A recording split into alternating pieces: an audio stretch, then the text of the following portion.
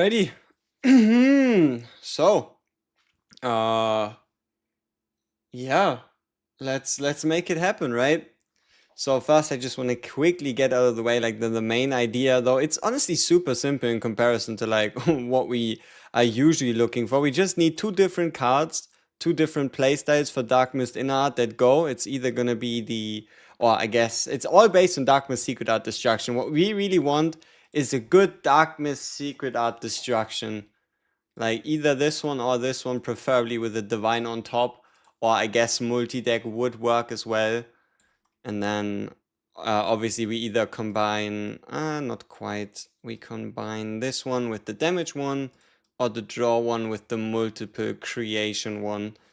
Yeah, and then obviously the enablers, straight up just two different cards, right? You either use the NARJA card to get the permanent turn-based cost reduction, or you get yourself the Forbidden Gesture of Freedom, which is obviously like the fight-based cost reduction. And then the rest is pretty much just whatever.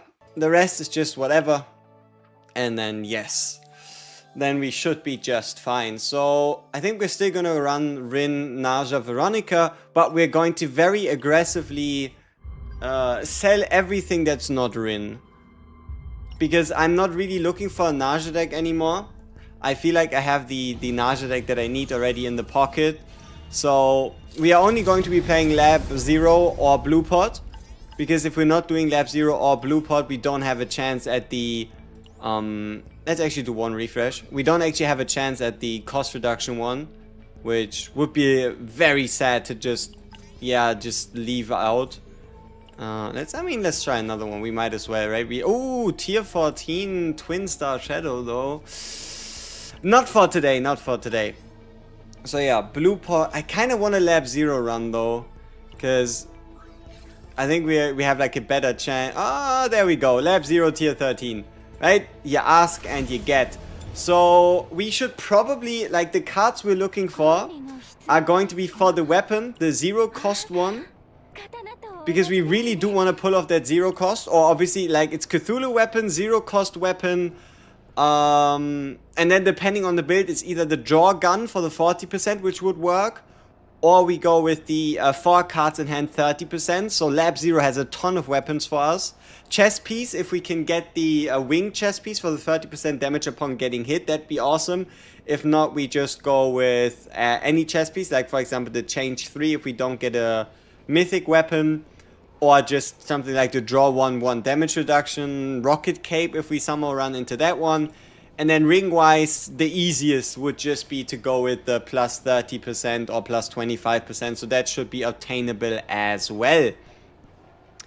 Honestly, for Spiral or Tower, the best teams in terms of survivability, you just want to go with anything NARJA, right? Anything NARJA, because she's just the strongest healer. And in terms of damage, if you want to, you can build up defense-based damage dealers. But if you really want to build the best team, you probably do NARJA, Cassius, Serenial, and then you're pretty much done, right? Like anything NARJA, Serenial, plus maybe like a Veronica or so should absolutely annihilate. Just NARJA, just Serenial herself annihilates. So if you just want to do like the absolute most, then you do NARJA, then you do Serenial, Cassius, and then figure out the rest. Or just Serenia and you should be just fine. The NARJA heal build. I don't actually have that one set up yet. But when it just comes to raw, like NARJA, she heals by herself. But when it comes to getting the most healing, then you would like the Domain of Veracity with upon hitting the target 5 times healing. And hypothetically the 200% healing upon mealtime. But usually just using a mealtime and just getting a bunch of Veracity stacks is already more than enough, right? Because every Veracity stack equals 40% healing, which is around a 40 HP heal per Veracity stack. So long as you have, for example, say 10 Veracity stacks, you do 10 hits, that's a heal of 400. And this one here is going to increase by 30% per Veracity use. So if you use up 10 Veracities, then this gets 400%, which also will be around like a 400% heal, meaning that just by using up 10 stacks of Veracity and playing mealtime, you heal for 800. Now that the tower goes up to level 200, is NARJA necessary now? We don't know. We don't know what they'll intend to do. with Tower 200. You'll most likely definitely be able to still beat it without NARJA, but she's at least gonna help, right? She's at least gonna help. And main stat wise, you don't even have to change anything. You can just still go with defense percent, instinct, and crit chance. But if you really want to go super safe, right, if it's just about healing and survivability, then you'd go with defense, health, right? But just go with defense main stat and then defense in the substats, and you'll be just fine. The more defense you have, the more you heal, and that is pretty much that. Alright, so we have our lab 0, which is awesome. We have our team. We do have a food buff as well, which means prayers go out to us being able to get both mutant sample, but also they remove 2 in the beginning, so we can also remove a NARJA card, and then we have to see how it goes. How much def does she need? Around like 300 plus. You want 300 plus, 340 preferably. And we get rid of 1 NARJA card in the beginning here. Get ourselves the attack reduction as well, just so we have a higher chance of like copy cards, less epiphanies, yada yada. But yeah, you want minimum 300, but usually you end up with like 330 to 340. And then if you max out her potential, you can expect around... you can probably expect around, let's see, what would you see? Around like 360 to 370 if you max out the potential and get the 8% multiplier. Alright, so we have 1, 2, 3, 4, 5 question marks. Seems to be the most we can get. Here we would do a campfire. I'd rather just fight more. Alright. Would the RIN need any dupes? Not really, no. For our idea here between RIN and NARJA, we don't really need any dupes whatsoever.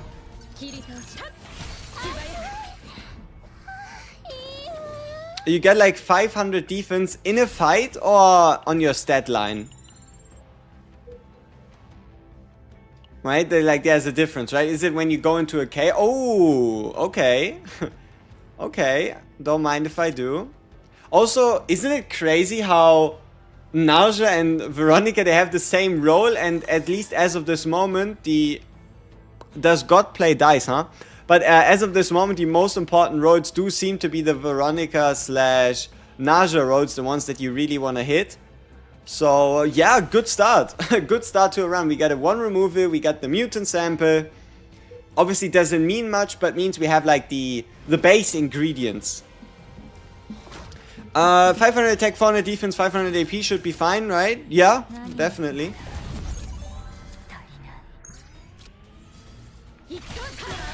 Are you pairing RIN with Nia? Find Dimensional Cube is so good and with RIN Ray Nia team.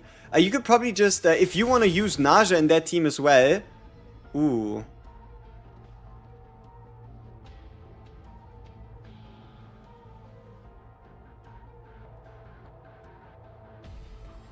We probably go with the double hitter.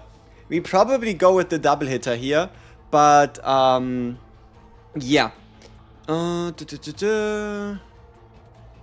Like, obviously, if you do Nia with her discard and the cube, that's just the main way you play her. But I don't think we need that extra damage buff, even though it would definitely lead to the most damage. And she could solve our card draw problem. You might be onto something here. Maybe we need to play RIN NARJA.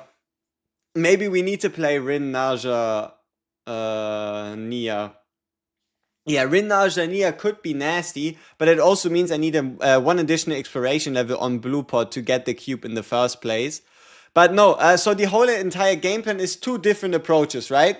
We either get a whole bunch of the draw cards and then create ourselves more Darkness, Secret Art, Annihilations that we permanently keep in our deck, or we go for the move and move both cards and increased damage. So the main draw between NARJA and RIN is this one. The next 2 times Veracity is activated, decrease the cost of 1 random card in hand by 1. The important part is if you reduce the cost of the of her damaging cards, right, of the Annihilation or Black Dance, and then you move it back into your hand, the cost reduction stays at 0. It stays at 0 cost. So one Bottomless Hunger can, for the entirety of the turn, reduce the cost of Annihilation and Black Dance, allowing you to pretty much save yourself upwards of like 5 to 10 AP, which is a lot. So yeah, we probably are best off going with the double hit one here, especially because it has the higher base multiplier and additional hit, and any like morale and whatever damage boosts are going to be, yeah, twice as good here. And the one vulnerable, it really just wouldn't last very long. 500 defense in fights, 420 normally. That's a lot of damn defense. That's a lot of damn defense. Let me guess, you get like, what, 46 to like 48 healing per Veracity stack?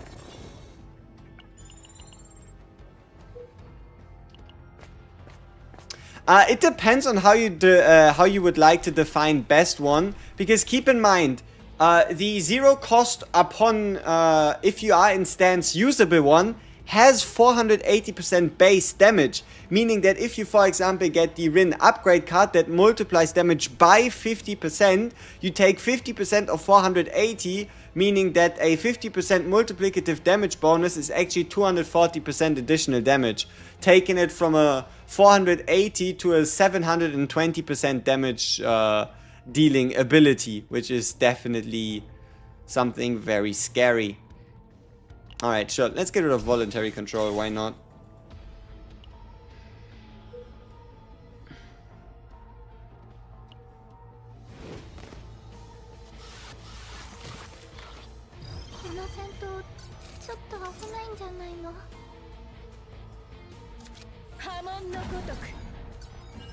Wow, what a draw. What a draw. Big damage.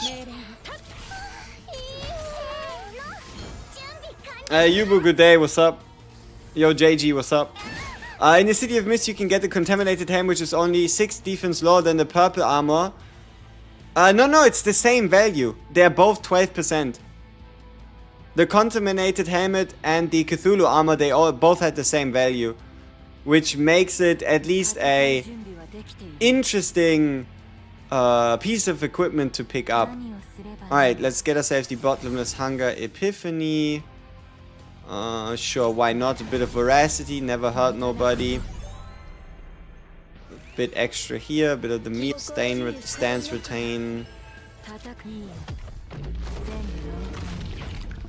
Yeah, oh, you mean the base defense. True. The 6 less base defense. You're right. But I'd basically say it's the same thing, you know? For all intents and purposes, it's pretty much the same thing. RIN buff will be gone often, yeah? Not quite. You can just do the NARJA cards before and then use the RIN cards after, right? Or you just use the NARJA skill cards instead of the NARJA attack cards, right? Like you could, for example, transform the Bottomless Hunger. You know, the card that usually hits 3 times, you can transform that one into a retain skill card potentially. But you don't have to play with only skills. You can also just do a NARJA skill at the beginning of your turn and then just do a RIN card to then get into RIN stance and do more RIN shenanigans.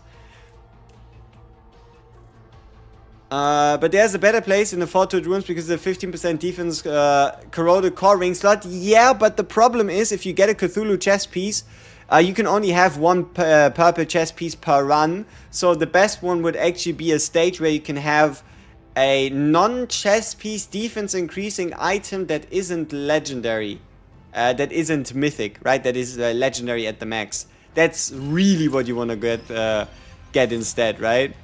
Yeah, alright, let's see if we get this out of the way. We do this right here. Is it still worth it to go to the first tunnel? Absolutely.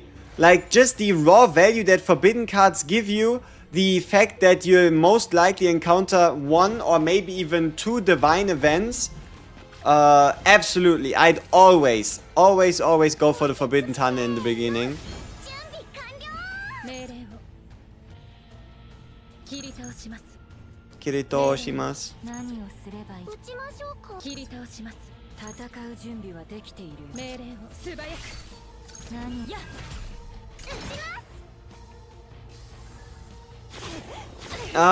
Yeah, I already have technically enough to make a video out of it. But, okay, so, we want either a new card or we want the upgrade version. Okay, we get a new card, so for now our deck is still as safe as can be in terms of hypothetical variables to get. Yeah, sure, I can once again share the link to see the unidentified areas and whatnot. Why not? No problem. Here you go. Alright. Might as well just share it on Twitch as well, just in case. And then we should be fine. There we go. Ta-da!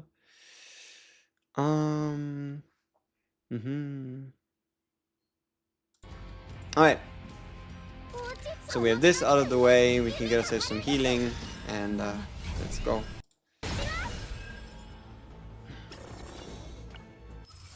Okay, Veronica, Epiphany. All of them are bad. So I'm going to feel very fortunate to be able to sell this card, because oh my, that card is terrible. Or all the Epiphany choices as well on top. Okay, so we have this out of the way. Apply 2 mark. I mean, 2 mark could help us with a lot of damage. We might as well put it temporarily on RIN. Or do I have a credit reduction? I do. I should have sold this one. Yeah. How would you go about farming decks now? Tier 10 codex with highest fate encounters. The fate encounter kinda useless. I'd go tier 13 or tier 14 and then primarily focus on either Blue Pot or Lab 0. Lab 0 being like the optimal choice, I'd say, in terms of what I'm looking for. At least when I'm doing divine hunting, right? So when I'm doing or looking forward to decks where I preferably want a divine epiphany on the chase cards, then definitely Blue Pot or Lab 0. Otherwise, ooh, Mouthful as well. Sweet run. Otherwise, I just let's see that we get rid of the cards we need to get rid of. Probably these two. Alright. Otherwise, I just try and yeah, otherwise I just go to a different planet, still like Blue Pot or anything else, just so I have the guaranteed copy event so I can make like a 4-copy deck, right? You got a selector and you have 0 RIN. Should I go for her or E2 Khalib, Kairon or E1 Haru / Shizuru? You should go for Veronica if you don't have her. That's probably what you're gonna do with it. Does tier 13 and 14 only roll in level 10 codex or can they roll below? I'm not entirely sure about... That is a beautiful card. If we can put that into our RIN deck, we are already getting some good luck right here. But yeah, no. If you can roll it, I would assume you can probably see a tier 13 very rarely on difficulties lower than... Ooh. Yeah, no, we do the extra boss. Yeah, you can probably see it on 13 on lower than 10, but 14 is probably exclusive to difficulty 10. Maybe you can start seeing it from 8. I don't even know. Hey, give me that card. I keep misrolling it. True. Okay, so is this already the run we're looking for? Look at our Epiphany choices, people. Can't Epiphany. Could Epiphany. So we have a 1 in 3. 1 in 3 to hit Dark Mist Secret Art Destruction. 1 in 3 chance. And if we hit Dark Mist Secret Art Destruction, we need to get any of these 2 builds. So if we can hit a 1 in 3, and then we need a divine on any of these 2. We need a divine on any of these 2. Dark Mist Secret Art Destruction or Dark Mist Secret Art Destruction 2 draw. All right, let's see if that turns into something. Come on, 1 in 3.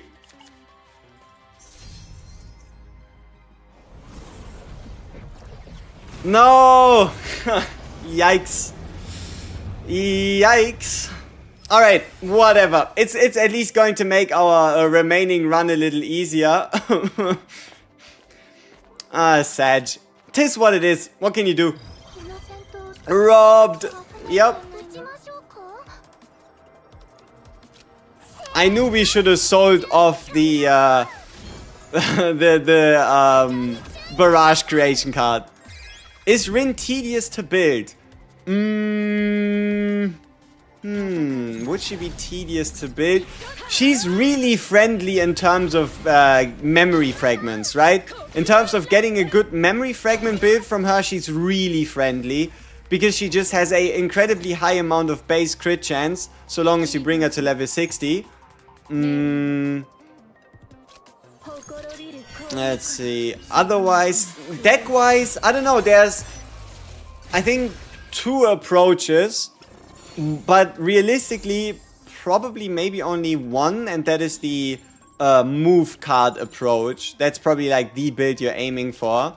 Though, you can probably make a bunch of them work. But when it comes to like top tier performance.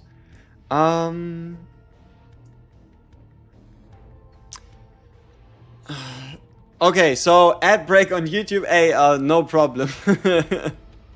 So, you asked for your selector, right? If you have 0 RINs and if you should select the RIN, honestly, I'd say just select the Veronica if you don't have her yet, right? Like for the 300 selector, just in terms of value for your account, Veronica is by far the best. Okay. Yeah, give me the value bit into. I mean, why not?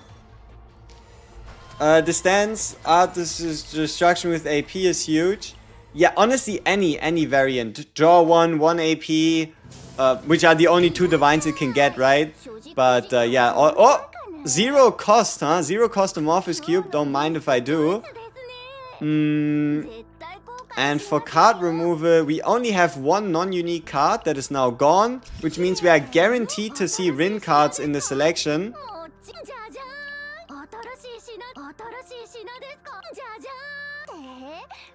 Okay, so guaranteed RIN card copy event.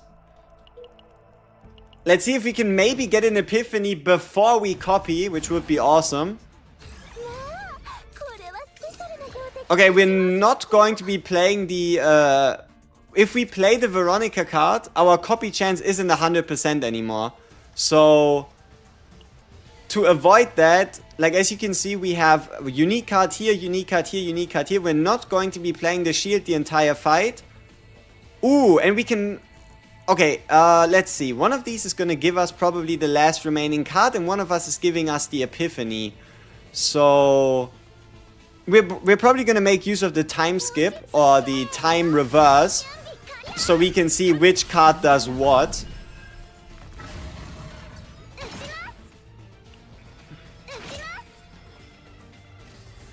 No, wait. One of them is Epiphany, which means only that one can give us the card, meaning if we don't play it, we don't even have to do any undos. Alright, makes sense, makes sense. So that should be easy. Which means we are guaranteed to get the Epiphany for our copy target. If by some miracle we can get it to be divine, then we are in a really, really good spot. So we're not going to be playing Drawing Slash, because this is just going to give us an additional copy target.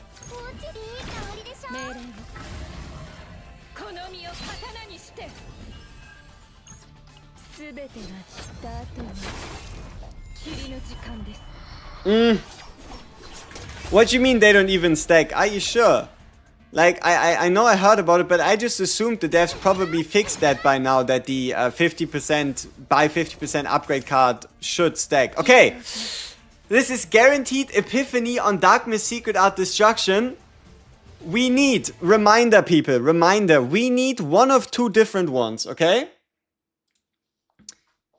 Either the double shield draw or the move. Preferably, I'd like to get the move one, but I would be fine with the double shield as well. With the double draw plus shield. Those 2 would be fine. So we have a 2 in 5 chance, besides unique epiphanies, and if this could turn godly, I'd be very grateful.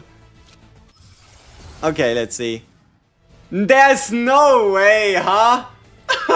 That's a joke. That is a joke and a half if I've ever seen one.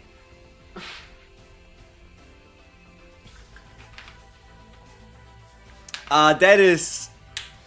That just hurts. That is a robbery. That indeed is a robbery. How? Like, come on. Any of the two would have been fine. So yeah, we're basically done, right? Like, there's nothing I can do with this. I don't want the cost reduction because it's only one draw that replaces itself. I don't want the 50% damage increase because it's only for the one card that we draw. Yeah, that's it. That's it. Yeah, I don't know if the fake epiphanies have the same odds as normal ones. I'd probably say no. Maybe fake epiphanies have like a half weight modifier or whatever. But yeah. Could I Khalid card priority? It's all about getting as much Silver Whale as possible on epiphanies, and the only card you ever want to copy is the Vulture Launch, right? The Vulture Launch you want to copy, and preferably a Vulture Launch with Silver Whale and as much of a damage multiplier and potentially shield as possible. That's yeah, I don't know. What do you even do at this point, right? Like, all our hopes crushed. I don't think we can... I mean, we can try something funny. We can try to undo the action and do the selection after beating the boss. I don't think anything's gonna change. But, you know, a man can hope, a man can dream. So we now kill the boss first. Wait, we can salvage this. If we copy card first, before we epiphany, does it still have the same chances? Now this is what I'm very curious about. Did that now change the chances?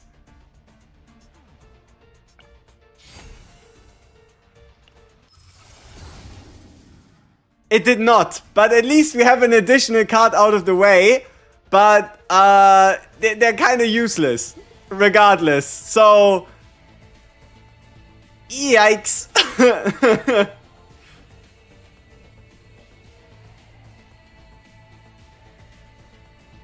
Hold up.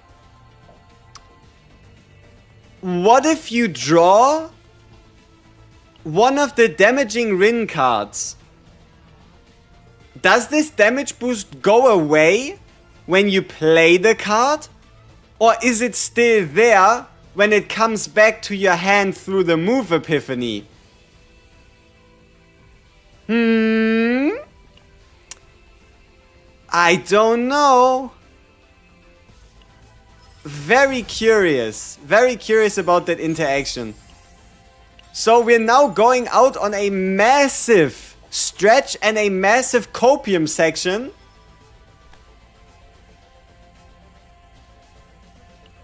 But maybe, just maybe, this is possible.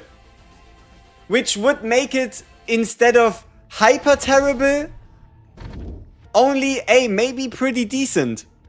But for this to be saved, for this deck to be saved, we need to get the right epiphany on Secret Art Destruction and copy it 2 times. So, yeah. Will that truly be possible? I don't know. We'll have to see what the game decides happens or doesn't. Mega copium. Completely delusional. Woke up, hit my head, forgot how to play the game, but I'm still hoping to get divine luck, right? That's kind of the situation we're in. Heart of Ore, we need the Heart of Orwayne, and preferably the rare version. Preferably the rare version, so that we can get a guaranteed copy target. How do I have all the cards animated? I just drew it 5 times. I am a RIN main for all intents and purposes. So all my RIN cards are Fashion Pull upgraded. Yeah. That's how. We just did the Fashion Pull and we drew RIN upgrade card 5 times. Do you build E to Luke or E0 Noah? I got no Cassius though. If you wanna play Nia, build Renoa. If you don't wanna play Nia, don't build Renoa. Kirito shimasu.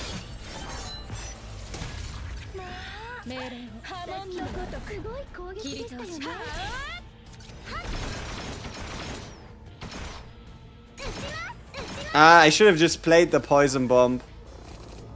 Whatever, we should be fine.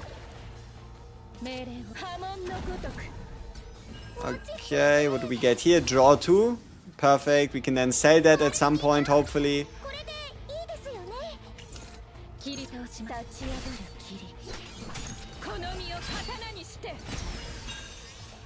What if you want to play Renoa but don't have Nia? If you don't have Nia and if you have no Nia, no Cassius, playing Renoa is gonna be a little tough.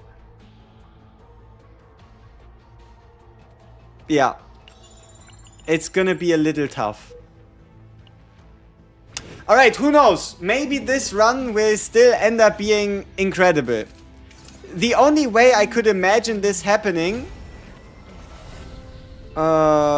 Sure, unique card, why not? Higher copy chances. The only way I could imagine this happening is for us to get...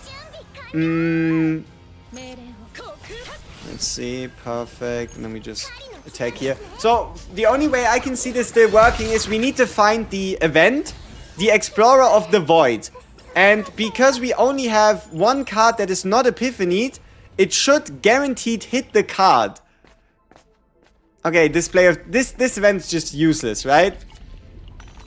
It's just straight up useless, doesn't do anything for us. Yeah. I mean, you know, this weapon could work, hypothetically speaking, the replica core. Because if we do draw the card, and if we just use the move Epiphany to draw, if we stretch it, right?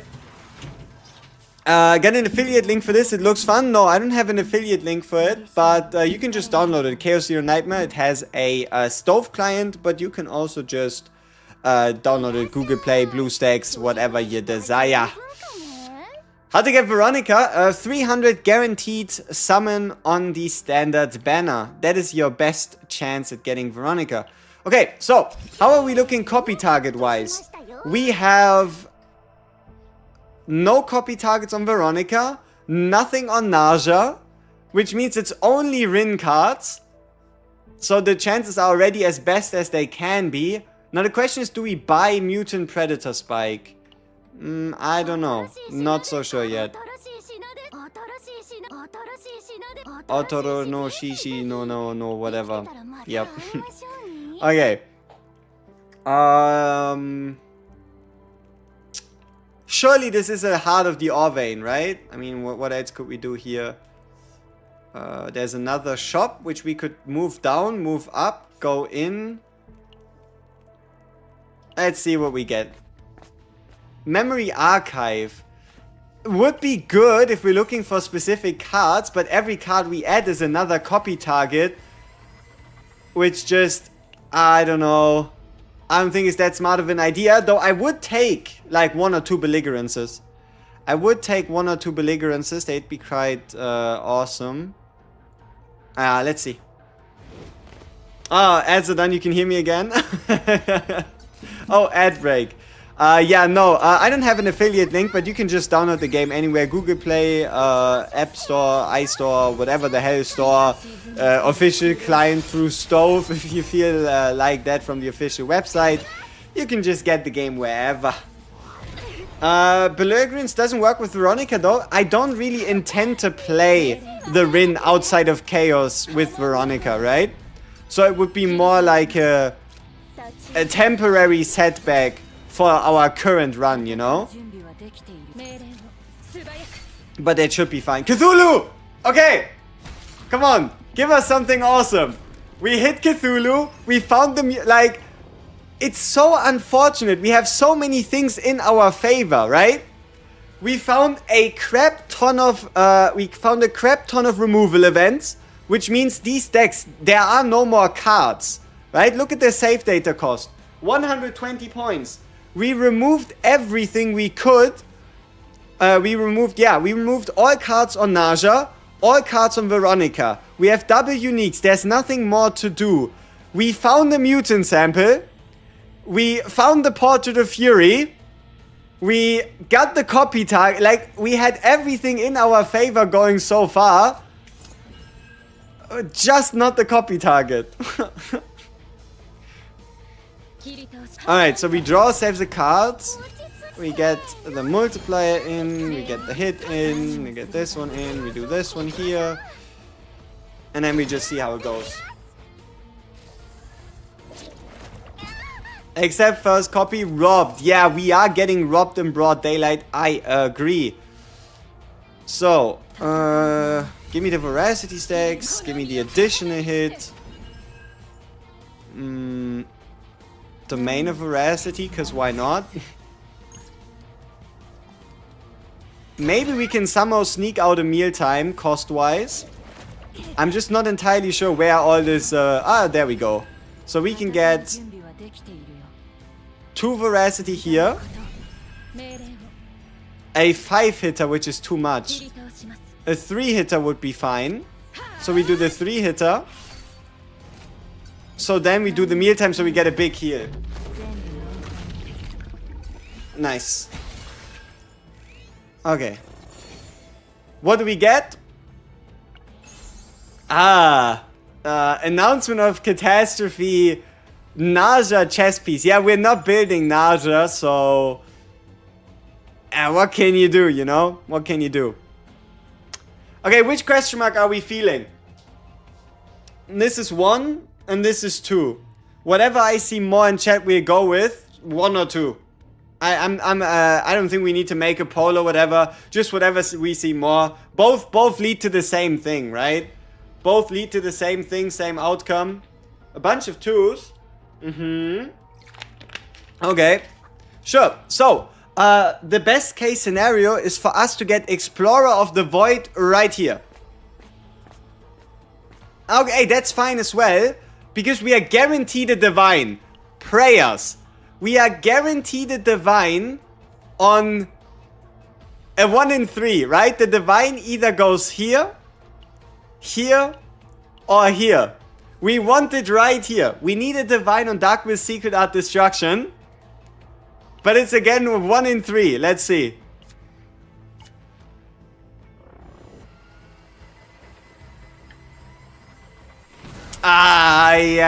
That probably couldn't have gone any worse. And we also get a 1 cost reduction upgrade card Divine. I mean, yeah. You know, I've seen better. But it is at least a decent upgrade card that we were looking for. But I like the card on the left. 1 cost plus 70% damage to all cards for 1 turn. For RIN. That's not too bad. The 2 morale plus 30%. Obviously the big problem is we'd have to play the card ourselves, right? But okay, sure. Dark Mist, Inner Art, Divine. Why not? We take it.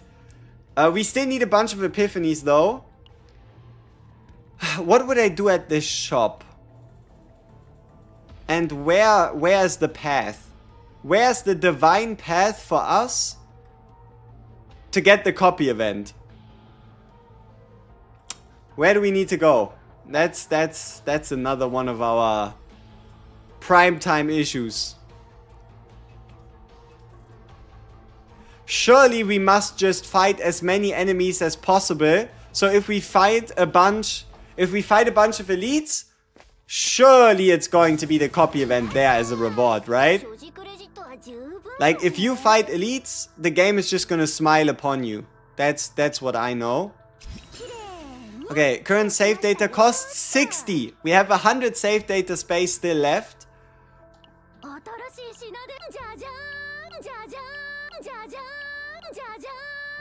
Jajan, if you didn't know it yet. Jajan. Yeah, alright, let's see. Let's see if we can... Oh, also we need epiphanies. Please, we need 2 more epiphanies. We need a Darkness Secret Art Annihilation and we need the Secret Art Destruction epiphanies. Down is more events? No, in both cases would have been 3. Here, look. Here's 1, 2, let's see. If we go down, right? One question mark, 2 question marks, 3 question marks. Here it's 1 question mark, 2 question marks, 3 question marks, right? It's the same thing. So that's not the problem. Copy event? Ugh, it's coins. We don't really need that many coins right now. Okay, 2 more events. One of them could be, I don't know, anything, and the other one could be the copy event, right? Copium. Ay. Alright, let's see how this goes.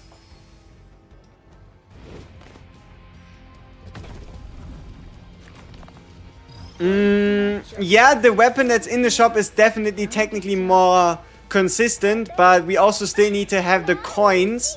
Like, luckily for us, our fight doesn't end here. We have the hidden boss, right? We have the hidden boss after this one, so we do have one additional shop where we can then buy neutral cards, standard cards, you name it, right?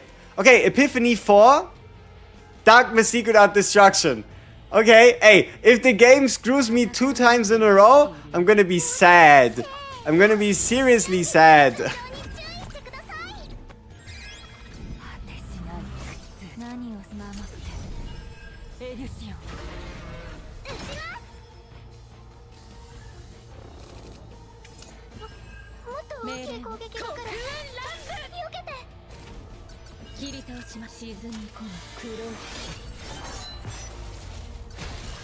So there's no point in escaping early out of bad runs with 0, right?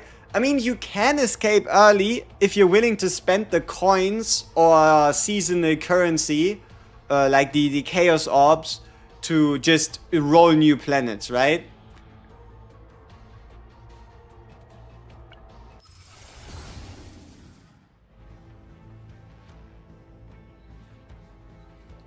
Unbelievable. Unfucking believable. We missed it again. We just won 2 different ones. It doesn't make a difference which one. And we missed it again. Nah, that's crazy. That is utterly befuddling. Befoozling. It's a scam, alright? That's what it is. And then we hit the Heart of the Ore Vein. And let me guess, we get it as a copy target. Yep. See, it could have, you know, it could have gone places. So now we're getting a what? A quadruple copy of an Epiphany that I don't want? Why? Why? Why does it need to be a quadruple Epiphany of a card I don't want? Who knows? Who knows?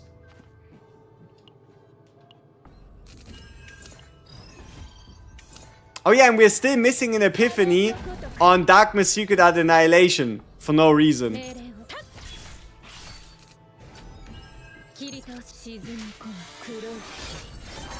Hey Psycho, what's up? Big damage. Big damage from RIN, but that's, I don't know. I don't know. This run pretty much did everything right besides doing something a bit left.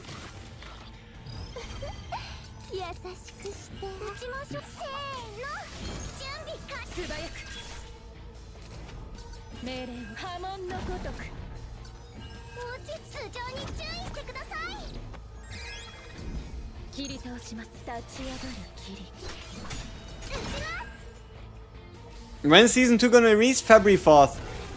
The moment the NARJA banner ends.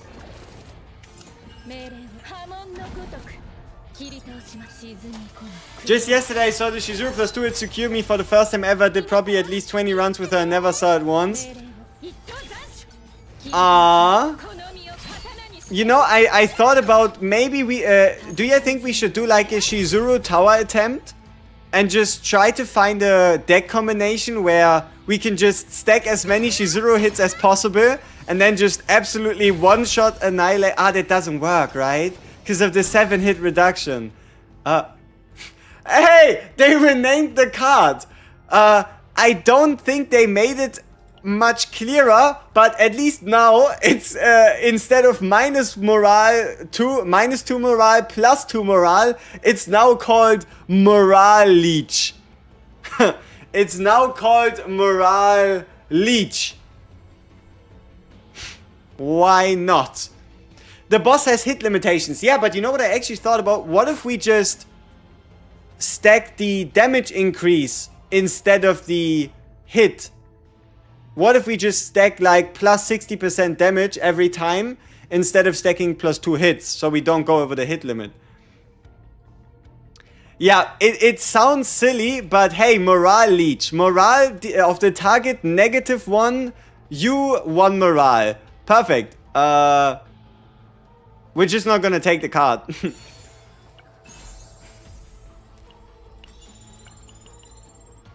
Okay. I'm kind of feeling like gambling. So we're going to do our card removal.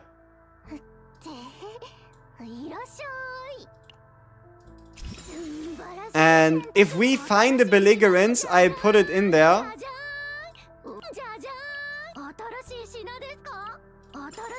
Regardless of it being a copy target or not. Okay, no belligerence. Training. Tough. Tough. Okay, let's do the final copy and then we have one more shop. One more shop.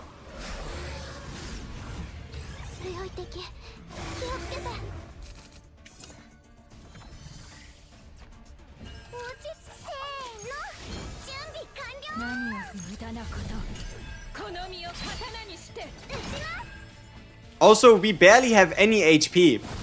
I mean, 1100 might as well be nothing.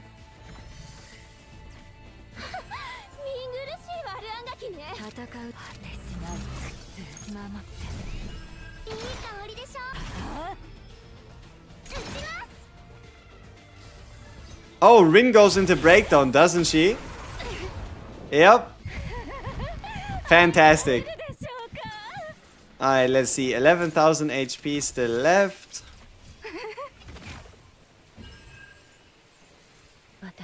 Hey, welcome back, RIN. Pleasure having you here.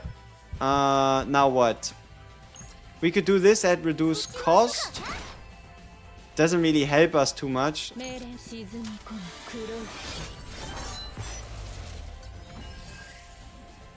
Here we get these cards back. Can do a bit of a shield. Oh, they reset the cost reduction of mealtime. It's now back to a 6-card cost because he stole it. That's not nice. Okay, stance card, double draw. Alright, let's do the vulnerability. This should be some damage. 420, 796, yeah, 793 times 2. Not bad. Is there anything more we can do? Yes, we can give ourselves plus 60% damage. For a total of 1,000...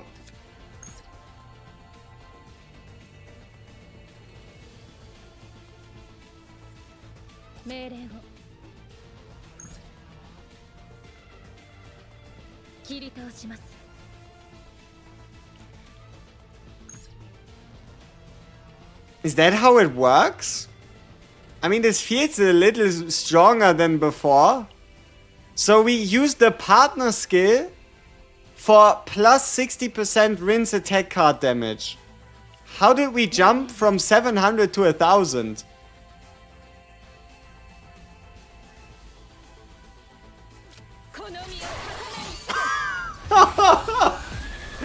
$4,092 damage, huh? Okay. Okay. Why not? Almost makes me want to take another one of these drawing slashes. You know? Almost. Almost makes me want to take another one of those. Or should we? Because let's see. How many of these draw cards do we have? We have 3 of them. And we have 4 attack cards. Yeah, perfectly balanced. 4 of those. Yeah, but the vulnerable was there before, right? So do we go with the damage decrease weapon? Or, nah, probably not. Yeah, let's just go with the discard chess piece. Yeah. I kind of like these items. Maybe there's some good ones in there. Alright, now we have the core of Discord. And how much save data space do we have open? 30. I mean, that's not a lot. Which means we can smack in 1 neutral card, huh? Which means we hopefully find a singular belligerence. Oh, and we need an epiphany. We need an epiphany still. Our, I can't think. You know what I mean, right? Our Annihilation doesn't have an epiphany yet. Our Annihilation does not have an epiphany yet. Is it a lot of defense on NARJA? It is, but we also have the 12% defense chess piece. Which is why we have 539. Alright. So yeah, can we please get an epiphany on this card? I'm begging you. Okay, looks like this is going to come down to the wire on the final boss. We'll have to see if it works or not.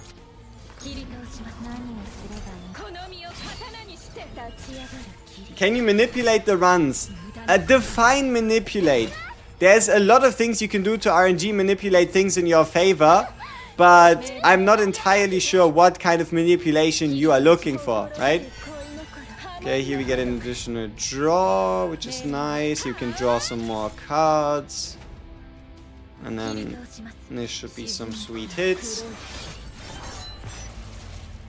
No crits. I mean, yeah, why not, right? Why not? Who needs crits? Still not sure if I should buy Guy or not get Alyssa S5, what do you think? You don't need her. You can always just buy her later. Keep in mind, she'll forever stay in the monthly shop. So how about you just stay away from her, save your summons for NARJA, start a season 2 and all that stuff. And then you just see, do you ever run into a situation where you feel like you'd be better off having a NARJA partner, right? Like whenever you think like, oh, I wish, I don't know, my team did 20% more damage. Or like plus 20%. Am I going to rebuild my best decks? I mean, I know what I'm aiming for. The number 1 chase is definitely going to be for me a Serenial deck, right? Like, duh. Getting a Serenial AP or vulnerability or just like multi-copy homing laser deck is priority number 1.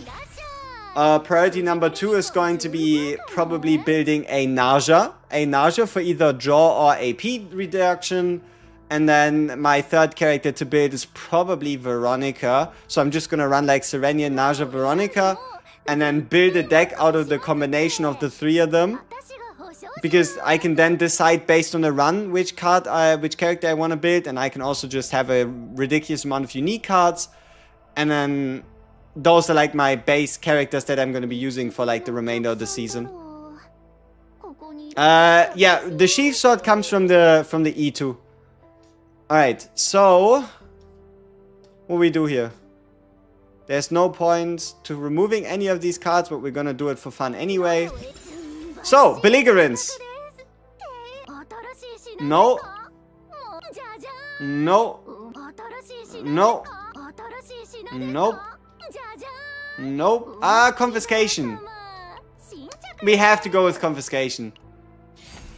As great as Belligerence is, Confiscation is even better, probably. Yeah. Good enough, good enough. Okay, so can we get the final epiphany for our card? Or are we going to go epiphany-less? Or are we going to get an epiphany for the neutral card? I don't know. But what I'm going to do is potentially quit instantly, depending on the kind of result we get. Let's see. No epiphany. That's silly. That is so silly. We have our save data space doing whatever, and we don't get any epiphanies? That's so silly. Why'd they do that to me? Ay. So 150 out of 160. And an unepiphany Secret Art Annihilation. I mean, alright, whatever. It's not like I can do anything about it. Ah, yikes.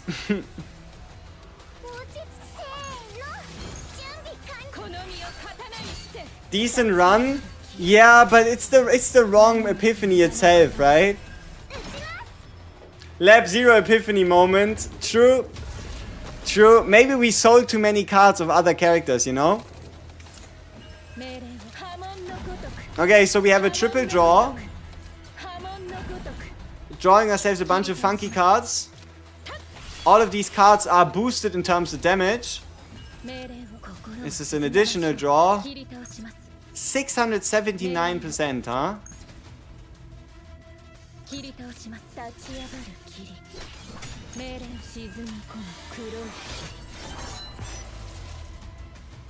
Bye bye. Yeah, I don't know, like, the fact that we failed this epiphany so many times, it's maddening.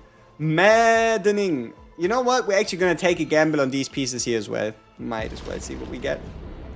Is the draw 150% better than a draw and dance annihilation? Hell no. No. I'd rather get the move or the draw too. But it's probably, I guess it's the third best. Unless you want to get like the 4 upgrade cards, so you draw 4 RIN cards at the start of every turn. But no, I wouldn't really recommend that one. Yeah, RIN can absolutely smack very hard. Definitely even harder than what we're smacking here. I mean, it's a deck, right, people? It's definitely a deck. Yeah. It's a deck. That's all we can say here. It's definitely a deck.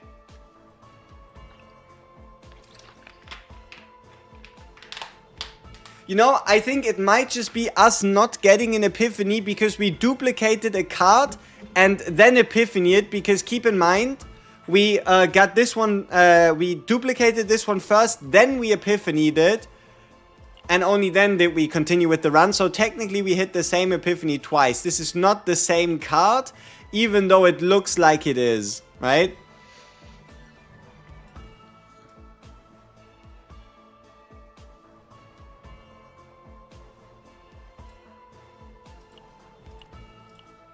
At least it's a very draw-heavy RIN, I guess. It's certainly a deck. Okay, give me tier 14.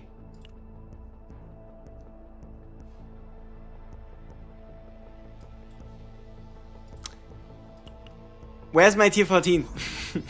Or at least 13, you know? Alright, let's see. We have 170 credits, so we can do double reroll. Nope.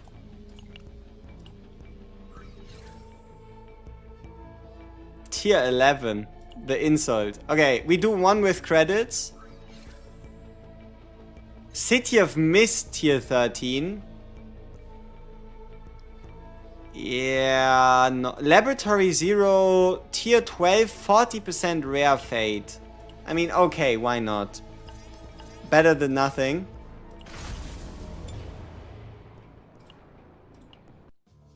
Shiny deck. Yep. Is NARJA worth summoning, and which epiphany should you stop at? NARJA is worth summoning and you should stop at 1 copy. Yeah. Okay, let's check out the 6 pieces we just gained.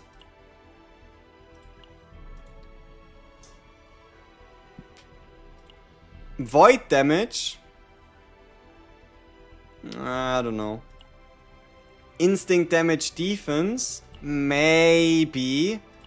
Nah, I mean, it doesn't have crit damage on there. We would have to roll crit chance and we'd have to roll high. Health percent. Attack, crit chance, defense, extra damage, order damage. Let's give him a chance.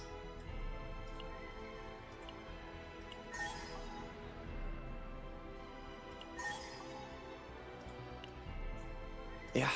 Okay. How about you? Okay. No. Yeah. It at least made it look like, you know, that there was something, that there was gonna be something, but not quite. But yeah. Yeah, you can do food. You have food. You have the Starshine dinner. You can get yourself boosts for chaos. So, I don't think I'm running out of these anytime soon. 38,000 particles of memory and 430 cores of memories. Yep, I truly don't think we're gonna run out of those anytime soon.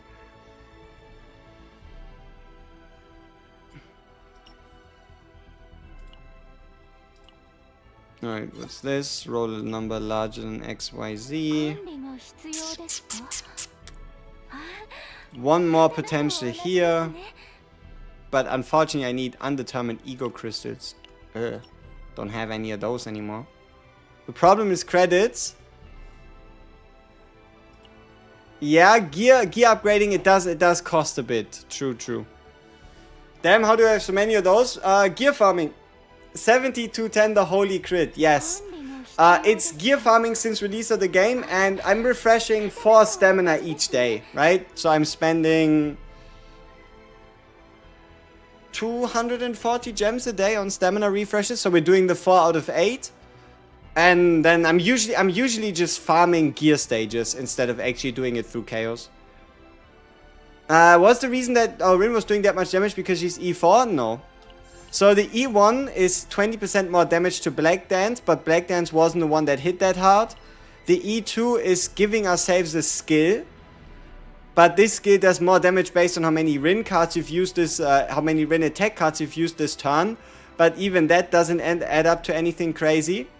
The E3 is just raw the ultimate, and the E4 is just when I use a card, I enter the stance, regardless of if the card gives me stance or not. Also, nothing to do with damage. Then E5 would be just 6% multiplier. And this right here would be, if at the start of the fight, or at the start of the turn, I have Dark Mist Dance, you get 2 morale. So that would be a damage bonus of plus 40% to all and any of her multipliers. But we don't have E6 RIN. So, yeah.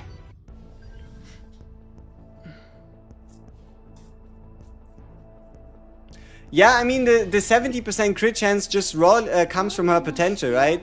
RIN's potential allows her to get up to a base crit chance of 28%. That is base, without anything else, right? You can see our RIN currently has 25.2 out of 28% base crit chance. So while it looks impressive, we only get 45 from our gear, and 27 of that comes from the amulet, meaning we only have 18% crit chance from her pieces. If you copy 4 times the draw 2 card, because it only draws a nation and dance if it's the same turn, you cannot draw the same card twice, right? So it would be worth it to copy 4 of it. Yes, it would be worth it, but only if you get this card. So the goal here would be, if you get 4 times the draw 2, you then use the Darkness Secret Art Annihilation Inner Art Create card to create more cards that you can draw into. Right? We have a lot of attack subs that I don't know if we have that much. We have 888 out of 1000. If we had 1000 attack, we'd gain the remaining 2.8% crit chance, but we are on 888, and a big part comes definitely from partner, giving us 113, from her being level 60, and also to some degree from her being level 28 in affinity, so there's a bit of extra attack to be gained as well.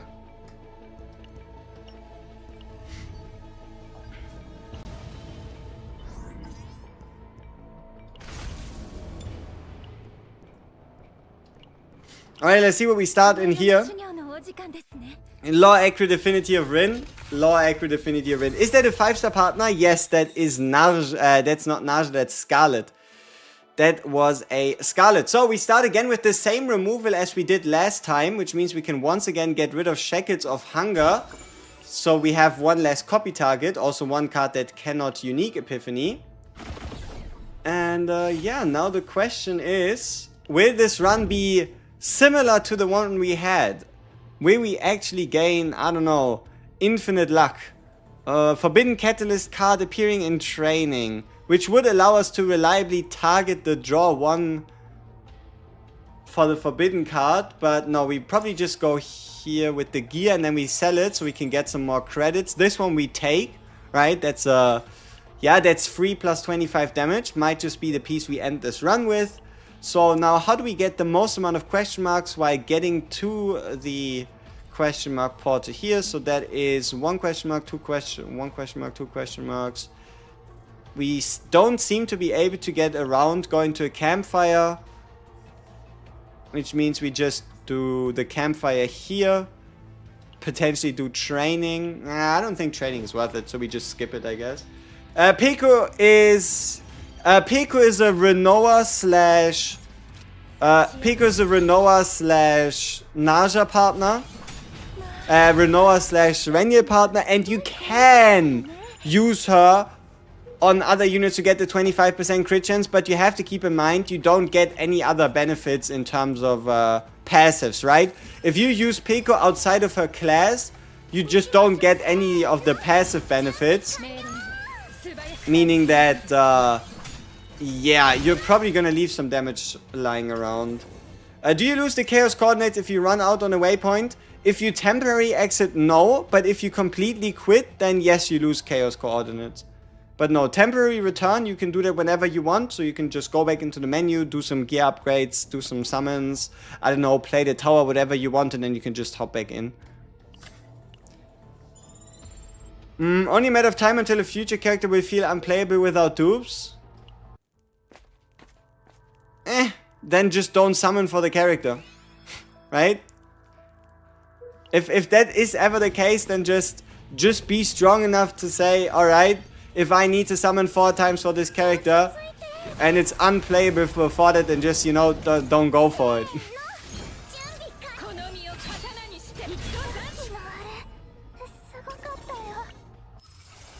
Okay, what do we have here? Retain. So we did not get the unique... I think there was a unique Bottomless Hunger, right? So we just go with the standard one. So if my tier 14 run is bricked, I have to finish it now. If you don't want to lose it, yes. It's not like you can restart it, yeah.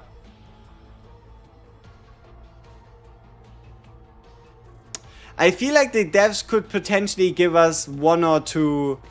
you know, restart chances, right? Just allow us to restart a run once or twice in Zero system. It seems like a good thing they could implement. Just the ability to like quit once to like reset it, or like twice, so that every stage is at least a bit more valuable. But we just have to see what they do with the new season. And as you can see right here, our run is already half cooked, right? Half cooked due to the fact that we now cannot get any mutant sample anymore, because we already hit the mutant sample event. So we have to see, which means we now have to keep in a bunch of RIN basics if we still want to make a deck like this work. Yeah, the Epiphany's per reward, that's already confirmed in coming season 2. That's definitely going to make life 100 times easier. Yeah.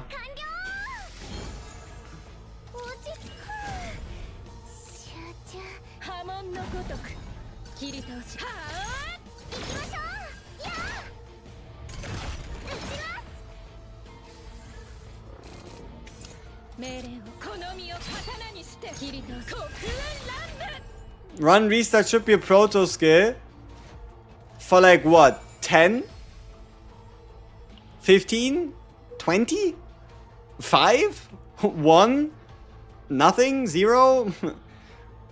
How much would you put on top of that in terms of cost, right? Okay, we could fight double elites. Or we fight an aggressive person and then an elite. Watching from Serenia, seems like limited character is the best for free-to-plays. Limited equals OP. I mean, that's general gacha philosophy that limited time characters are usually in the upper half of a game's breadwinners, I guess. Okay, so what do we do here? This one is fun, but it costs you a crap ton of AP.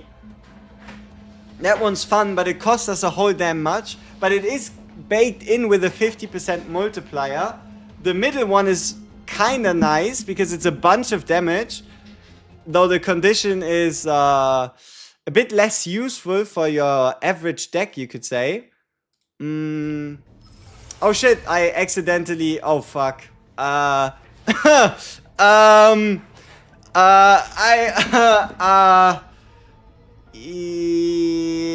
misclicked.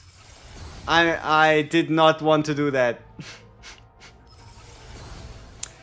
I slipped. I definitely slipped. So, okay. How about... I am willing to do a couple restarts.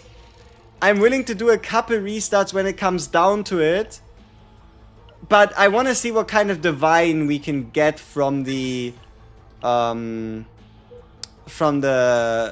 you know what, right? From the Forbidden Tunnel. But yeah, no, that was a misclick of the century. But hey, at least it's gonna do a bunch of damage, right? So here, look.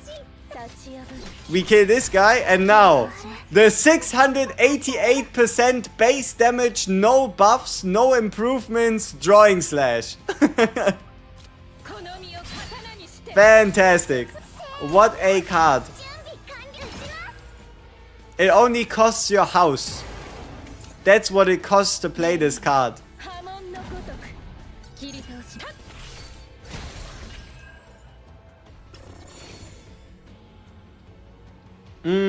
I haven't seen a single giant ballista, but it is your favorite ballista on Vero. Yeah, I like the double hit one in terms of single target, and I like the 50% chance to create 2 ballista ones. That one also feels at least kind of nice, because you know you get 1 ballista and then you kind of like get hit with a random one. The RIN is taking all my AP, but she's wife. Then you just have to find the ways to give her more AP, right? Does the NARJA Shackles of Hunger Epiphany stack, or is it gone once the tech card is used? Does the NARJA Shackles of Hunger retain Epiphany stack, or is it gone? That one is only for the next attack card used, but it is for every single hit of that attack card. So the retain Epiphany is actually a lot stronger than it appears on first look. Okay, so maybe here we get, for some godforsaken reason, the divine we wanted last run, right? Maybe?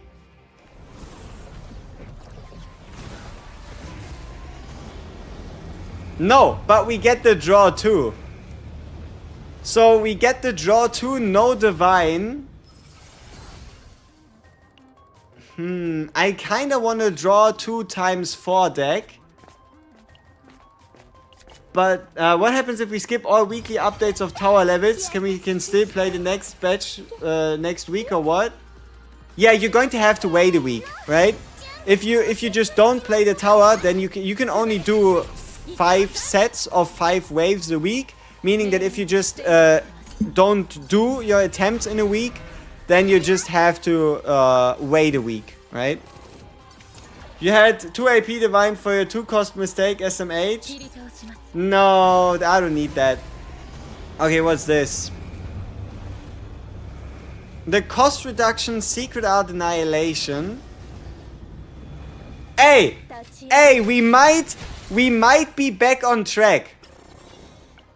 If we can get one more epiphany, that works, then we might be back on a decent deck. You might be like, oh, I don't believe you, you're just talking shit, but we need one singular epiphany on RIN. We need this card. If we can get this card, then we might be cooking.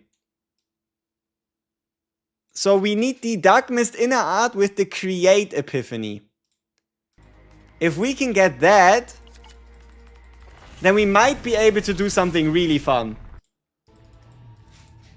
What's the best way to reset bricked runs? You can't really, right? Like, you have to ask yourself, A, do you have the currency to just skip out? Then do that by all means, right? Because every run you complete, you get a bunch of currency. Meaning for every fully completed run, you get like 2, 3, maybe 4 refreshes in the codex, depending on what you did in the run, how many elites you fought and all that, right? Like, the more event currency you have, the easier it is to just roll with that, right?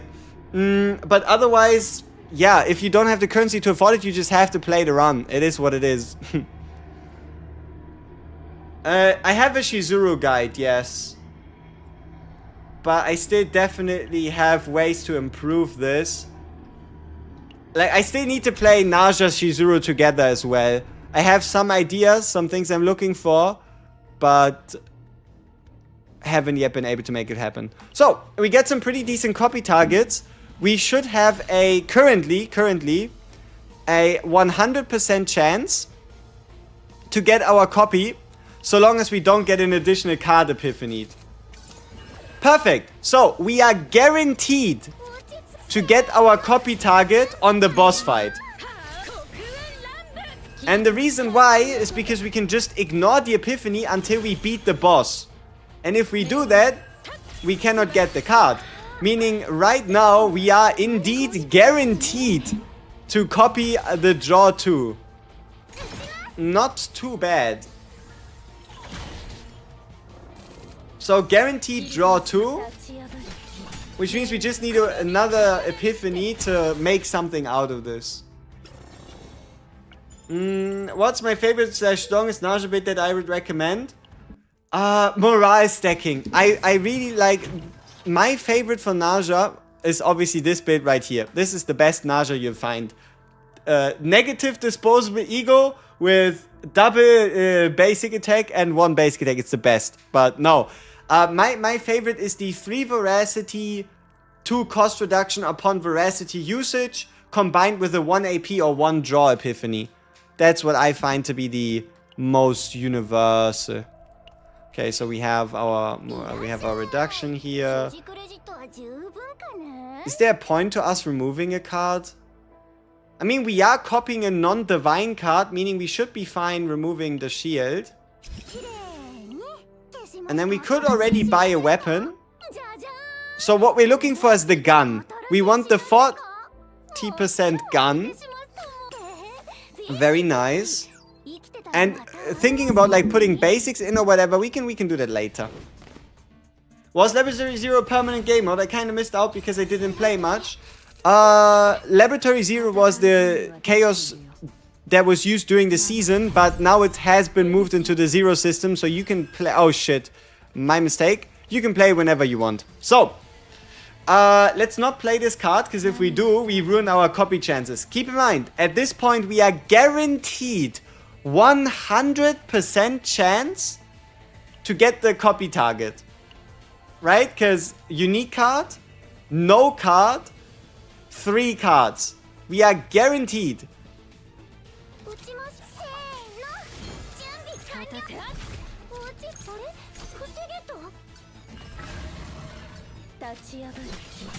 Veronica.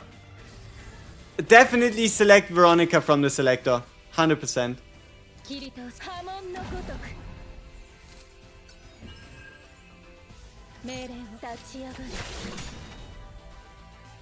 Oh, look at all these cards. So cheap.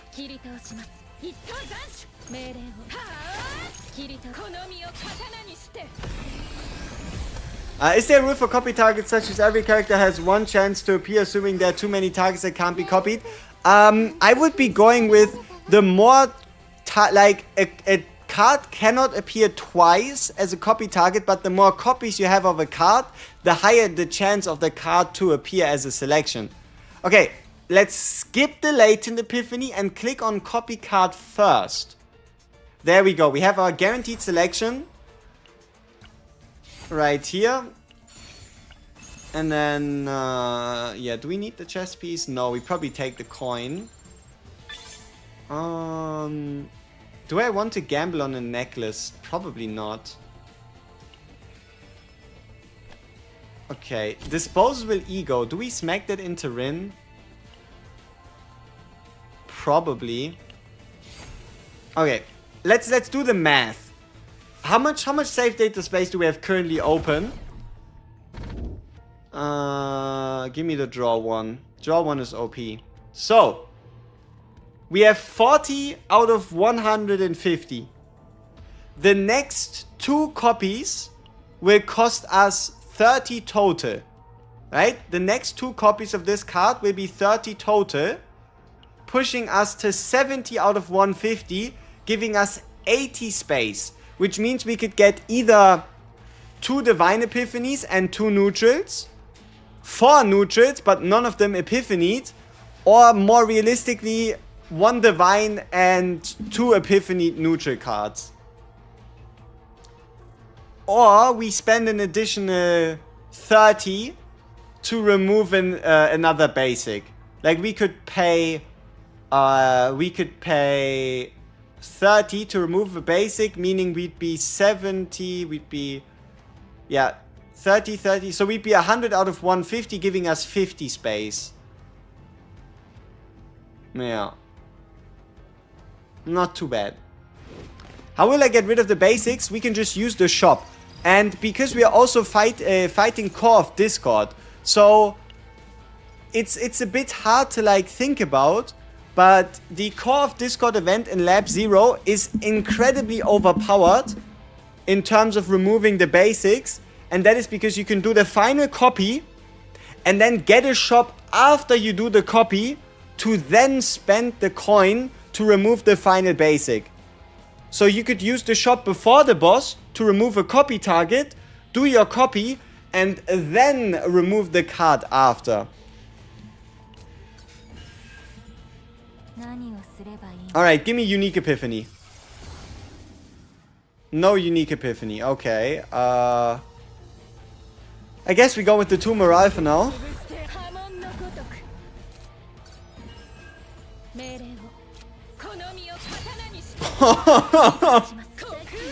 $4,000, huh? Just starting now, how do you use Yuki? So for Yuki, you want a mix of, you know, she has 2 cards, right? She has her Iceberg Cleave and the Flash Slash. Those are your main damage cards, and those are also some of your copy targets. But what you also want to get is she has a card that's a skill card that allows her to draw a card. You want that card once or twice additionally, and then the rest you put into additional Flash Slashes or Iceberg Cleaves. You kind of want a mix of, okay, how many cards do I draw and how many attack cards do I actually have? And then where you want to play her is Laboratory 0, and any item that says when you draw a card, get damage boost, is what you're really looking for her. Our gear on RIN is 2-piece, and our substats are 70 to 220, but we do have a food boost, right? We do have a food buff for 10% crit chance. So that's why it's 10% higher. Huh?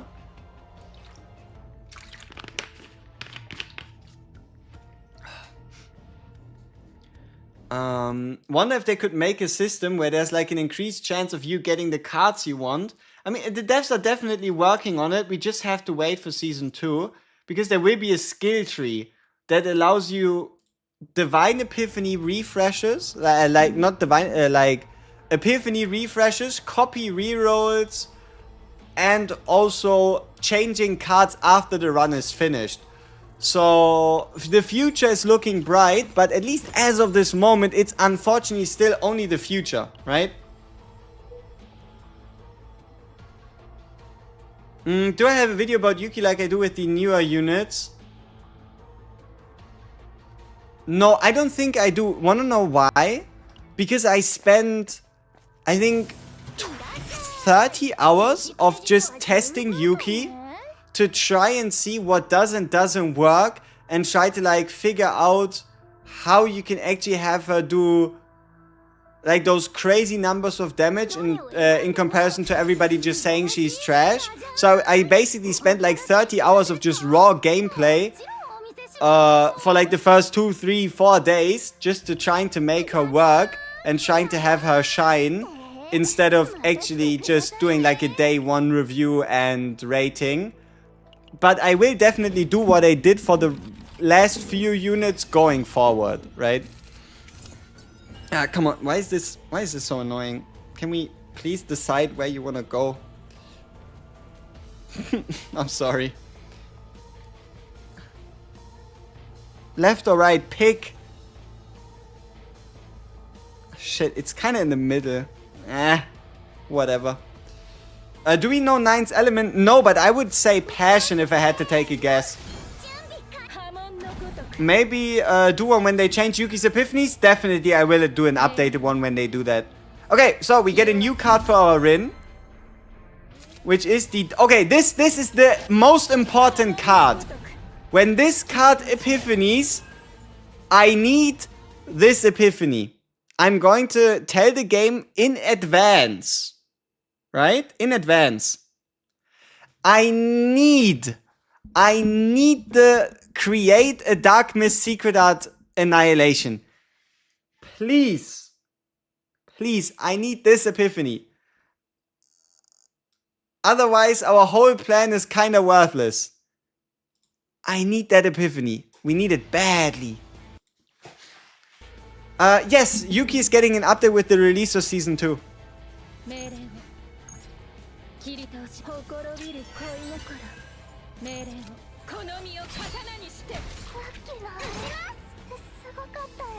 Not good to tell the game. Oh shit. Was it a mistake? Should I have like not told the game? New mistake. I guess we're getting punished, huh? Mealtime? Ah, not mealtime. We could still get something like a unique epiphany on there.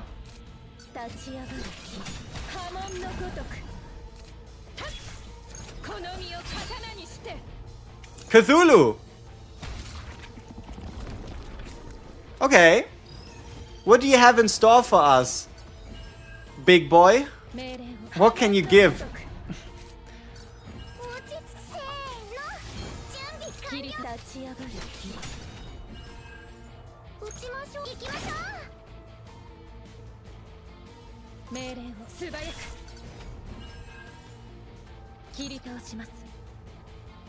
Okay, I'm gambling on a crit.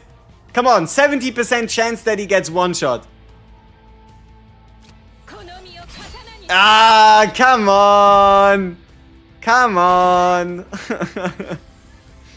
9 is limited? Hell no. No way. 9 is gonna be the first. She's gonna be released unit of Season 2 and she's not gonna be limited. Hell no. No way. Big damage. Alright, gun. Ooh. You know what? Is it actually better? I like this one. Because we're going to get that every single turn. 40% multiplier for any of our cards?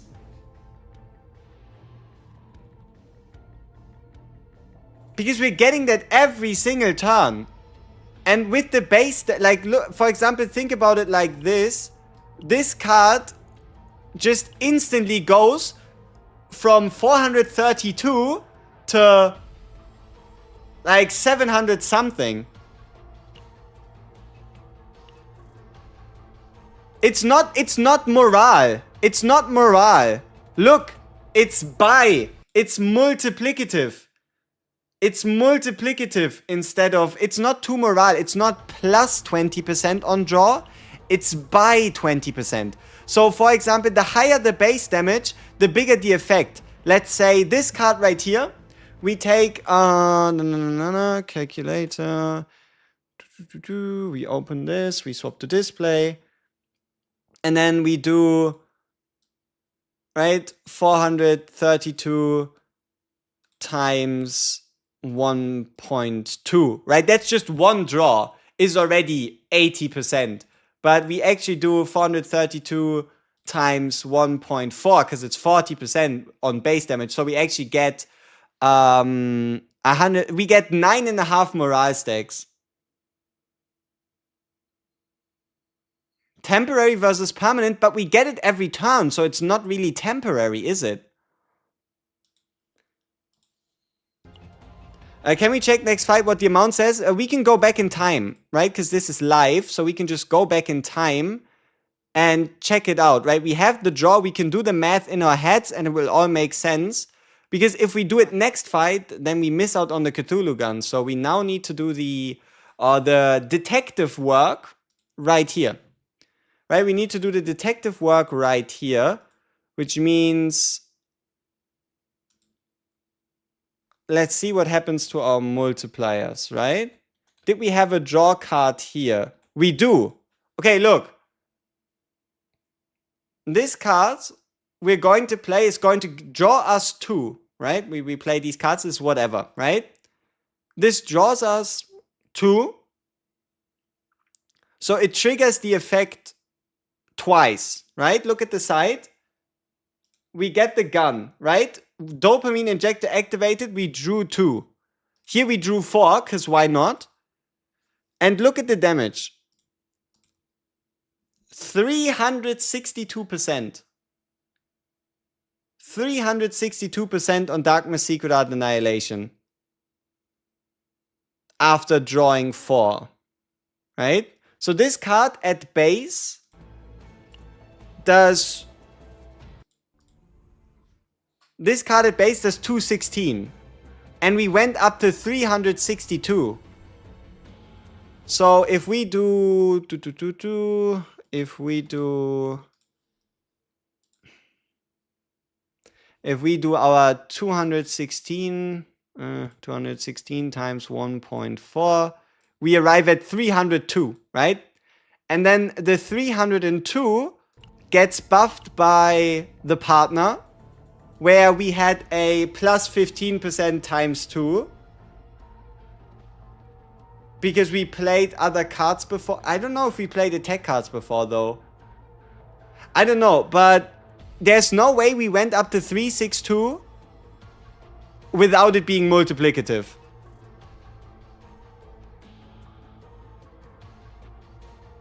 Yeah, if you draw... The gun is really good. Like, if you have card draw on any character, this weapon is really good.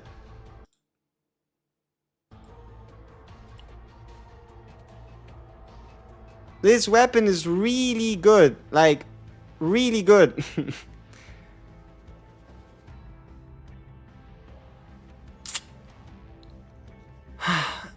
But we have to pick the Cthulhu gun, no?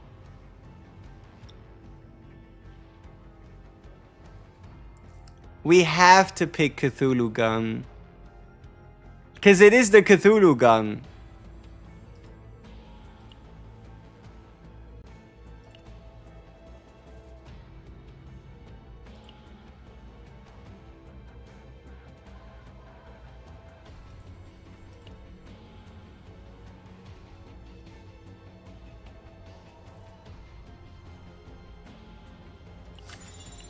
We can get the other weapon in other runs, right? Like, we don't usually get the Cthulhu gun, but we can definitely get the other weapon in different runs. Look at this attack stat. 1,258.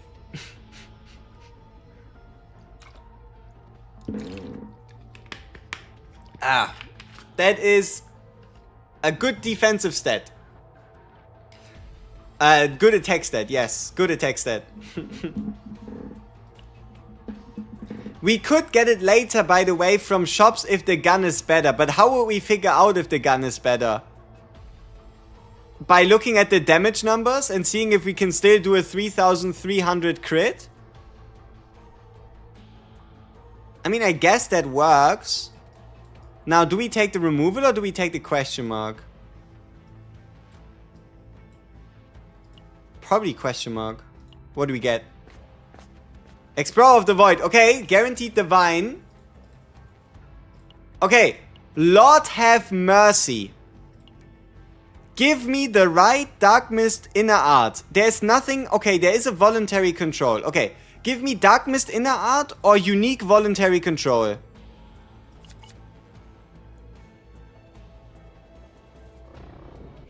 Okay, unique. Thank you. So we have one less copy target. Better than nothing. Now we're down to just one card that can hypothetically be Epiphanied. For now. If dopamine inject is multiplicative, would that multiply any morale or other damage bonuses? No. As good as multiplicative damage boni are, they are only to the base value of the card. Meaning, the higher the base damage of a card, the bigger the impact of a multiplicative one. Right? Like, for example, if it was 2 morale, this would be just 40%. But because it's multiplicative, it would be like 180%. But that also means the lower the base damage, the less effective it is. So somebody like a Yuki really profits from it because she has 200% base on Iceberg Cleave and Flash Slash, right? So she's actually going to get 80% instead of just your average 40%, right? It's like twice as much, you could say. Okay, this must be mealtime though, right? Unique? Yeah, mealtime, there we go.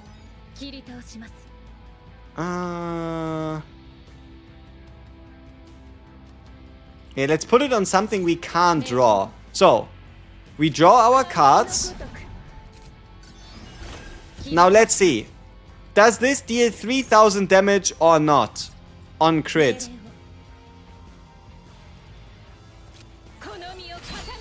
Yep, it still does. 3700 damage. Where could all this damage have come from? I don't know. Partner? We do have 2 partner stacks.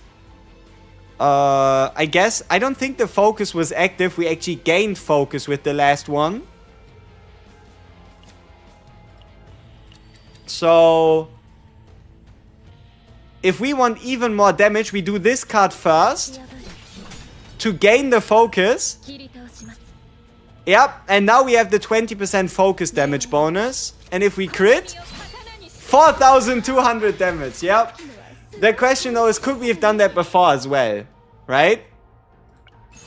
Could we have done that before as well? I don't know. But yeah, focus, I really like. I really like Scarlet.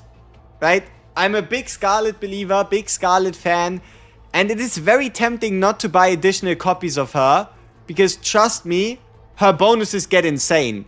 Like they double, right? You can get up to 60% attack card damage and up to a 40% multiplier for every second card played through focus. But it's really not worth it, unfortunately, as great as it is. As much as I'd like to glaze it, it really truly isn't that worth it. Scarlet is amazing for Malin as well, yes.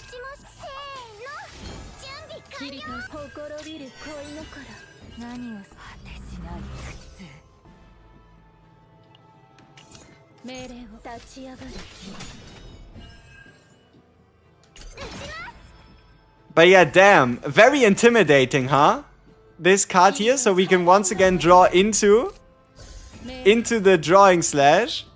Do we have focus active? Let's see. No, we do. So this drawing slash, once again, big pain. 3800. Ay. And that's without even any crazy buffs coming from the outside in. Yeah, it might just be one of the craziest E5 partners. But also keep in mind, Kairon's Briar would probably be a 20% multiplier per exhausted card, which could then easily give you like 1000x. Buy 1000 for like a card of your choice, which is also ridiculous. Alright, so we still need the copy event and we need the right epiphany. We need copy event and we need the right epiphany on you know what, right?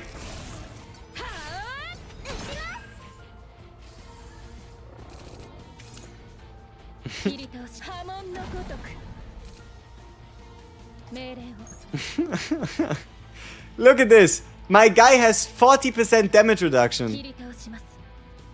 And we can still just make him hurt. 2,528 through 40% damage reduction.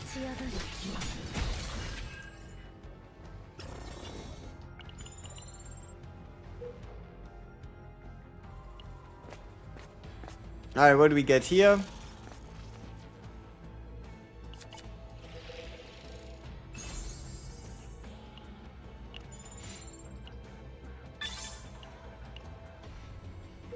Alright, this looks like Heart of the Ore Vein. No, it's Despair of Tragedy. Fuck. We're actually gonna hopefully fail the dice roll and then actually play the fight so that we have an additional chance at getting an Epiphany. Because I'm getting a little nervous. Okay. This is either a new card or the Epiphany we're looking for. Please.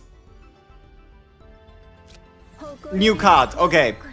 We need one more Epiphany. You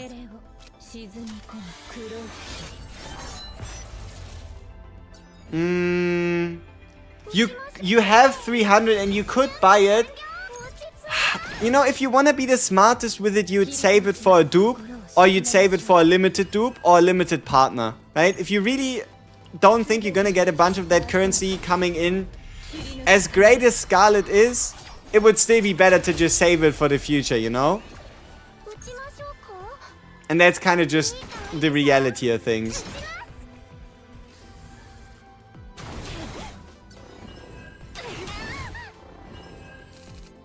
Alright, this is kind of very unnecessary bullying, but I truly just want to see...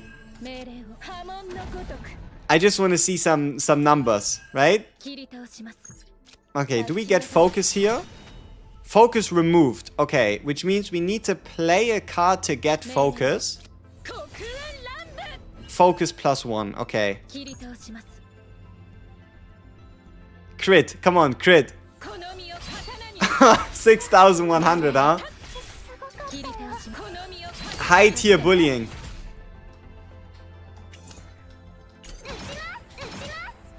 Uchimasu! Uchimasu! Alright, and we sell this one. Okay, we have 2 more events.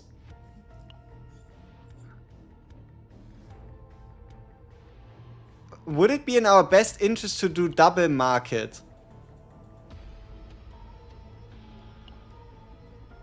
How much save data space do we still have? Hypothetically 30 if we do hit the copies. I mean, whatever. We go straight through and see what it can do. If only Haru could do stuff like this. She absolutely can. She definitely can do similar... a crazy outburst, you might say. Okay, what does this guy do? Gluttony. Absorbs the first attack card used against him. Ah, okay. We don't have any RIN cards to cost reduce. But we are guaranteed to get a RIN card if we use this on this guy right here. Nice. Which means we can hit him and kill him. Easy. Wait, you can check those? Yeah. Any perks. You could also just click on an enemy and have a look at like the faction. Mutant or whatever, but the faction usually is a type element. Okay, so if we do a skill card, they will attack us. If we do an attack card, they won't. So we're going to do an attack card.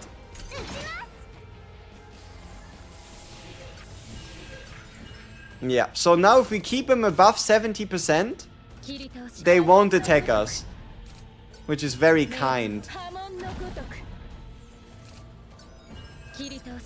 So we push him below 70, but then we also make sure he never, you know, he never knows what's going on. 1,500, no crit. 0 cost here. Maybe we draw into something nice. We don't. I'm a little scared that Veronica hits him so hard that he's gonna hit us. But there's nothing I can do about that. Oh, and I didn't finish on an attack card, so he's gonna hit us. But we are immune to one hit. Perfect.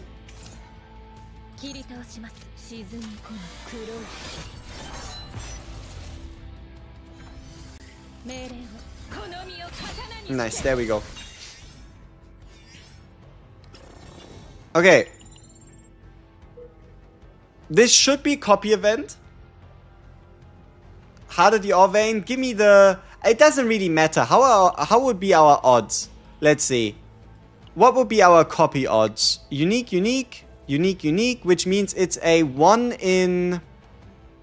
if it's the normal one, right? It's 3 out of 1, 2, 3, 4, 5. So it's 2 out of 5 times 3 to hit it. Ah, it's Projection of Desire. Ah, shit. But that's actually good as well. Do we have another copy target? We don't. Do we have another hit target? No, it's all divine, it's all upgraded, it's all epiphanied, which means it's only this one, and it's guaranteed to be a divine for this card. So let's see. Maybe we get hyper lucky and we get the right epiphany. Like, I need the right epiphany, but I don't need the right divine.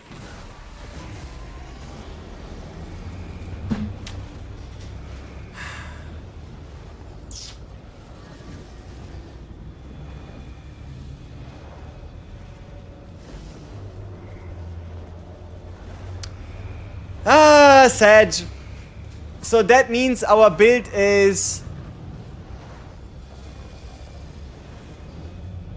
looking a little tough. Because now we have way too much draw and not enough cards to draw into.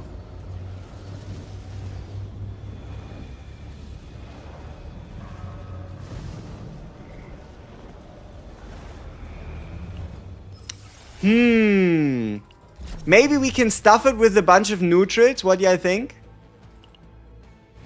But what neutrals will we put in? Oh, I have a somewhat silly idea. I do. You know this one card that nobody uses? The 2 cost, 2 hitter, draw 1? Very tempted. Very tempted to smack that into our deck. How many copies of that could we afford? I think we could put it in twice. We're working on a RIN. We're working on a updated RIN with NARJA synergy. No. The one I'm talking about is the legendary one. The guaranteed weakness, 2 cost, 1 draw, 2 hitter. You see it when I show it to you, right? I'm talking about...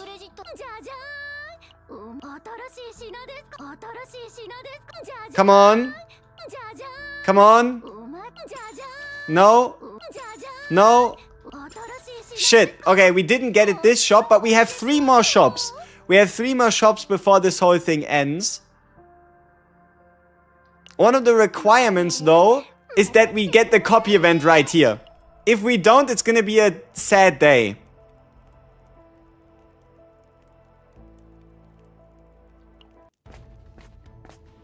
Oh no! I mean, it's actually better because now I'm not as hurt.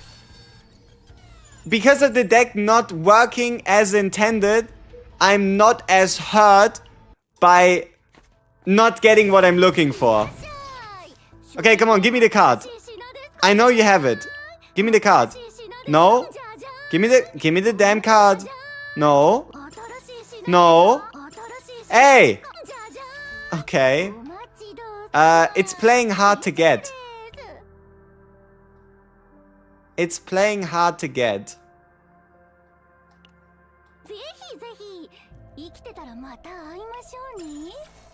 It's playing hard to get. We'll find it though.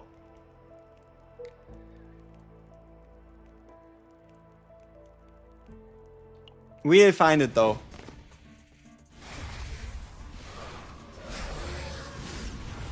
Sadness is usually the case. I might just, huh? Might just. Okay, what's this? An additional Veronica card. Yeah, no, we have to do that after the boss. Ain't no way I'm risking whatever we have left.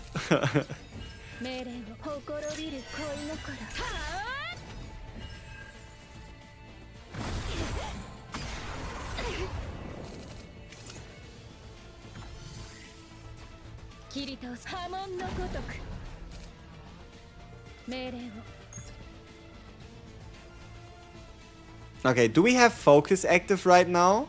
We don't.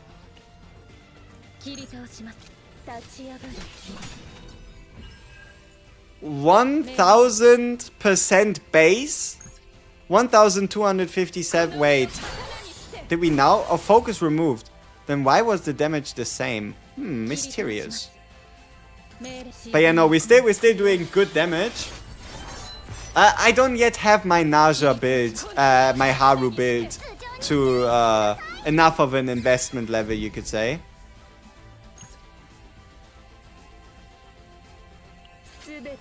Alright. And then we get ourselves some vulnerability stacks for next turn, and we should be able to 2-turn the guy.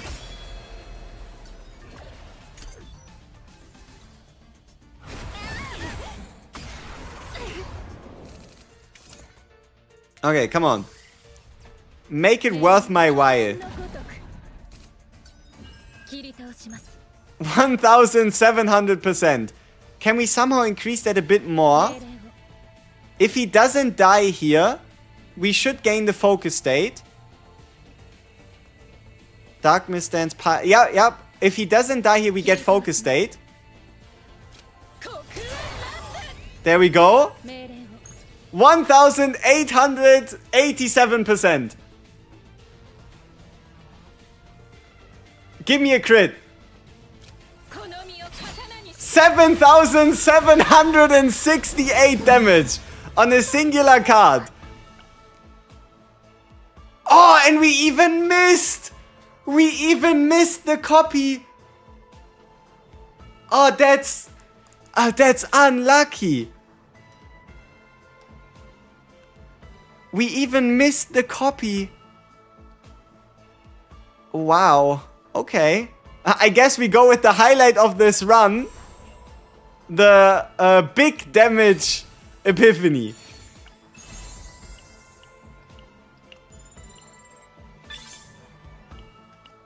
Alright, let's see what we can do for the final deck. What can we do for the final for the final look here? Why is this happening to me? I want to make it out alive, yada yada yada. So we have one more shop, one more removal, and one more card buy. How are we looking in terms of save? Because we missed the copy event. That's we have 100 save data space. Yeah, I didn't think because we missed the copy event. We have 100 save data space, which means we have a bunch of. Yep. Okay, that's a good neutral. Confiscation. What more? How much more bullshit can we cram into this deck?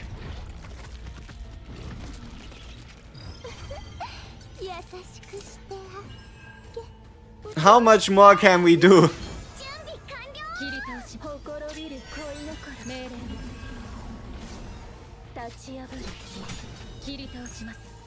Ah, 1200% right off the gate, 5000 damage hits, say less.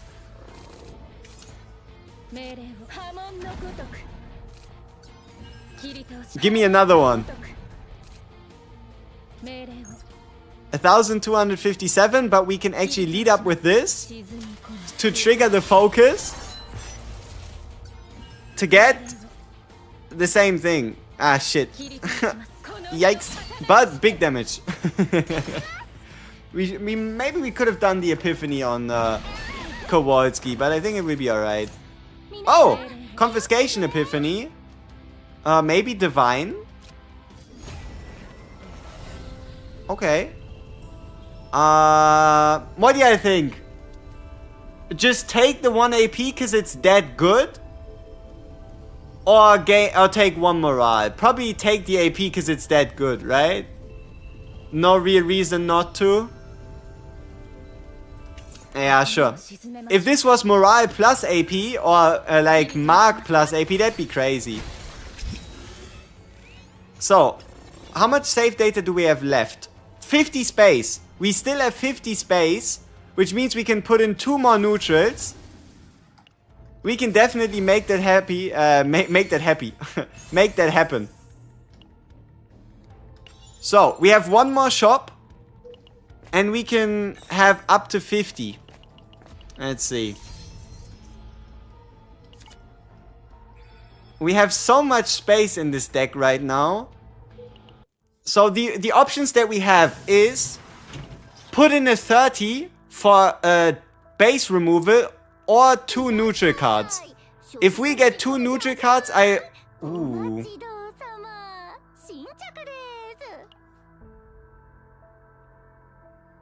Belligerence? Belligerence, anyone?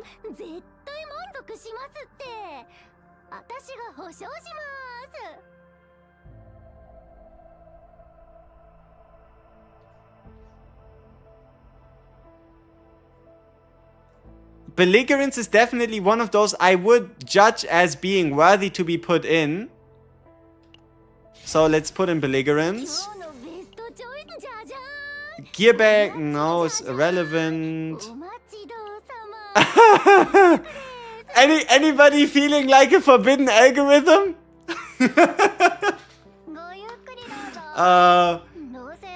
Surely that's what we need to do, right?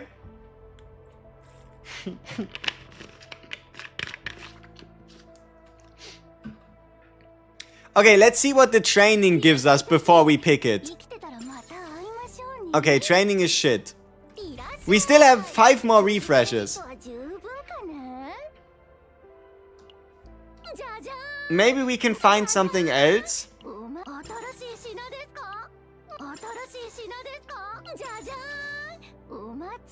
No. Okay, so to perfect the deck, we remove an additional card, which is this one. Now we're 150 out of 150, and if you're worried, you're like, oh, but what if your new card epiphanies? Aren't you going to get fucked? See, that's the thing. We're going to go in, and if they dare to epiphany my belligerence, I just leave. Right? Like, I don't care about an additional Lab Zero planet. If they dare to epiphany my belligerence, I just leave. There you go. See? Unepiphanied belligerence, and now we're gonna get an armor from the boss. Surely. It's just gonna be a really good armor, trust me. Okay, now how do we make use of this the most? We obviously get our draws out of the way. Then we mega cost reduce a bunch of cards, right? The way you do it usually. We do a big hit. And then get focus, and then we do another hit. And then we do a next hit as well. And obviously Belligerence and Veronica, they don't go well together. But a non-Veronica Belligerence, that is actually quite decent.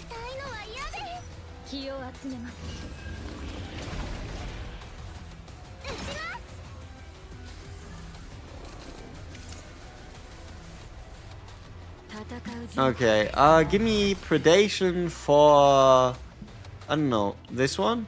Which one do we currently have in hand? It's facing right, so currently we have this one in hand. Which means here 3000 damage, sweet. And then we get some more and end it here, so we keep our stance. Still building RIN? Yes. We have 2 interesting runs. None of the ones actually gave me the deck I'm looking for. But they at least got somewhat close, you could say. How many more cards do I need to draw? Please. Okay, here we get the stance. We draw 1, get 1 AP. Draw 1, draw 2.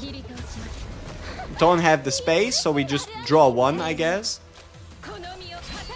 Big damage hit here. use this to break.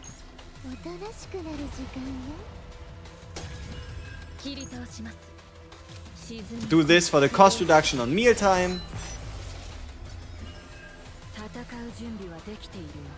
Play out mealtime. And then finish it. Those who went for hard pity NARJA, summon for a partner, you got her in 3 singles. Yeah, brother, but not everybody's gonna get that luck. Imagine if you hard pity both. How about that? Who's gonna be the next marathon unit if I'm done with RIN? I don't know, I'm feeling Magna counter build. A mere metallization build. Or maybe Owen. Maybe Owen. Alright. See, we have a chess piece, but we can't use it. Tough. Then again, I'm not too bothered by it. It's not like there's any super good chess pieces out there anyway. So, RIN saved are done. You mean like me, where I've hit pity on everything I've drawn? Yeah, sometimes stealing your luck. Yep. Have you got a Selena DPS build? I do. I have a really good Selena build lying around. Actually. Because I farmed Selena for like 40 hours straight. But the problem is, I still haven't gotten the one build I was really looking for. Okay, what do you think about this? Give it like a out of 10. Best one so far. I like the build we got the run before a bit better actually. Because we did have a portrait and some other funky cards. An 8.5, huh? 6, a solid 7. 0 out of 10, no chess piece. Ah, rude. A 3. Ah, where are all my believers? No armor though. Yeah, but what's the armor gonna do? Add 30 defense. Right? Like, what armor should I have picked? When you have no shield, gain 60 shield, who cares? Right? Like, it really doesn't change anything. Yeah, maybe the Owen Keyfox build. Yeah, who knows? Why is she naked? Yeah, good question. It's for my own enjoyment, you know? You missing a copy? Unfortunately, yes. We would have had 3 Darkness Secret Art Destructions. Wasn't meant to be. I actually wanted 4, but not only did we not get the Ore Vein, we also missed the fucking final boss epiphany. Somehow, 2 and 5 times 3, we missed it. Which is why we ended up with the drawing slash copy. Okay, tier 13, laboratory 0. What more do we need to think? It's time for another run. Don't give us time to grieve. So, these are the current builds we just built. Right? These are the builds we just built right here. Let's do by date. So, we did 2 runs and we got a... Okay, these are still favorites. Here. So this is what we got this run. The 432 2 cost times 5 with 1 cost reduction. On double draw with Forbidden Ego. And this one is the one before. The draw multiplier with Fragment of the Void chess piece. With Amorphous Cube. With quadruple copy Darkness Secret Art Destruction. And a confiscation. And a Portrait of Fury.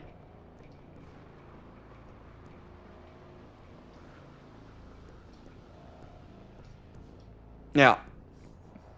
So some decent ones. Can you show her gear? Yeah, sure, why not? This looks better. It looks more pleasing to the eye, doesn't it? Let me get my refreshment.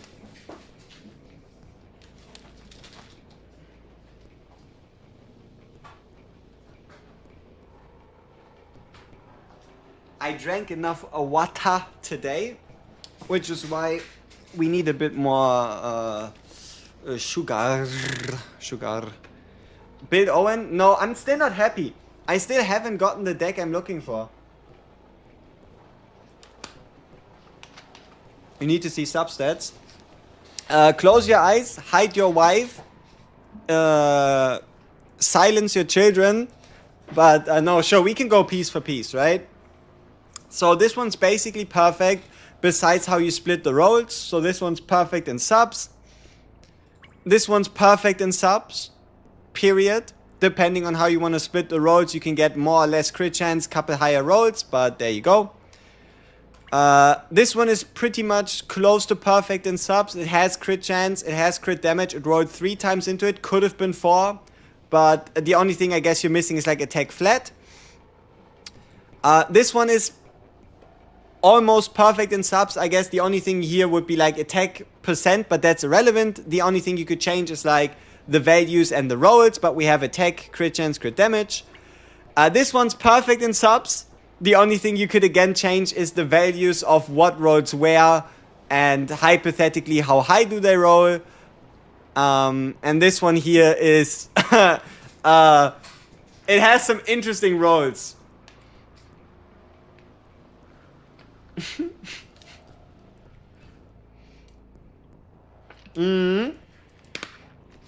4.7 on 11.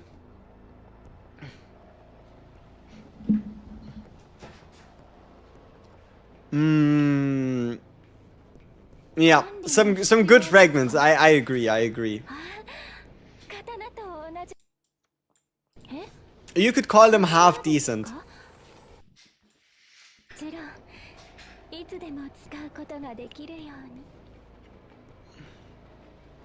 Did I farm them on memory?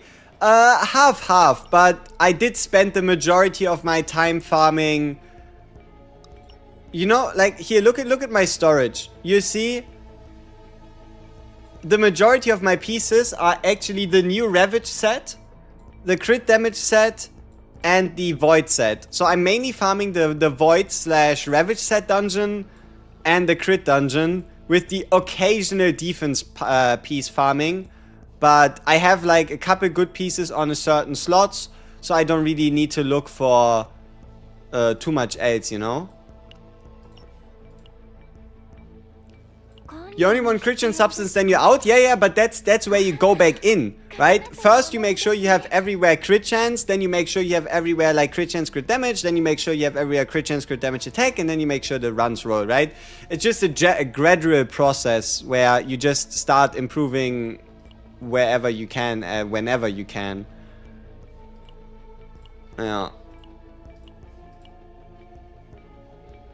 Is any of these better?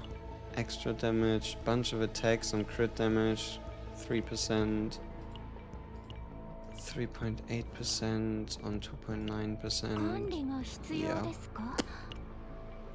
Any good build for Luke? 2 choices. 3 choices. Okay, it's either if you're talking turn 1 Luke. So turn 1 Luke, you want the retrieve at 0 cost divine. And you want potentially, or you want the exhaust bullets at cost reduction, or you have the AP to play them, whatever your choice, right? Those, so you can get as many bullets as possible in 1 turn. But if you're not doing turn 1 Luke, like if there's a boss or a fight where you need to do more than 1 turn, then it highly recommend the rapid fire 3x, preferably at 0 cost, but doesn't have to be. And then you want the either the create 3 or the create 2 next turn 2. Those 2 work out fine. Any other 2? But the most important part is you get this variant. You need this variant of Dance of the Demon. Second copy of Divine Epiphany is 30. Third copy is 40 or also 30. The third copy of a Divine Epiphany is 50. Yeah. The third copy of a Divine Epiphany is 50. Because it's 30 for the copy, 20 for it being divine. If I had to pick between Rin or Shizuru, I don't know. Probably Rin, but that's just because I'm a Rin main at heart. Okay, let me check something. I want to see if we can do a Shizuru run against the tower. Ooh. Oh, this could be nasty. I need to see if this works. So we're quickly going to steal every single gear piece from RIN. Put that on Shizuru. And our goal is to one-shot, okay? Our goal is to one-shot the final boss of stage 50 of the tower. One attack and he dies. That's what we'll be going for right now.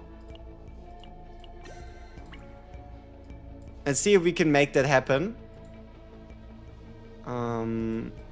Yeah, we want to kill him in a singular attack. Let's get this in.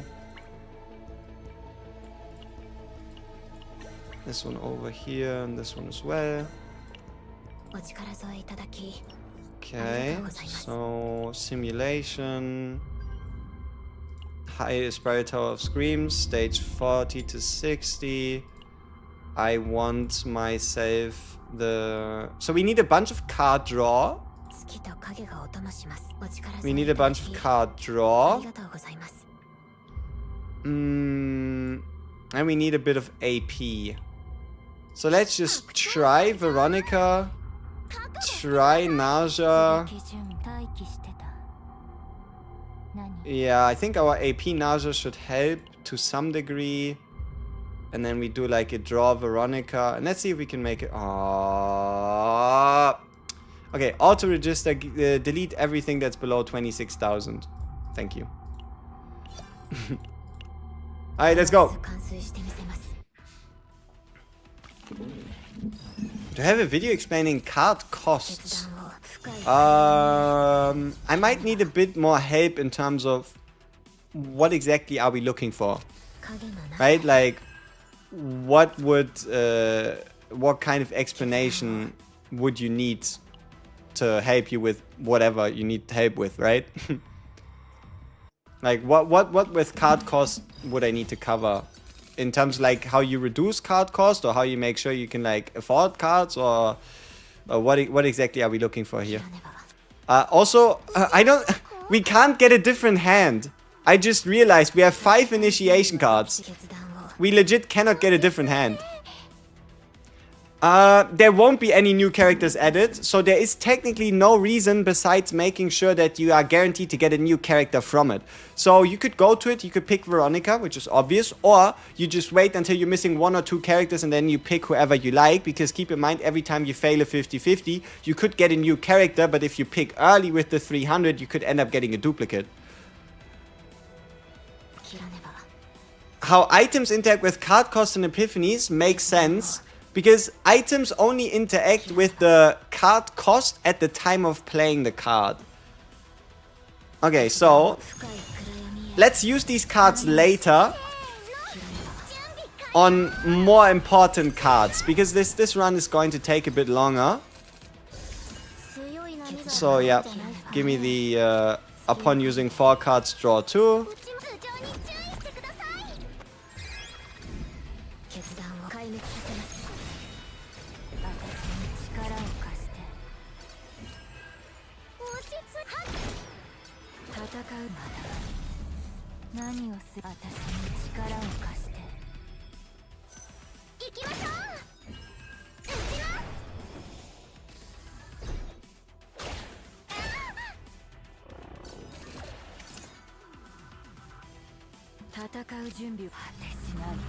Whoops.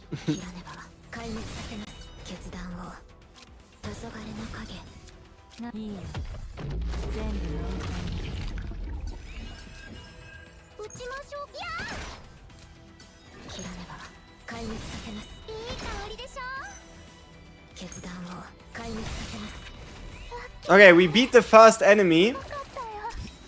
Now we just need to beat a couple more. Now we just need to beat a couple more enemies, you know?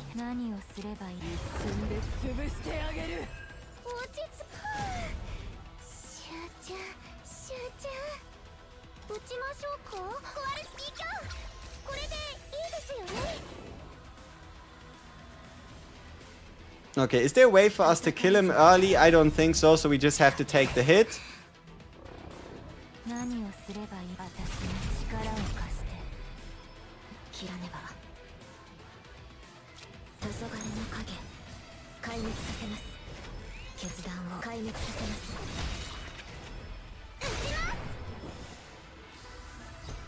Yeah, healing is definitely gonna be fun.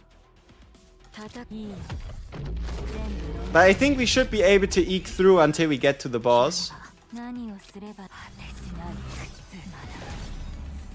Shit, there's nothing again I can cost reduce. Even though we drew into the... Oh! Did it actually work? Yeah, I completely forgot that if we play 4 cards, we draw an additional one. So that's perfect. That's awesome.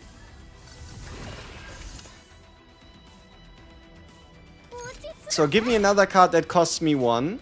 Perfect. So now we permanently reduce the cost of that down to 0 for the remainder of the fight. Whoops, I hit the wrong guy.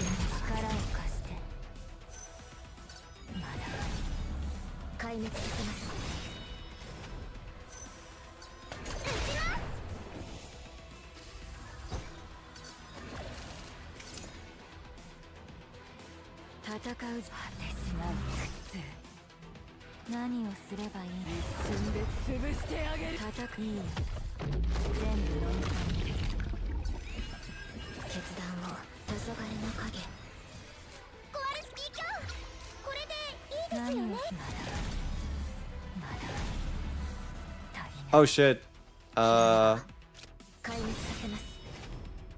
Let's break him and figure out the rest, okay?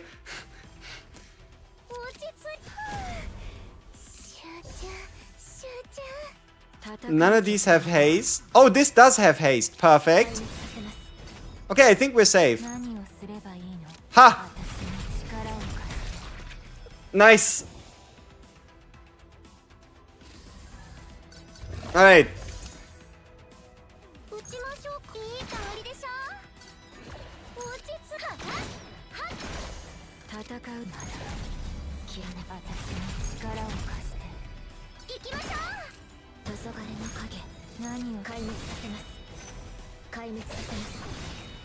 Oh, I can't wait for the final boss stage. Can't wait.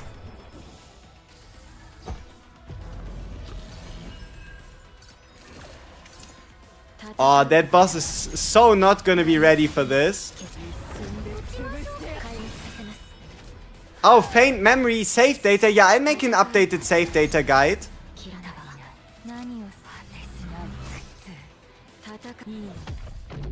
The last boss, he doesn't know what's about to hit him.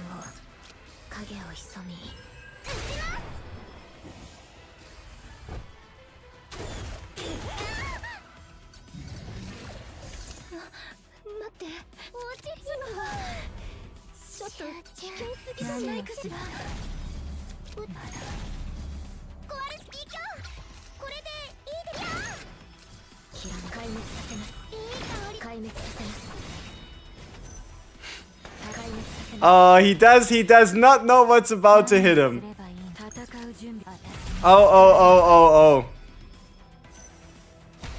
Alright, let's see what kind of funky stuff we can come up with. So we can increase our damage by 50% with the ego here. We could gain ourselves predation if Mealtime is in the graveyard. We're definitely gonna do that. So, okay, let's think.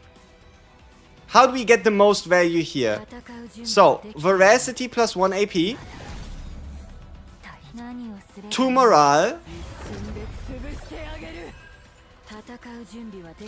The whatever plus Predation, which is awesome.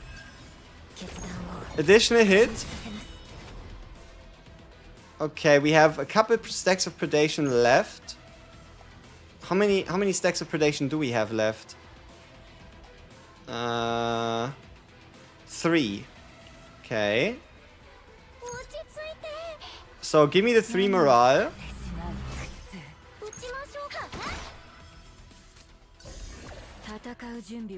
So we're gonna lose all our predation stacks, but we can get them back. So we hit him with the morale. And then we use the ult to get the predation stacks back.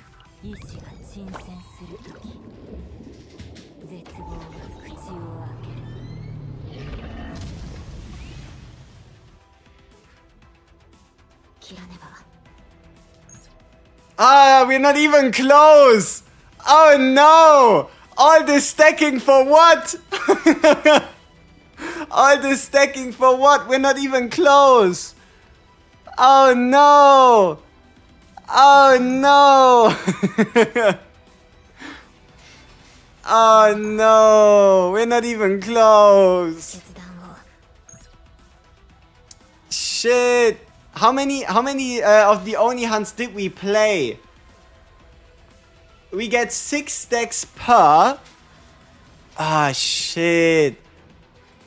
See, like the problem is we don't have an additional hit to cure me, right? Getting the additional 4 hits to go to the cap of 7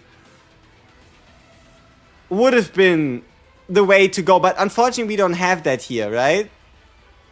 At least not in this deck. Shit, that's not even close. No. We can add hit up to 7, right? It's still a big damage increase. And also it's a gradual decrease. Ah, that's so sad. Oh no. How many eons do we need to stack for this to hit? Ay. How many years?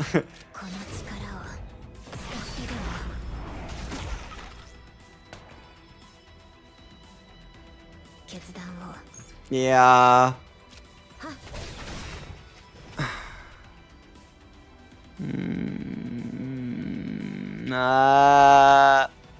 Yeah, the 82 crit from the fucking partner. I swear, this damage is so utterly irrelevant. Here, this 30% fixed damage, it's so irrelevant. It's so irrelevant. 7 years of Shizuru maxing, yeah. So we did what? 5,000 damage? With a crit? I mean, I don't know.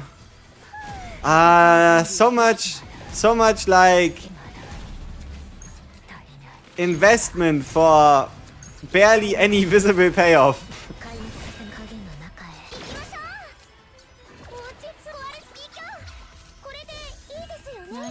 So we would probably do more damage if we just Shadow Moon spam. Seeing as how we're limited to 7 hits anyway.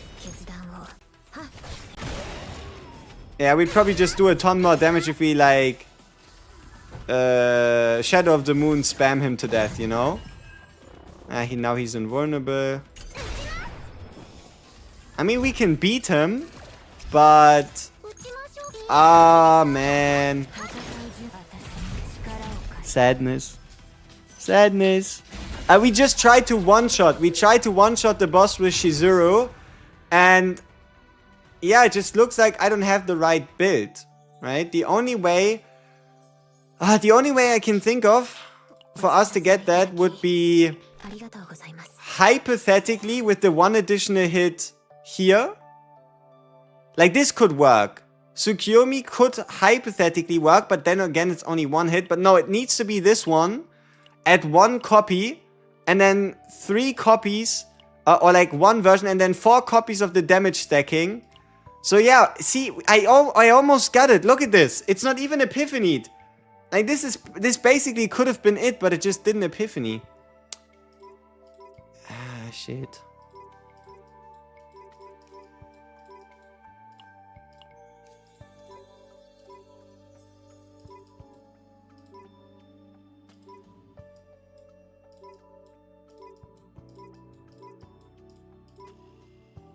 Yeah, we could play basic attack Shizuru. Right? We have the when attack card of this unit is used, 2 Will-O-Wisp. The 2 cost reduction. And the triple copy basic. I mean, it's pretty good when all things considered in terms of basic build. But yeah, I'd need to build a basic NARJA to go alongside. Ah, it's so sad. So sad. Yeah, maybe we should do a K-Run instead, huh? I don't have a lot of K-Run builds.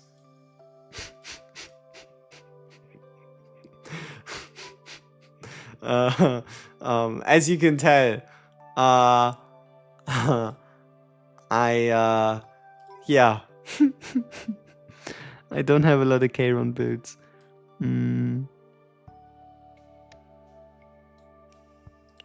But we could try the same one-shot approach with level 50 K-Ron. We can just smack the same sets on K-Ron and just see what happens, but no, we definitely have to store longer than 10 turns.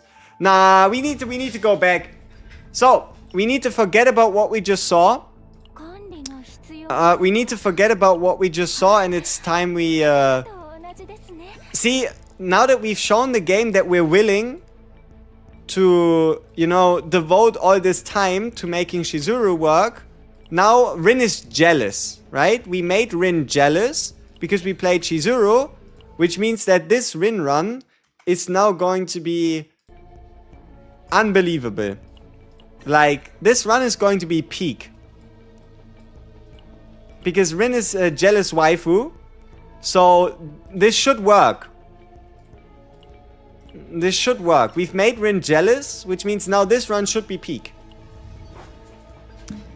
I think this is probably our best bet today. We have a tier 13 lying around. And let's start it off. So, what do we start it with?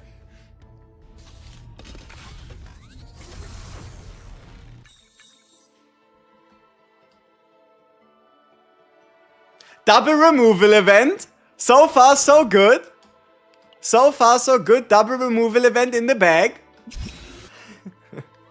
Double removal event in the bag. Now we just... See, it's easy, right?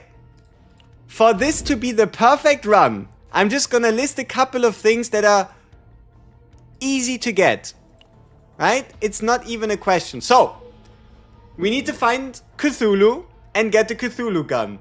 We need to find the Heart of the Ore Vein for the 4 copies. We need to find the right card to Epiphany, and it needs to be a divine one. We need to find 4 different right Epiphanies on 3 different cards, hypothetically speaking. We need to find the right gear pieces, we need to find the right forbidden card, and we need to find the right neutrals. So, I feel like we're in a very good spot. I'm very hopeful. And I think this is the run. Yeah. Oh, and mutant sample. We need to find the mutant sample as well.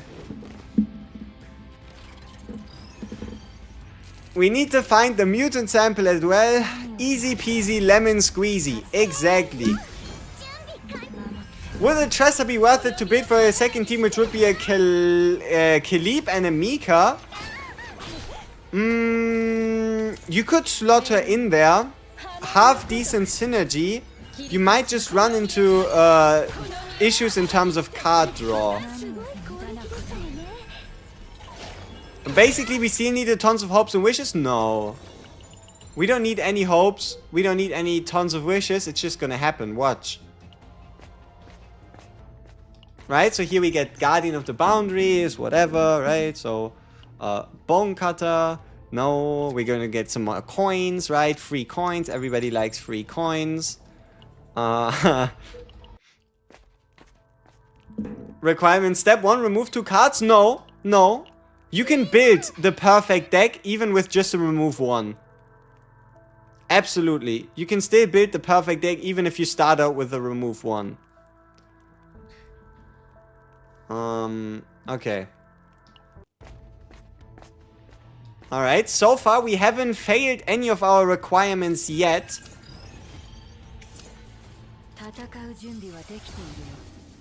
Unique Epiphany. So we don't need to remove this card. Which means it saves us a couple coins, a couple potential removals. Not bad. Could anybody name 3 characters that are good with Khalib / Mika? Okay. Haru, Keiron, NARJA. Haru, Kairon, Narja. Technically 3, but you did talk about your Kairon already. You could try Yuki. Yeah, Amir is a standard synergy, definitely.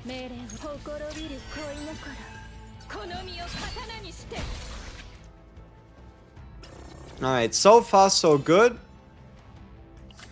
Let's get a safety net in terms of first hit, no damage taken. Let's see what we can make happen. Barrel AR-15 build is fun, I can survive the monster's damage. True, you just have to see if you can... Okay. This choice locks us into one build. If I pick this, we need to hit the draw 2 Epiphany.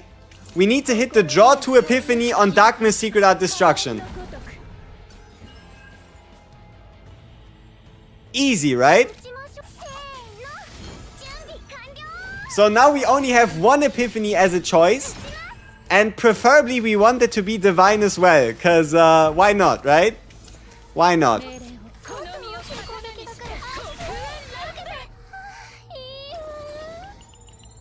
Okay, interesting. What's the core reason? The card we just deleted. Not quite the card we deleted, but this card. Bottomless Hunger.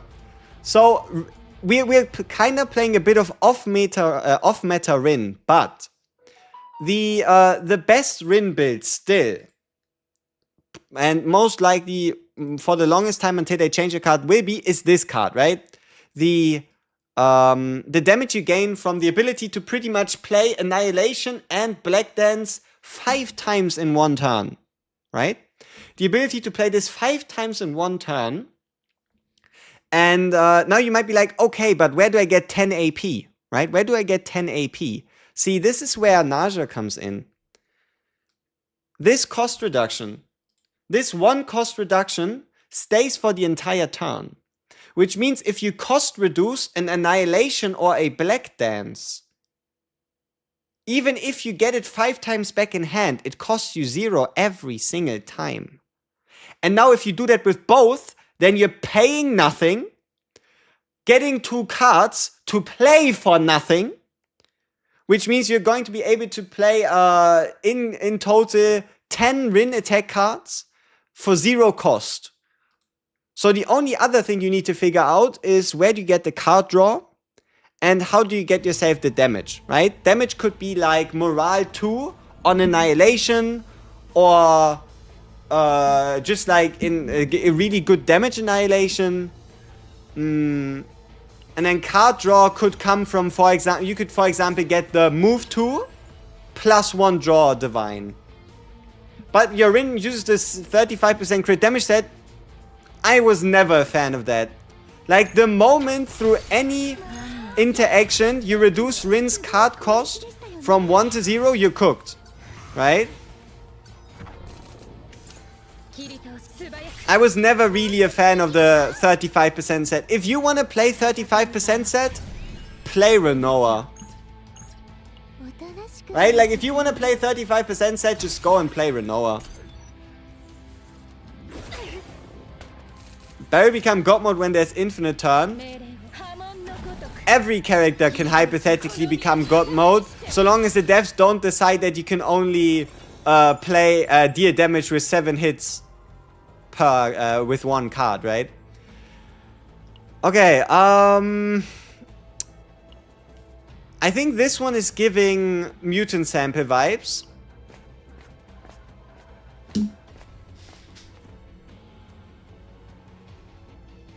There we go.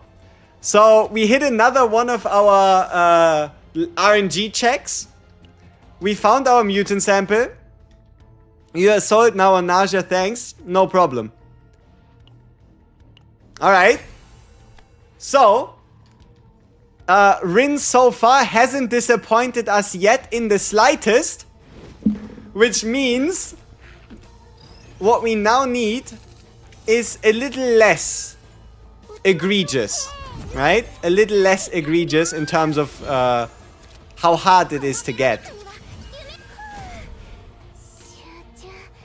Any character can go God mode when other two combatants have no cards.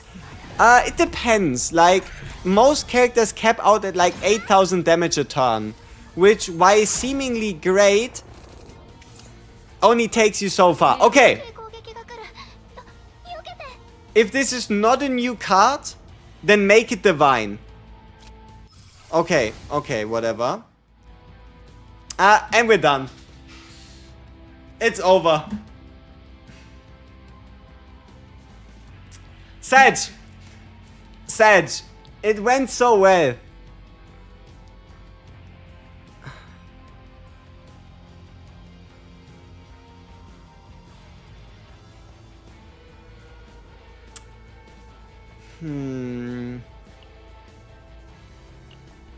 We should have picked the plus 60% retain card, because that one would have still worked in a hypothetical.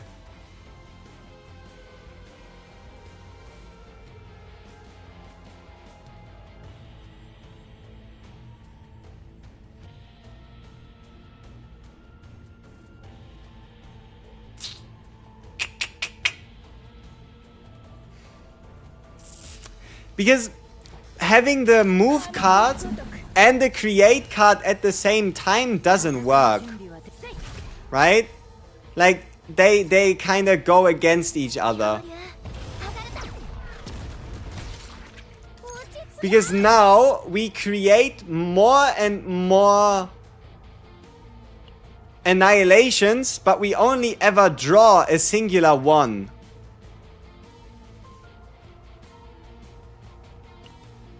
So things just became a lot more complicated.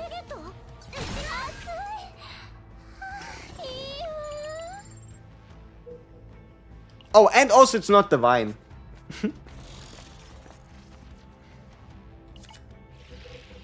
Oh, look at this. We even get the amorphous cube here. Game just too nice. Just too nice.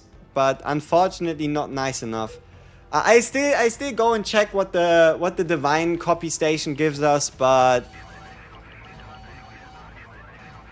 yeah, I don't think that's any of the like, I might be wrong, right? I might be wrong, and somehow this deck still cooks incredibly well. But I wonder how that would be the case, right?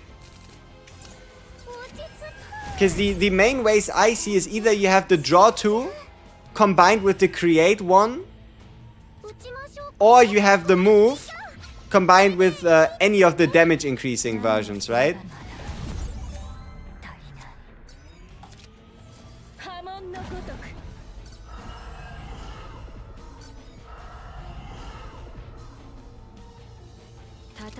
Oh yeah, and obviously the card doesn't even draw us anything yet, because we didn't really see any of those yet.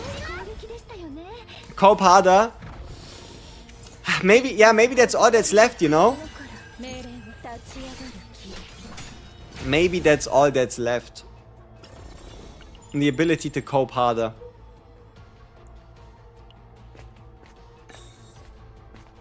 It can almost work as long as someone else does the drawing. Yeah, but we need a ton. We need a ton of draw.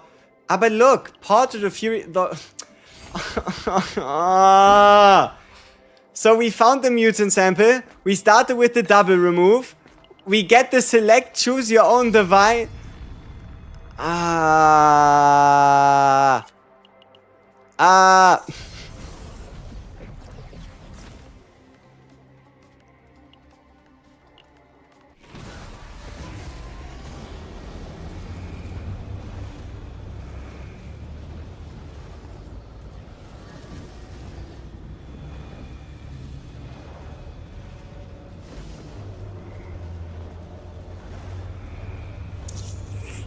You know, I'm tempted to go with the normal drawing slash just to save myself the save data.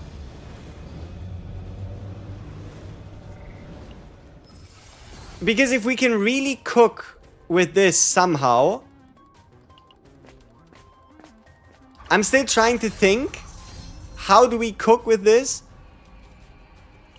But maybe there's a way.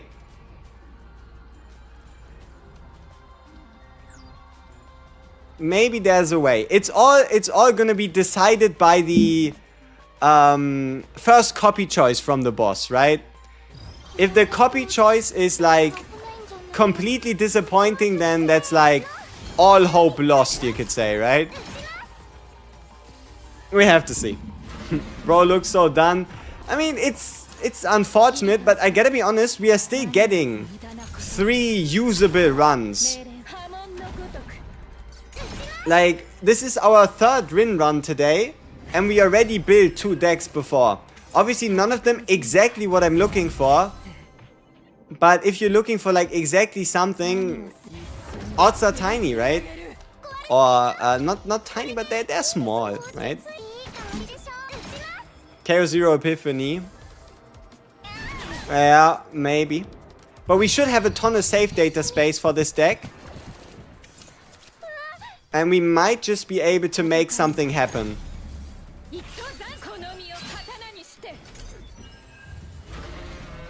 We might just be able to make something happen.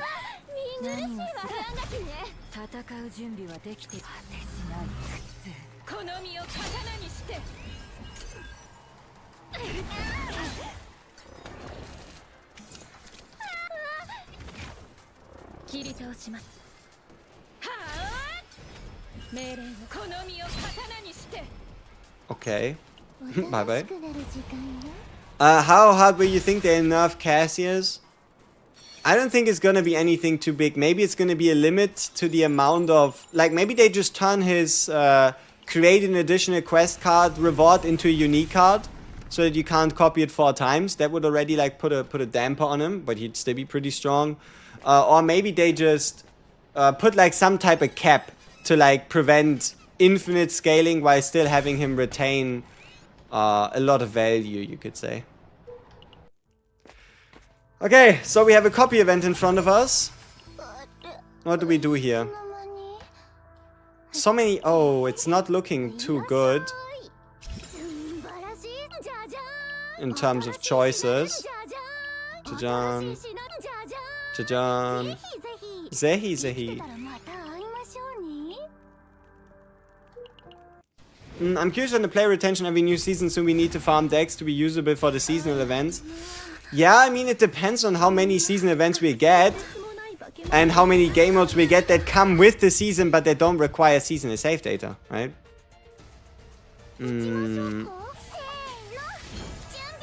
So yeah, this copy event is going to be very rough.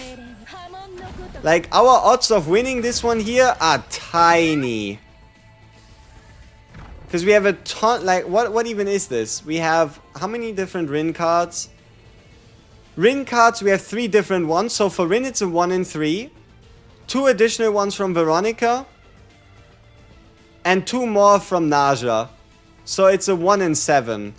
Or 3 out of 1 in 7. 3 times 1 in 7. Whatever that ends up being, right?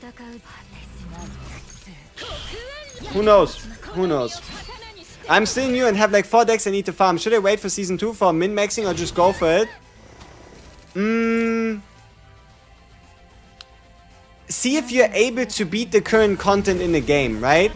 Because for like make it your goal to try and see if you can beat Dimensional Twilight, right? If you can beat Dimensional Twilight with the current decks you have, then you can obviously take it a lot easier in terms of how much do you need to farm, what do you need to farm, and all that. But if you can't yet beat Dimensional Twilight to 10, then you should still already farm, because the rewards, right? The rewards in terms of gems and Zeronium crystals, or currency, whatever they want to call it, right? You don't want to miss out on that.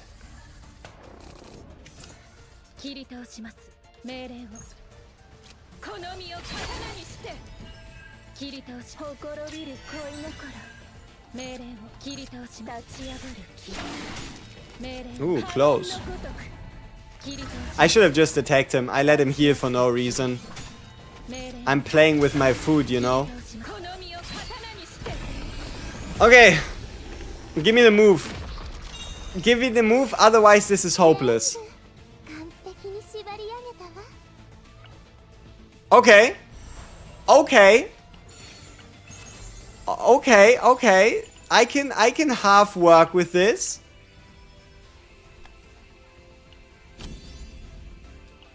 We did hit the remove. Alright. Not too bad, not too bad. Give me the additional draw. So now we are on 40 save data. And this is our current deck look. What should I buy from Memory Archive Traveler tab besides the monthly pulls, of course?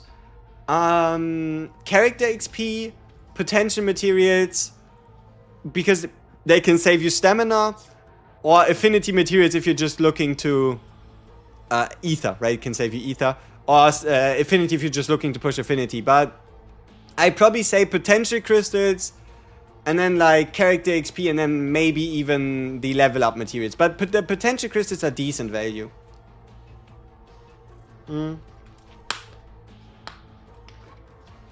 Mei-Lin deck. There's probably a lot of people on the Discord that could show you a quick Mei-Lin deck for you to chase. Yeah, I think you can just ask in general chat or help chat for someone to show you Mei-Lin deck. But at the end of the day, it's Move Epiphany on the 2-hitter and the Rising Dragonspire damage count per passion card used. My preferred NARJA build is general buffing build. Morale neutral epiphanies plus 3 veracity, 2 cost reduction NARJA. Like cost reduction morale NARJA is my favorite. Okay, what do we have here? Cost reduction veracity gen morale NARJA, I guess. The bottom lane looks kinda decent. Because that's 1, 2, 3, 4, 5 question marks. This is 1, 2, 3, 4, 5, 6. Oh, we could get 6 there. So 1, 2, 3, 4, 5, 6. Yeah, better take 6 chances than take 5. Units will get nerfs? Not really. For the most part, Season 2 is over across the board pretty much just gonna be buffs.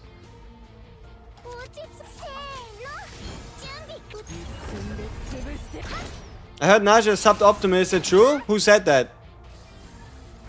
She's the best KO support. Right? If you're looking for the best KO support in the entire game, NARJA is your girl. And she is also...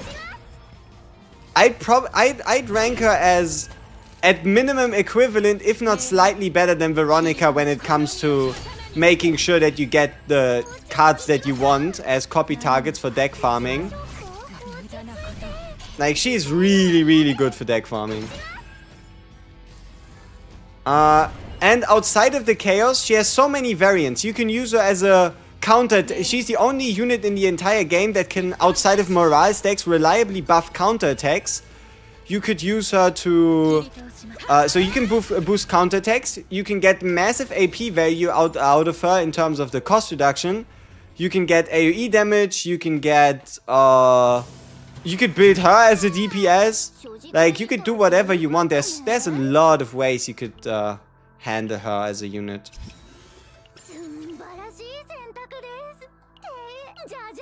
Jajan.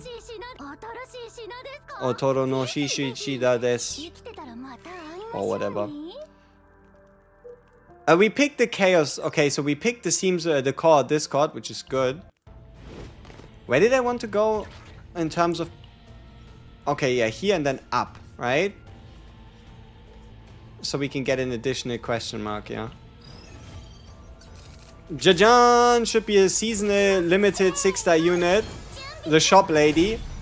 I don't know about that. Like, you don't have to force people to mute the game, do you? Alright, so we finally...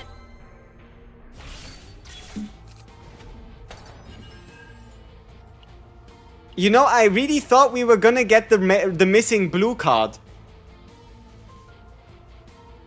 I really thought this was the time for us to get a missing blue card so we can work on getting it epiphanied, but nope. Nope. That apparently is not the plan.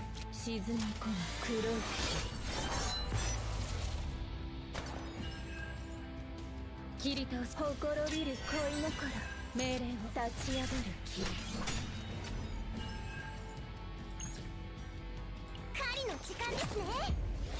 have Veronica yet, but I always bring NARJA Sereni for a Chaos Run. NARJA, of course, you can get all 3 unique cards, and for Sereni, just remove Cobalt and Pale.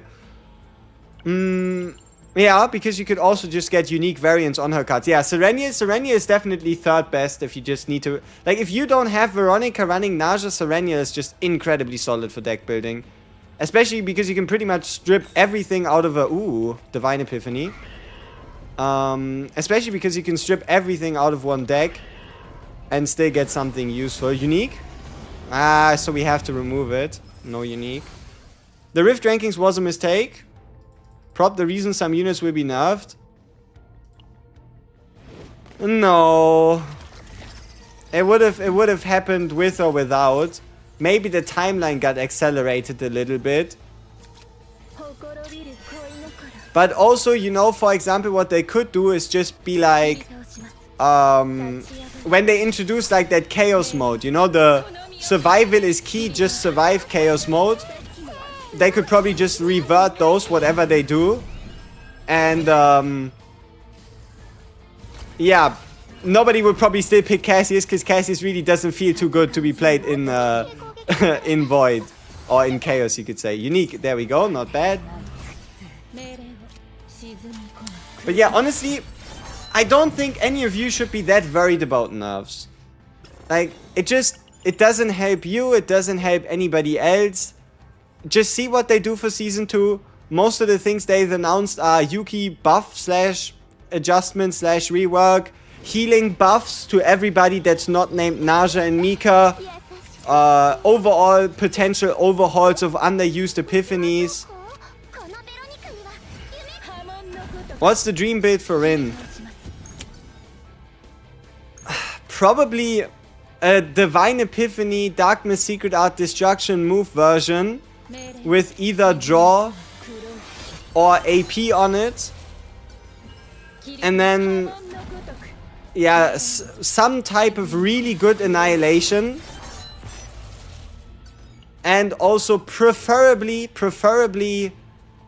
instead of the Dark Mist Inner Art creation, you would rather want the Dark Mist Inner Art 50% multiplier upgrade card, or the 60% for 1 turn.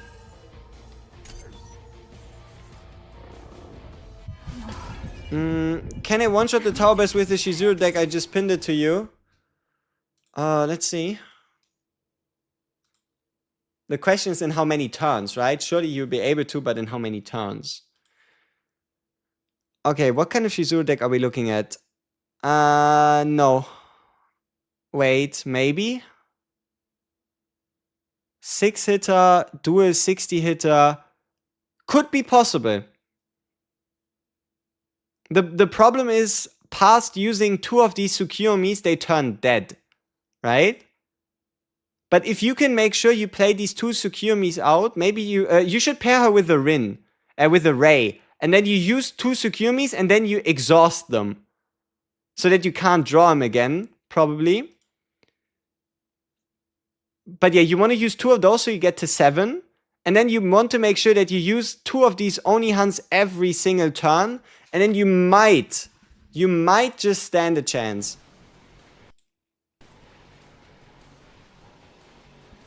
What be odds for a Yuki rerun? I don't think this game will do reruns. Besides for limited characters.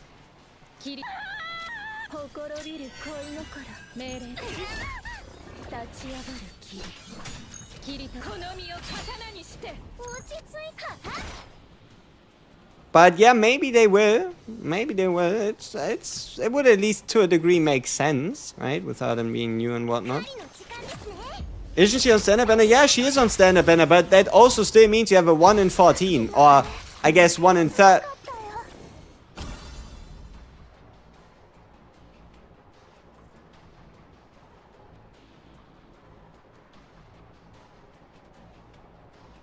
I know I shouldn't do it.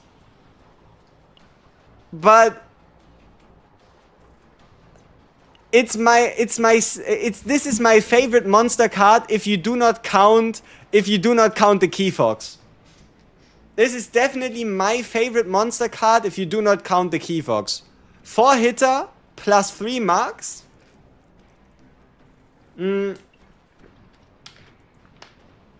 But no, at the moment this is just a dream. I'd be ruining the deck for minor gains.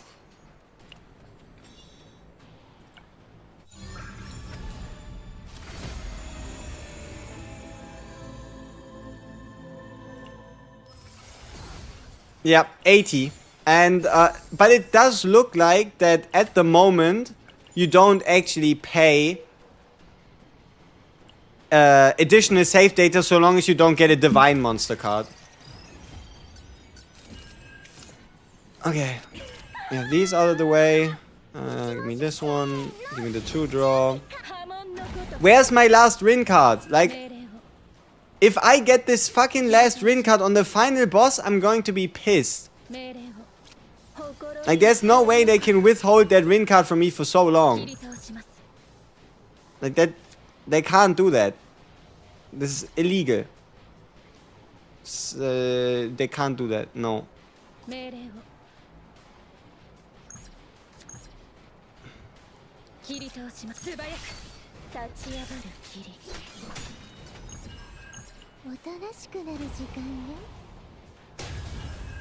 If you could pick a number, how much would monster cards cost? 80. At least Spirit Key Fox would cost 80. Everything else would need to be rebalanced in the 30 to 50 range. Besides maybe the one that's like exhaust draw 4. That one could be like 60. But no, monster cards need to be on a per card basis rather than as a whole.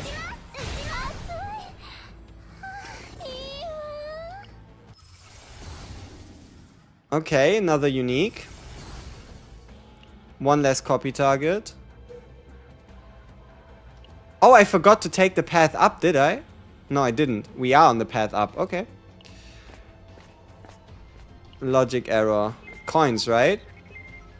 I mean, coins are okay. Okay, what else?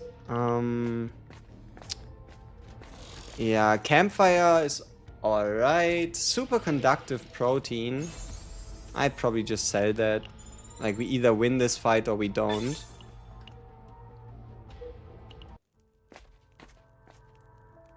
Rin has the... Yeah, I like Rin sound design the most at the moment still. Okay, another Divine Epiphany. But we don't have any cards! We don't have any cards to Divine! This is so silly. Where is my card? So I can finally Epiphany it. Like, please. Is this my Rin card? No, it's a fucking Veronica card. God damn it.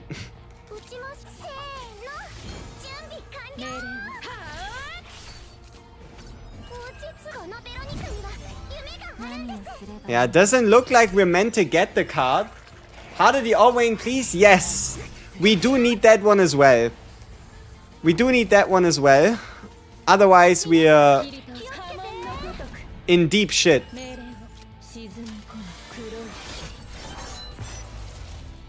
Yeah.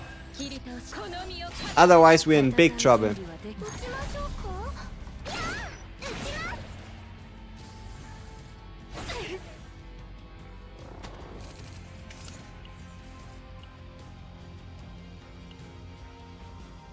How did I get hit? Is it Gangrene? Oh fuck! Gangrene took the hit protection from us. I might have sold here. Like, I know what I did wrong. I definitely misplayed turn 1, but it's not like I can go back in time to undo that. But yeah, I've definitely misplayed turn 1.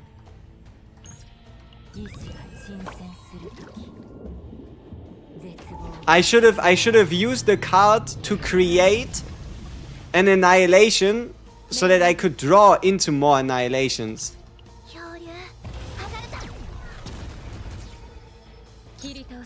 But we might still be able to weasel our way out of this if we get some nice crits. Okay, close.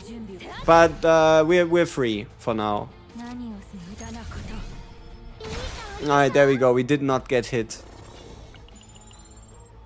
Alright. Which one of those feels like an ore vein? I don't know. This one? Yep.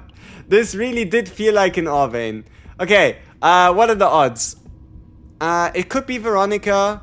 It cannot be NARJA. It's almost impossible to fail. It's almost impossible to fail this copy selection. There we go. So we now have 3 out of 4. We still need the damn epiphany. Like, I swear this game is moving silly. It's doing silly stuff. It thinks it's fun. It thinks it's funny, but it really isn't. I just want my damn card. But it looks like we at maximum get it on the boss, which is, I mean, it's guaranteed that we get it on the boss, but now we have to rely. Now we have to rely by the regulator then. Yeah, okay, we do have another shop. But then I'd have to find the Amorphous Cube again. That's annoying. But sure. Yeah, we can get it from another shop. If it's meant to be, it's meant to be. If not, then I just have to hope that we get an epiphany from the core of Discord, you know? Tis what it is.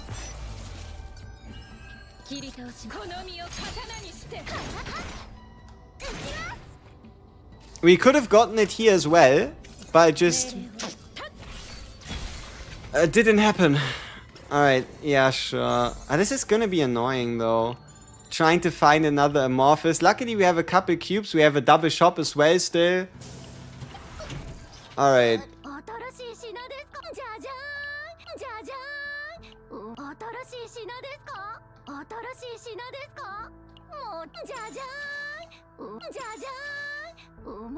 Yeah, confiscation would be nice. Okay. We still have one more shop. We're guaranteed the card here anyway. But we're not gonna take it. We're going to only take it after the fight and then it just prayers, right? So let's try and avoid to play the card. And then it's just, yeah, prayers.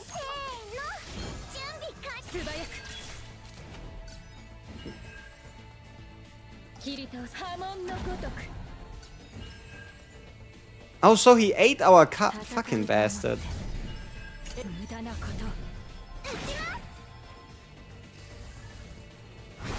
Imagine having 3 copies of a move epiphany and nothing to move. Is this a normal card? Oh no, this is mealtime, so we can just do this without worry. So that's fine.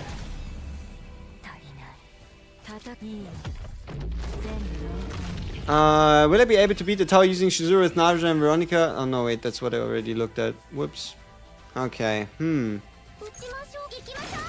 Oh. This boss fight could take a while.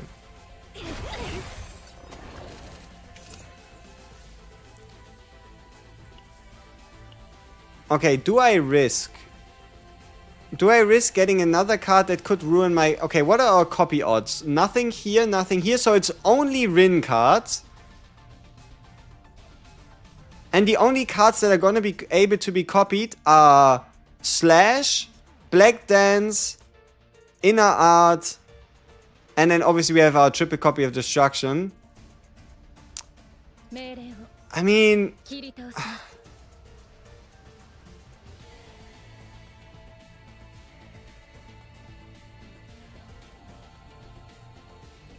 Please don't make me regret this decision.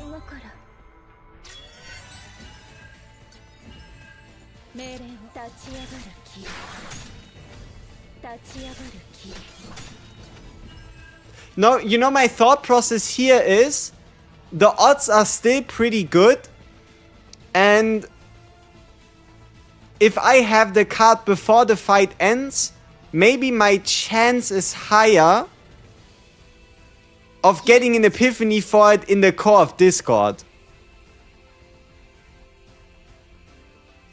That's kind of the entire idea here, you know?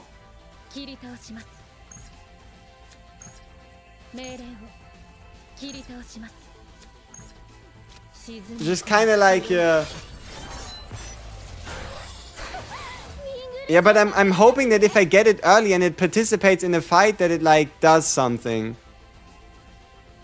But alright, sure, why not?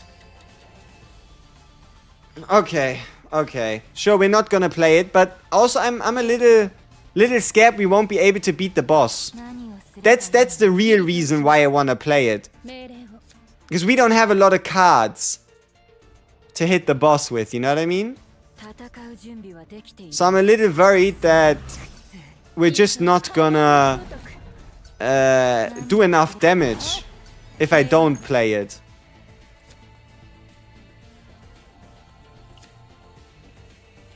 Yeah, no, I'm gonna play it and it's going to work out. I'm going to play it and it is going to work out. I'm going to play it and it's going to work out.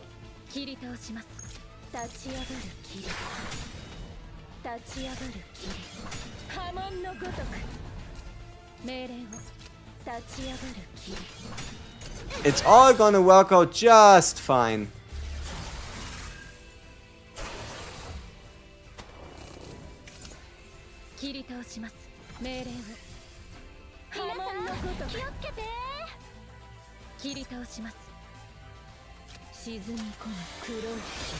Is Shizura as good as RIN? Definitely, if you run a NARJA in your basic attack build, you can probably get some better results on top as well.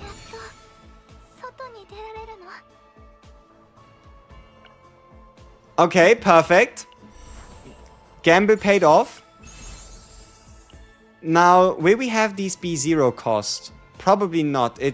Or is it safer? They both do the same thing. But the other one requires us to draw, which means we probably sell this one instead. Okay. Core of Discord. Please. Please give me the epiphany for our last card. Please. Give me the epiphany for our annihilation. Because a 4-copy move deck with an unepiphanied annihilation is gonna ruin my day. In a very violent fashion, you could say.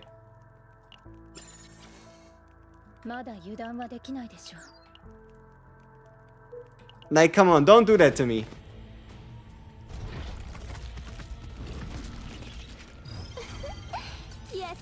Yes! Okay! Okay, now what? Make it divine, right? Make it divine. Like, the good part is any options would be good. Any options would be good. Like, legit, anything is fine. Like, I don't think we can fail, but if it's divine, it's gonna be better than if it's not, right? Okay, let's see. 4-hitter, crit hitter, or dual hitter. Highest base damage, 2-hit. Lowest base damage, 4-hit. Or medium base damage, 2-hit, but crit damage multi.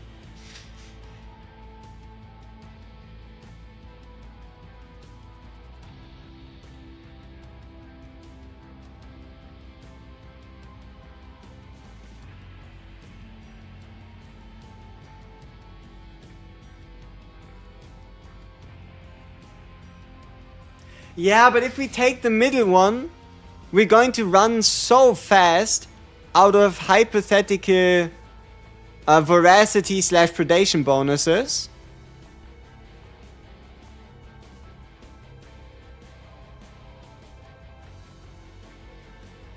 I like the right one. I like the right one. Because it has higher base damage, meaning any multiplicative damage increases apply bigger. I'm not against the right one. Our crit rate is indeed high enough. Yeah, we can justify any of those.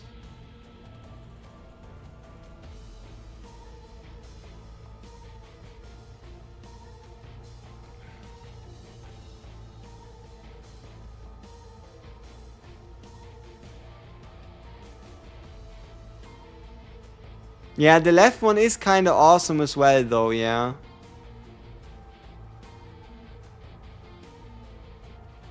Yeah, no, we need to do the crit damage, right? Because it's final damage boost. The left one is final damage boost. The right one is best damage boost for, like, base. And the middle one is best damage boost in terms of hits. This is honestly a choice where we can't really make a wrong choice. So, you take your time, you let me know what y'all think. But yeah, the left one is definitely final damage multiplier.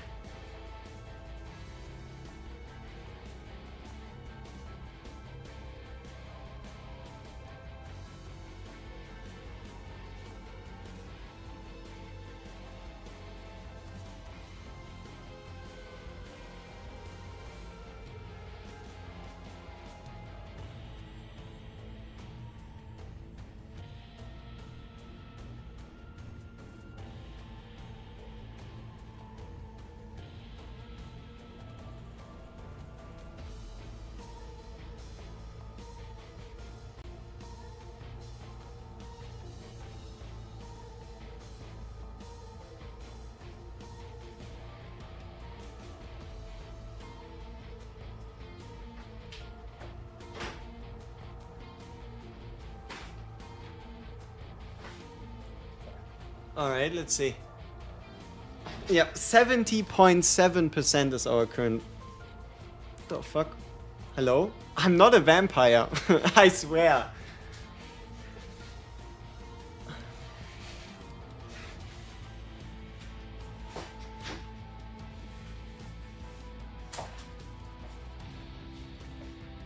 Nah, it still looks cursed. It will fix itself at some point. We'll be fine. We'll be fine. We might just be a vampire after all. Alright. Let me guess. Crit damage it is? 55%. Yeah, okay.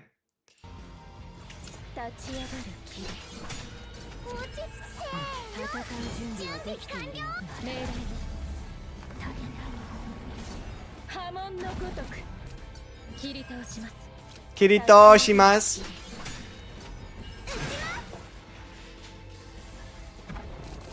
Alright, now what? Give me 2 draw, so we trigger the item. Kirito shimasu. Yeah. And then we just hit here.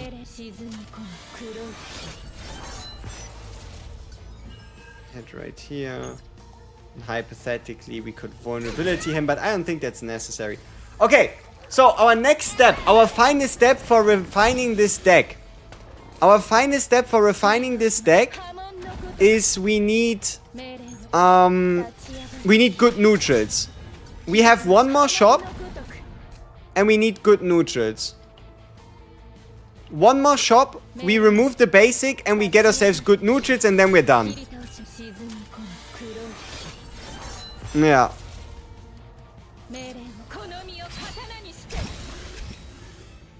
Okay.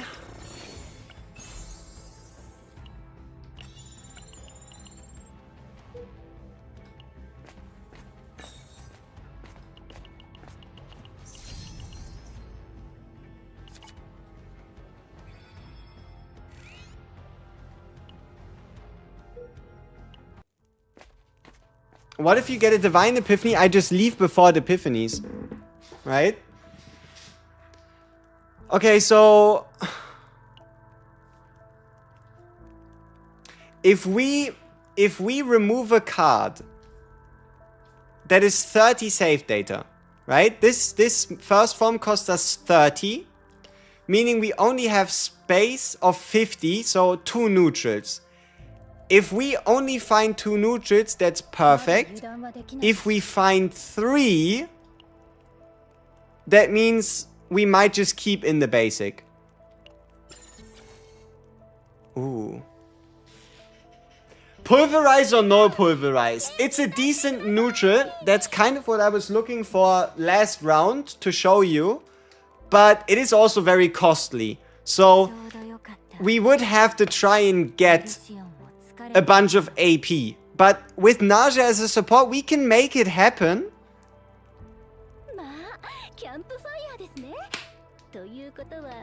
It's not too bad of a card. I know 2 cost, but I also know that I have a NARJA deck to go alongside this, right?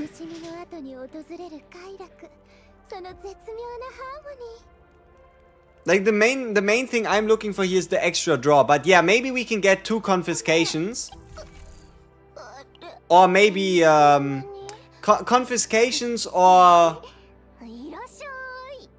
belligerence. Confiscation or belligerence is what I'm really looking forward to.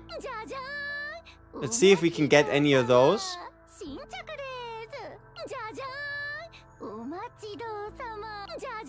No. No. Nope. Nope. Probably should have taken it, huh? Seeing as how we now have no neutrals? I think putting that one in would have been better than nothing. It's frustrating. A confiscation here would have been really huge. Like even just a singular confiscation or maybe a confiscation plus belligerence. It could have gone a long way in giving us draw power.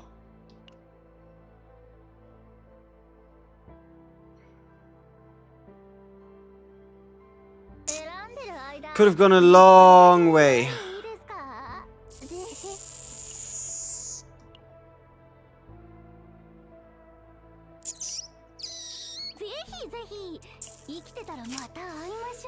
What do you want to do?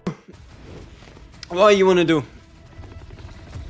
Sometimes there's nothing you can do.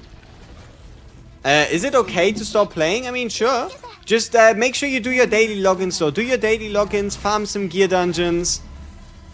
And that's what you need to do, right? Like, just go in, get your daily stamina, get your coffee. Just spend the time gear farming. Don't deck farm, just go in, do your login, see if you get good gear or not. Good gear dopamine, no good gear sadness. And yeah, rinse and repeat.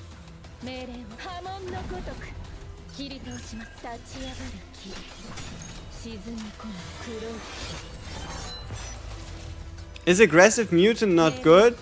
My main problem with it is that it's exhaust. I can use it once and then it's just poof gone, right? I really rather would have cards that have like permanent value, you know, that I could play multiple times. Is move considered the same as draw? If it moves from the draw pile, it's considered draw. If it moves from the graveyard, it's not considered draw.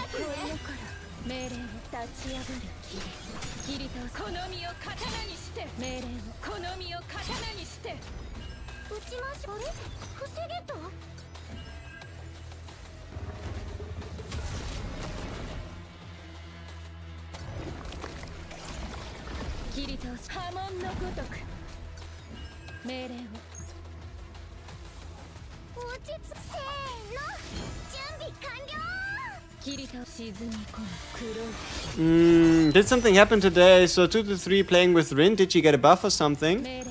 No, I just looked at NARJA's kit and decided RIN is who I want to play because the synergy is really good. So yeah, I made that decision like 4 days ago or something.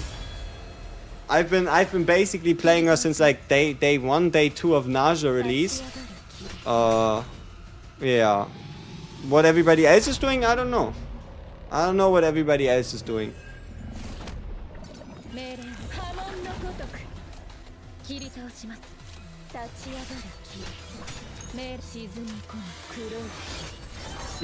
Potentially have to be full or no? What do you think? For RIN, yeah. I'd say you need the top right potential. You need the crit rate as high as possible. And then preferably unique cards high as possible as well. And then crit damage as like the cherry on top. She definitely benefits quite a lot from having high potential.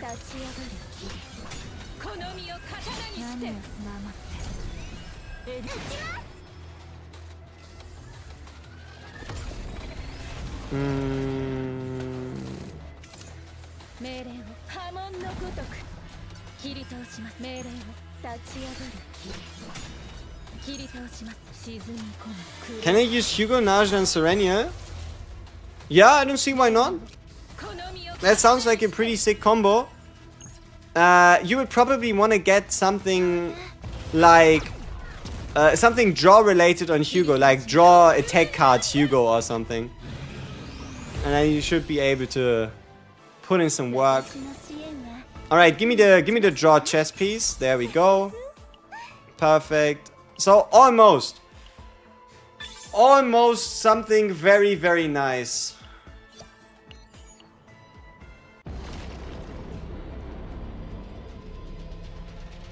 It's a good deck, but we do have 50 open save data space.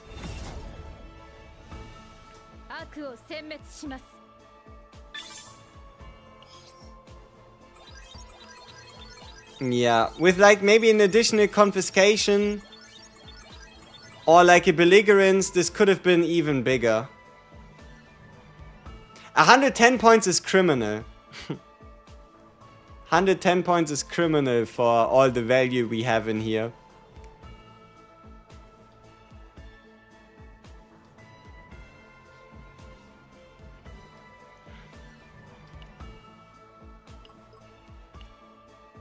Alright, so let's take this RIN into the... Ooh, tier 12, tier 12, tier 12, 40% chance, why not?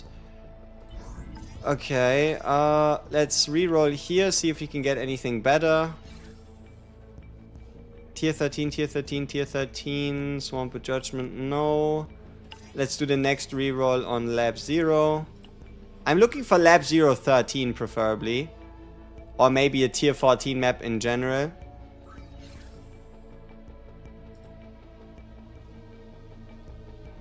Oh, fuck.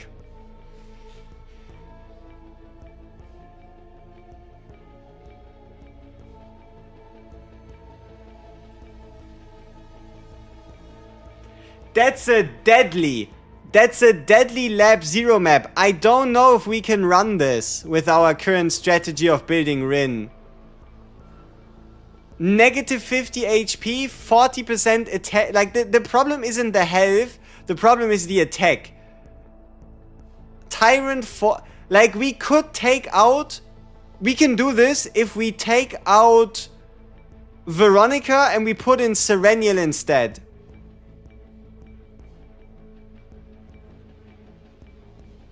If we take out Veronica and put in Serenia instead, we can actually run this. Yeah. Yeah, Veronica needs to go for Serenia. But I want to keep RIN in because we're still building a RIN deck. Okay, so let's do tower. Let's do a tower run with our RIN deck that we just acquired. To see how good it flows and what we need to do to make it work. That's not the right one. That's not the right one. That's not the right one. That's the wrong one. That's the wrong one. That's the wrong one. That's the wrong one. No, nope, nope, nope, nope. I think it was 40,000, right? Kind of criminal. Yeah, 45,000 save data value. Okay, let's give it favorite 2 and let's customize favorite 2 real quick. Because it doesn't have any customization right now, which is criminal. Okay. Okay, like this. And then...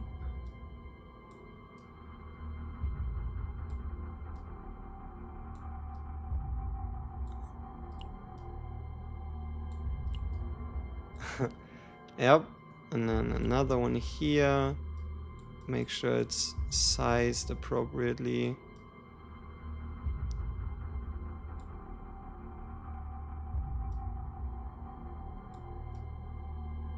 Yeah, let's do it on this one. Go.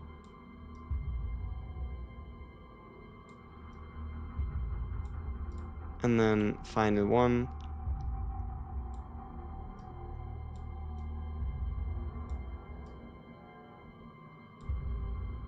Her head looks a little big. I guess it might just be a little big. Yeah.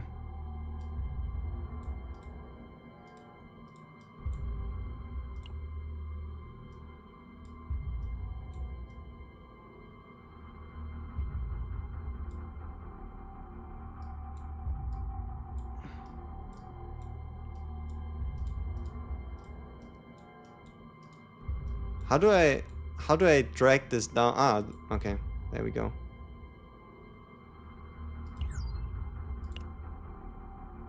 Ta-da! There we go. Yeah, on the note of diabolical, freaky ass designs, there's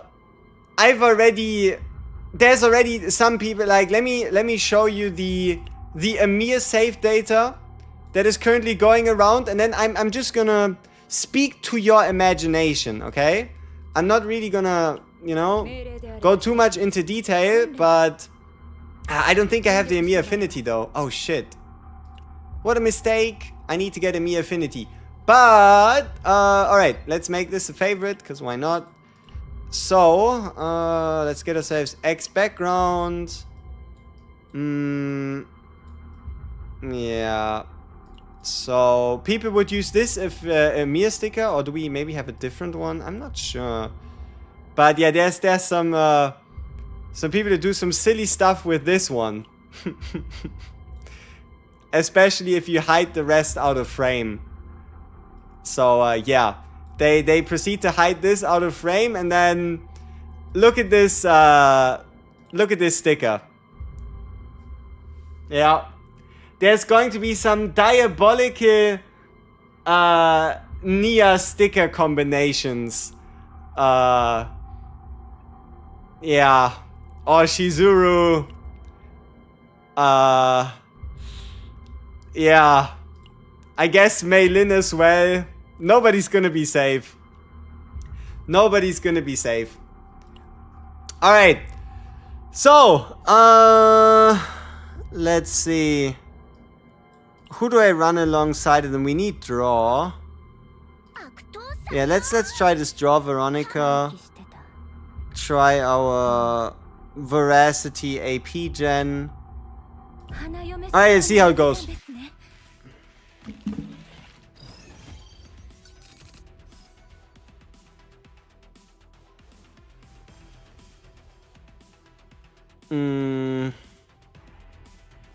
I mean, technically I would be fine doing this like turn 1 as like a setup turn.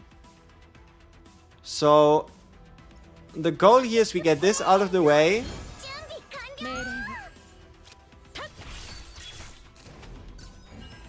And then we just pray that it cost reduces the Annihilation. There we go. So now Annihilation is permanently 0 cost.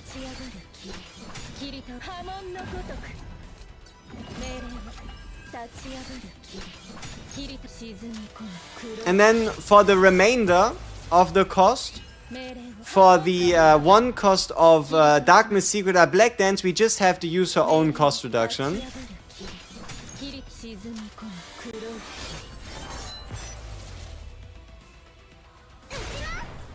Alright, we almost have that guy. Let's see. Okay, so gameplay would be like this. You play out Bottomless Hunger. Obviously, we make sure that we draw ourselves some other cards. Let's see. Mealtime is in the graveyard. Draw mealtime. I think it's in the graveyard. Yeah, so we should have gotten 3 morale. Here for the next 4 hits we get the cost reduction. We move the cards into our hand. We then reduce the cost of said cards. Because there isn't that many targets. And then yeah. Today I finally got NARJA after going to literally hard pity for her. 4 left for ultimate guarantee. I did drop a few pulls for Gaia, but is it worth to keep going? No. You don't have to go for Gaia, especially if you went very deep to get her in the first place. Alright, so let's get this upgrade card out of the way. Okay, sure, increased Ravage, increased morale. 1 draw. Ah, shit. No AP. Ah, there we go. We have ourselves 1 AP.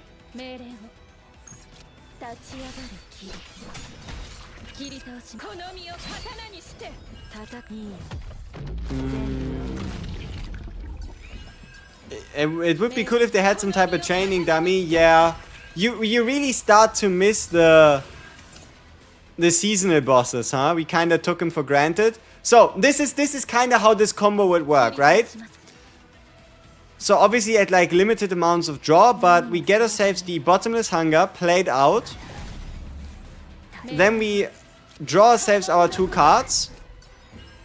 Then we can, let's say, we just cost attack here. And cost reduction. Now both are 0 cost, right? Both are 0 cost. So we can now play them out for nothing.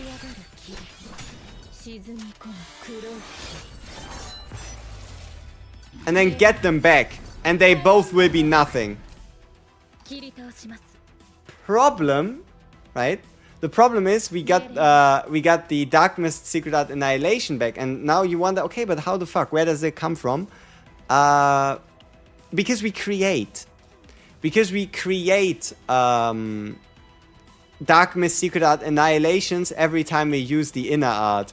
So that's why I kind of said that we could only really go for the 2-card version, right? Because it makes the combo less easy, less optimal, less whatever you want to come up with, right?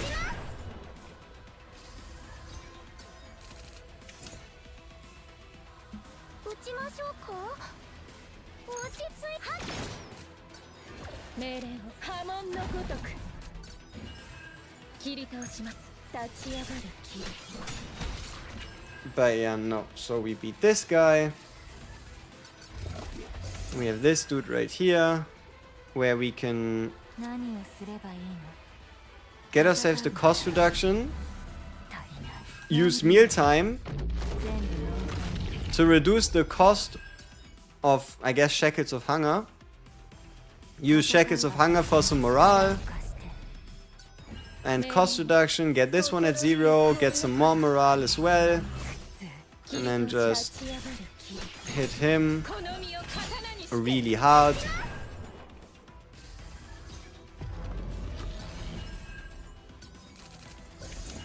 Yeah.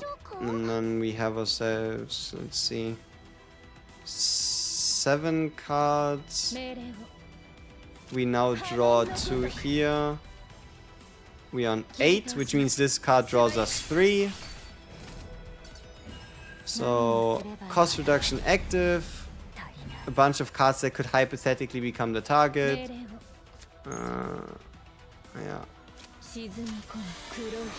You have to pull a Ray or Mika. I mean, you get Ray or Mika from the tutorial, and honestly, out of all the units available, Ray and Mika, in terms of Forsters, they really don't need them, right? They really don't need... we should have done the morale.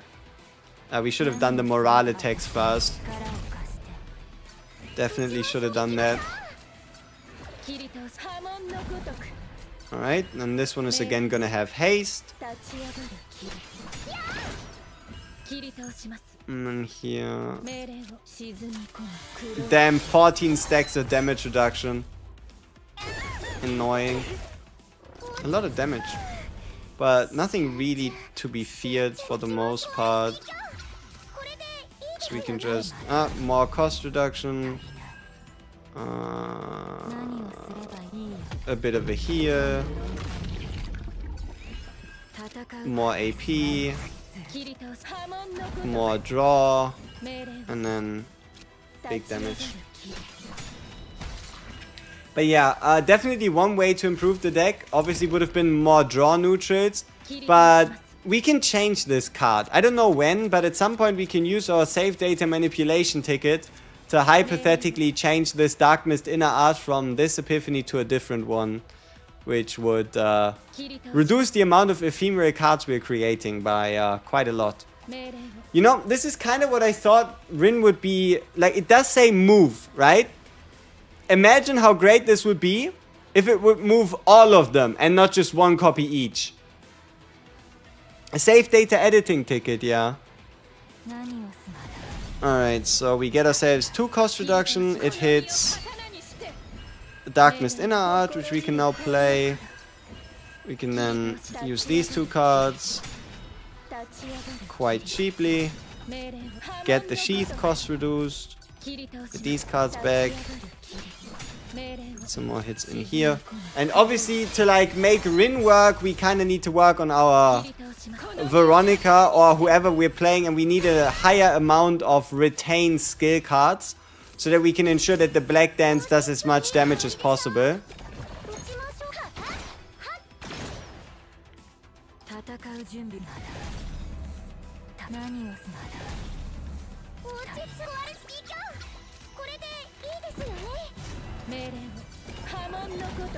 Okay, how many cards do we have in hand now? 8. Perfect. So we get the multi-hits in. We do the meal time.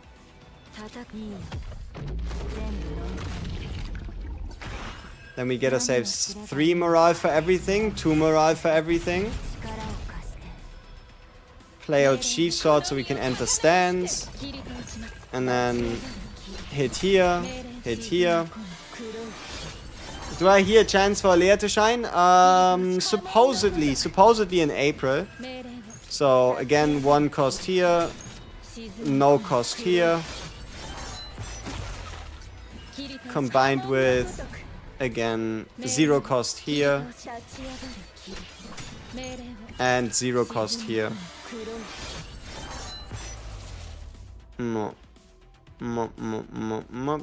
What else do we have? Gimme draw 1. What do we draw? Shackles of Hunger, which could have been even more morale, making every hit even stronger.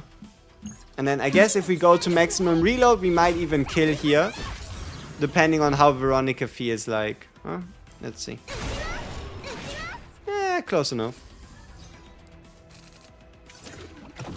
Yeah, obviously he makes himself invulnerable, which means this turn is kind of whatever.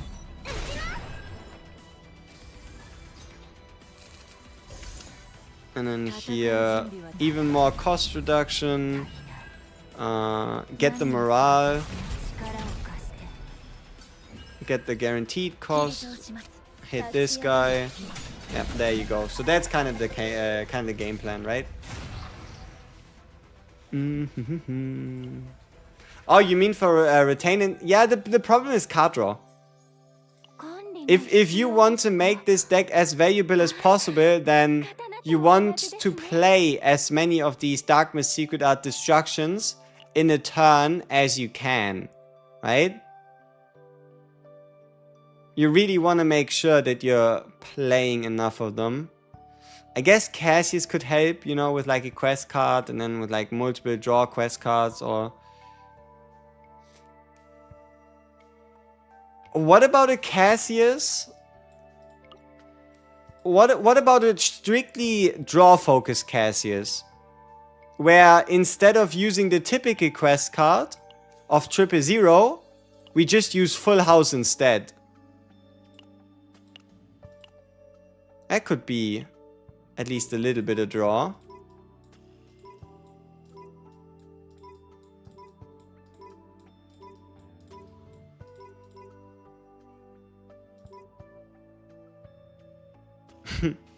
Could I run a Chaos again? I mean, we are going to do another Chaos run.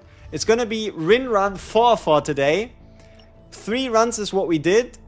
3 decks is what we got. And all of them were actually kind of useful. Let me go by date.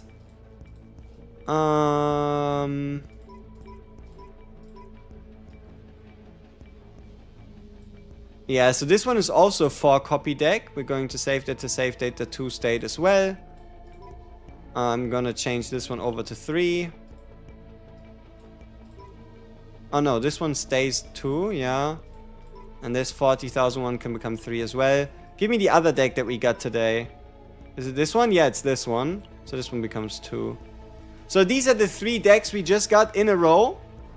We have, so this is the deck we just made, right? It's a 4 copy Darkness Secret Art Destruction. Only issue you could say is the inner art and the fact that we didn't make use of the save data space we had. This is a attempt at multi-draw RIN with double copy multi-draw, a draw 1 AP confiscation, a draw forbidden disposal ego, and a draw 2 belligerents, as well as also one of the strongest RIN cards in terms of raw damage, which is 432 by 50, as well as also the 50% damage state, and the 1 cost reduction to all RIN cards in hand, which allows us to afford these cards a lot easier. And getting to that card is pretty simple with the amount of card draw we have. So this is like card draw RIN. And then this RIN right here is... This one is a bit weird. So we have the 50% multiplier state, the double hit drawing slash, the forbidden fury, the confiscation, but 4 copies of a... I don't know, epiphany for RIN, right? 4 copies of a draw 1 attack card of this unit. So the problem here is that these cards can never draw into another Secret Art Destruction, making it very difficult for us to get all these cards together so that we can actually benefit from this.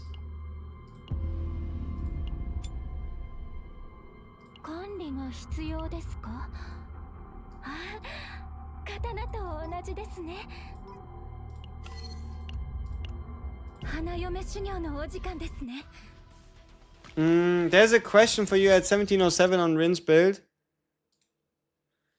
Where? There's a question at 1707. You know, if you want to show me something, this is how you do it, right? You just ping me on the Discord. Otherwise, too many messages, not enough things to find. What do we have here? 3 AP, triple copy, reorganize with 9 card count. That's a silly goose deck. Seems like a, I don't know, turn one defensive NARJA with the defense based damage, the 5 heals, the 2 resolve, the 2 morale, and then the 3 draw plus 1 AP. So yeah, if you want to show me something, use the ping function. Great for an Amir 1-turn kill. If you want to do Amir 1-turn kill, you want to do the shield. You need the shield version of Hunger. What the fuck is that ring? I couldn't tell you what it does from the top of my head, but I'd assume it's from Justice Planet. Yeah, it's kind of what I'd be going with. It's probably Justice Planet. I don't know.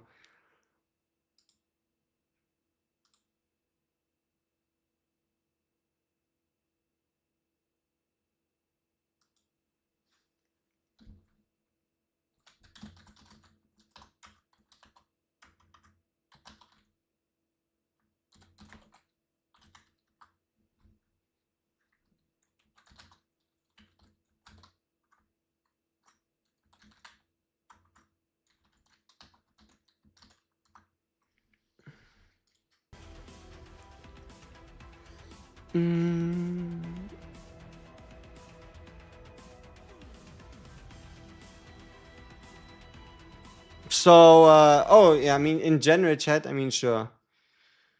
Let's see. Bing. Bang.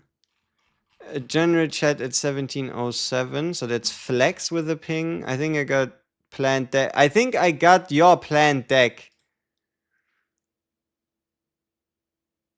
Almost. Almost. An additional copy of Darkmist Secret Art Destruction. And hypothetically, we don't need the cost reduction, but this is very close, very close. And then I guess here I'd like the Forbidden Portrait of Fury instead of Ecstasy of Violence, but it's very close. It's very close. All right, 1707, you said. On a good Britbin that I'm running, can you check this topic, please? Okay. Final choose on a god run, I need your opinion. Boss is done. I have the possibility to make another copy of Darkmist Secret Art Destruction. The problem is that right now you're 120 out of 150 and this copy should cost 50, so I exceed the cap by 20. Is it worth it to do it anyway, hoping that the game auto-inserts one basic back? Or are there too many risks? You could, the only thing you could lose is lose a divine. Doing the copy here,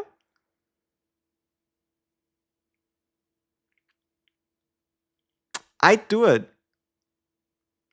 I'd probably say, fuck it, take the copy, and the most likely outcome is either A, you get a basic back, or B, okay, so there's 3 outcomes, right? They either take the complete copy away, which is whatever, you tried, they put a basic back in, or they just give you the card, making it 4 copies, but one of the cards is going to have the is not going to have the AP reduction. So I'd say do it, right? If you still struggle with that, do it. I have Gluttony plus 40% damage at the end of turn, 30% chance to exhaust 1 card. Oh, not too bad. So no marathon for O and AP build, fuck that. We're doing 1 more run of RIN and then I'm done, I'd say. Yeah. We're doing 1 more RIN run and then we RIN ran out of ideas. Do I need an additional card here? Not quite. Because I can just play this, draw 1 card. Perma cost reduce that card. I just called it a day.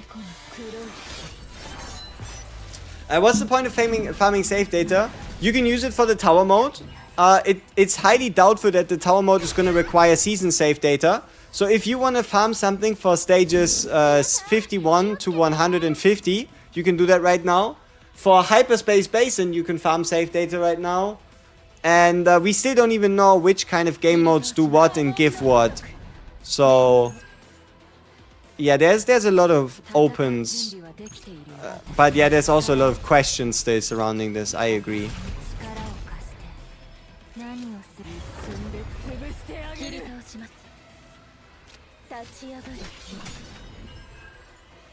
Oh shit, I should have done Sheaf Slot before this to get the double hit. Scaling Charon could be really nice, yeah. Okay, we get the hit here.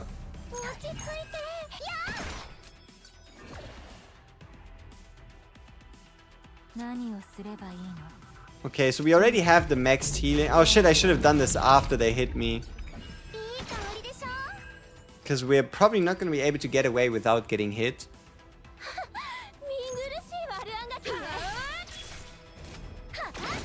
Yep, so we get rid of this card, so we have less cards to draw. Draw an additional RIN card. Yeah, now we just don't have enough draw. Like in the deck we have here, we just don't have enough ways to draw these fun cards of RIN that then draw more cards that then give them a damage bonus, right? We just don't have these cards. It takes us too long to get through our entire deck, I'd say.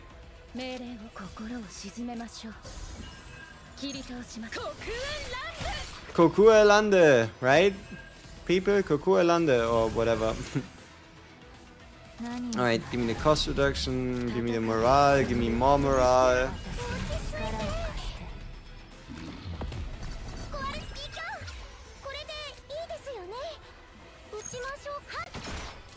One more draw. One more card draw, even more draw. Even more morale. No, I guess not. Potential here. And then damage. Damage. Damage. No. Pretty straightforward, just a bunch of damage.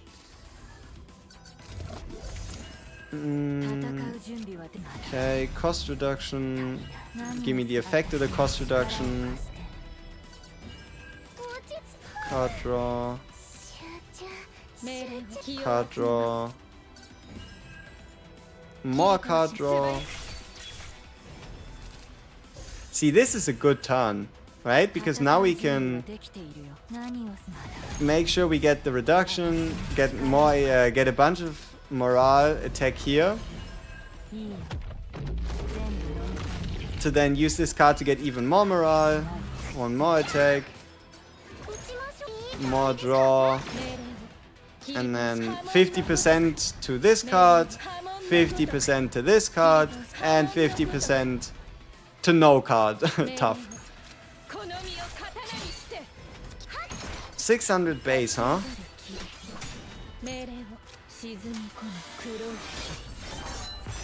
Unfortunately, no skill cards to really take advantage of our purple cards, so we probably should have played it a bit earlier. Coconut lumber. Yep, close enough, close enough. Okay, so cost reduction active, one hit for the morale and the reduction on Kowalski. Use Kowalski, draw 2.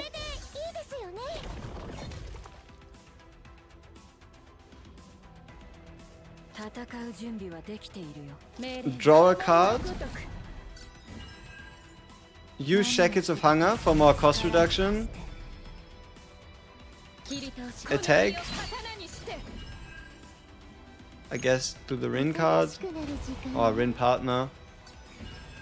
Do some damage. Who's the next limited? Nobody knows. Nobody knows. I mean, we still have to do one really deadly RIN grind run. Because we have one more. The game decided to give us tier 14 lab 0. And I don't really feel like skipping out on that one.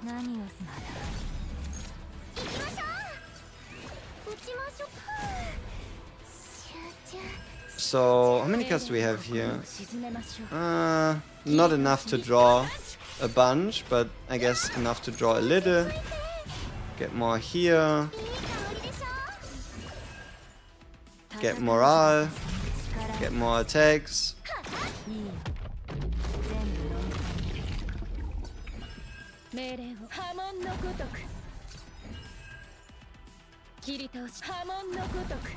Probably activate this before we do the morale, because otherwise it's just a 2-hitter. Then do the morale. And then just...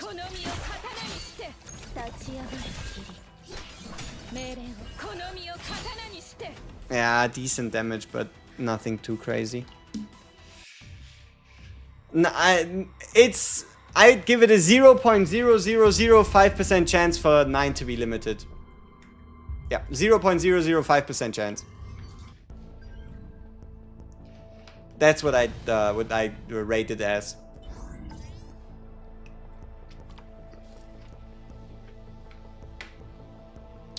Whew. Okay, one final run. Tier 14, maximum save data. We're obviously gonna buy the food.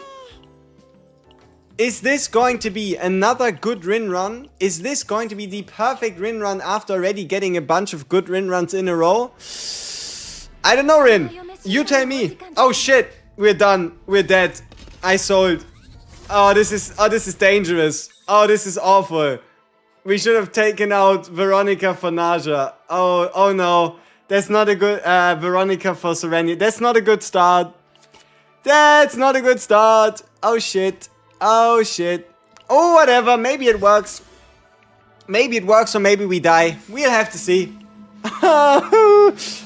Uh-oh. We are in danger. Will there be a dedicated RIN vid? Yes, there will be. But I preferably get the deck I'm looking for before doing said video. Okay, this is going to be true chaos. This is going to be true chaos. Raw, unfiltered violence.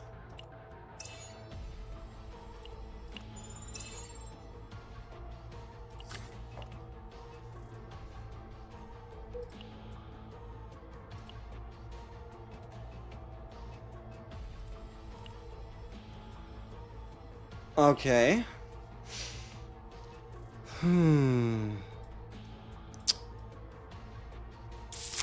Alright, how do we get the most question marks? Not a lot. So we do one here, fight there, one there, up here. Because if we go over here, we cannot make our way up to the question mark. And I don't like campfires. Alright. Why did he look like that? It didn't look normal. Ah, whatever. Bye-bye.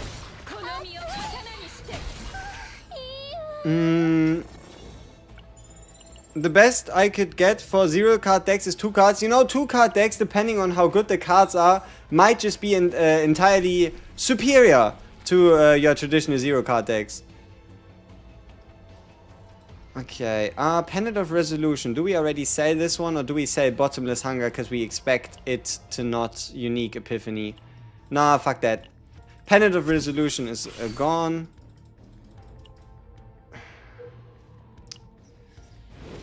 Oi, oi, oi, oi, oi. Serenia could solo them easy, yes, but with the current modifiers we have going at negative 50% HP, 40% increased, 40% increased for the enemies, it's not looking too good. It really ain't looking too good.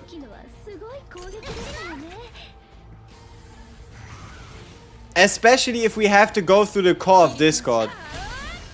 Cannot rest? Oh shit, yeah, cannot rest as well, but at least we have NARJA for the healing. No, I'm more worried that we're just gonna get one tap, one shot, one clap. That's kind of what I'm scared of. Yeah, we don't have a lot of health. I know, I know. Not a lot to play around with. At least we seem to be getting our RIN epiphanies a little earlier this time.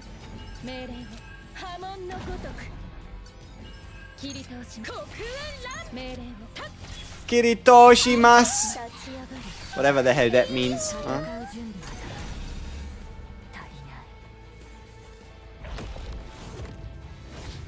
Alright.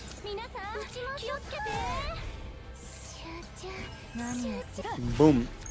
Bang. Which character is best for AoE enemies? Lucas, Serenial, Ryuki, and Selena are the only characters I truly consider as AoE units. Unless you maybe build like a giant Ballista Veronica, but yeah, that's not as awesome. It's a mix. It's going to be, thanks to Serenial, a very cost-effective card spam RIN that just does a lot of damage, right? That's the goal here.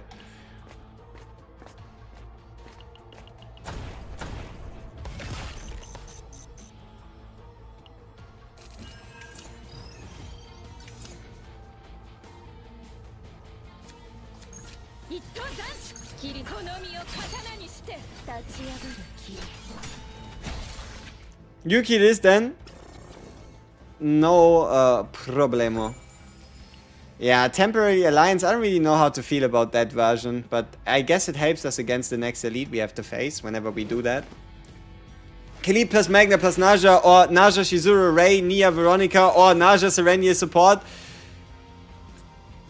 NARJA, Serenial, whoever you want to play, is by far going to be the strongest, and it doesn't even have to be a support. You could run Serenial, NARJA, RIN, Serenial, NARJA, Shizuru, Serenial, NARJA, Kalib, Serenial, NARJA, whatever you want, right? Like the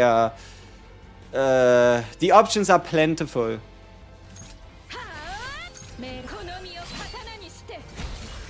RIN is bringing her A game at least in terms of damage. Okay, we're locked in.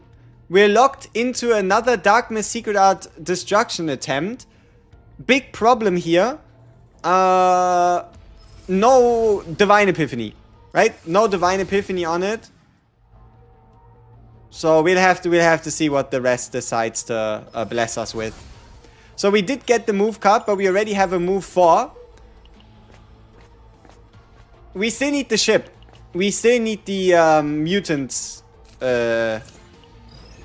Mutant sample, right? We still need the mutant sample if possible. But no, move card is already a good sign because it is rather easy. It is rather easy to make a move card deck happy in terms of cards that you want to bring alongside of it.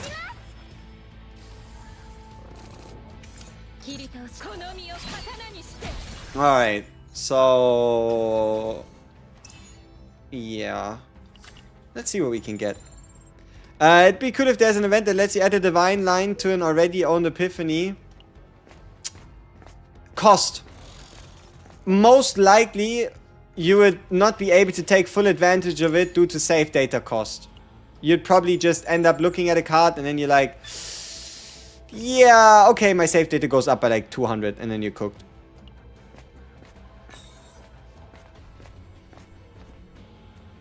You managed to do a move card yesterday, but got all the basics back to the deck. The usual. Hey, Portrait of Fury. Okay. Okay. Reminds me a bit of last run. Reminds me a bit of last run. We have to go. We have to go into the Core of Discord. Now, give me the choose your selection. I mean, is this still a divine card? It's not, it's credits. Okay, okay. We might be a bit behind in terms of epiphanies.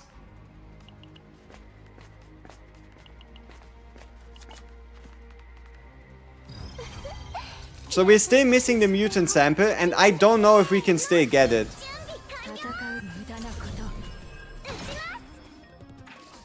I just lost the deck by deleting corrupted memory. Is there a way to prevent that when you're 0 out of 4? Why did they get corrupted in the first place? They were fine at the end of the run.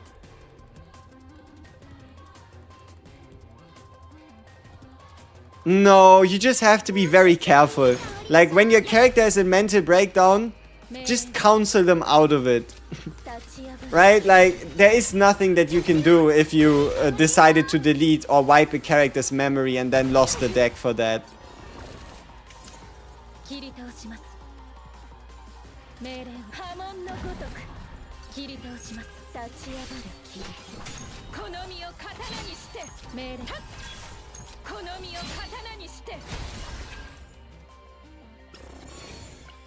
Okay, Heart of the Jewel. Nothing much we can do with that one.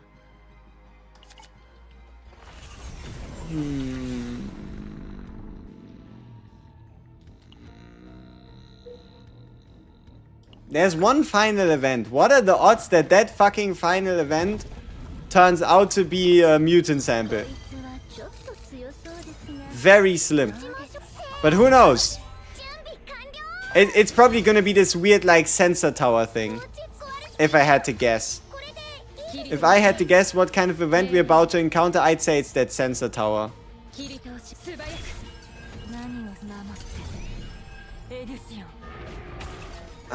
Would I make like a deck build rating stream? Hypothetically I could, and it looks like there's not too much to do until the end of season 1 in terms of like extra content that comes in.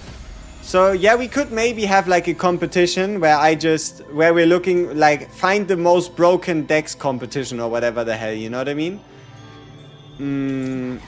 So yeah, we could potentially do something like that. Would just be me having us having a look at a bunch of decks and then rating those. You know, maybe. Use Krista, you noob. You mean for the guy that had to like delete save data? Yep, the 30 crystals is definitely a worthy investment instead of losing a deck. I agree. Your weak R decks could never. True, true, true.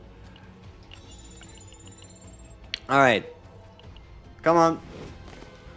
Oh, also, we haven't seen the draw 2 Epiphany today a single time in any of our 4 runs. So, that happened as well. This one's dangerous. Kill him! There we go, Rin. Good job. 2100 damage. Ult straight out of the gate.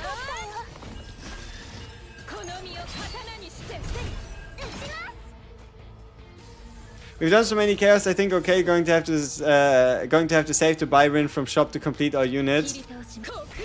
How would you be able to buy Rin from shop? Now this is what I'm really interested in. Wait till I pull out the double divine, hoping there's a Solarian deck with 1 AP and 2 vulnerable. It's not real, but I wish it were. That'd be utterly disgusting. Can you buy a character? Nope. You can buy dupes. And I guess you could buy yourself into one of the standard 10 buy or just earn by doing enough summons to get the 300 selector. Okay, mutant sample. Ugh. Okay, so it's the credit version. So it could have actually been the mutant sample, but it turned out to be the credit variant of it. What can you do? What can you do? Alright, our copy odds are very bad right now. Like, we want to hit the move card, and there is 3 on NARJA, 1 on Veronica, and 2 others on RIN. So it's a 1 in 6. That's... It could be better. I'm kind of tempted to buy Confiscation early, but I know it would come and bite me in the ass, so we're not doing that.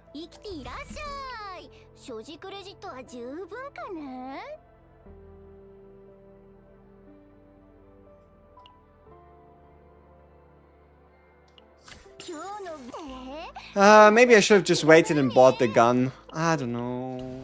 I don't know. Alright. Epiphany or new card? New card, but unique, right? Yeah, unique, so it doesn't matter.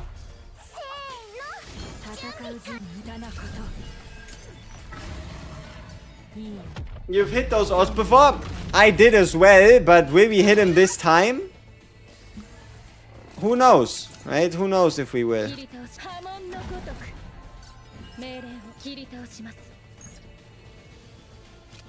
Oh shit, nope, nope, nope, nope, nope, nope. I'm not doing that. I'm not playing with... Ah, but if we don't use that, how are we dealing damage? Yeah, we'll figure it out. We'll figure it out, surely. It's not like the enemy has like 14,000 health and hits like a truck because of our card multipliers. No way. Unique, unique, unique, unique. Ah! But this is really good. This is one of the best voluntary controls you can get. Neutral Epiphany with morale and a draw? I mean, oh my.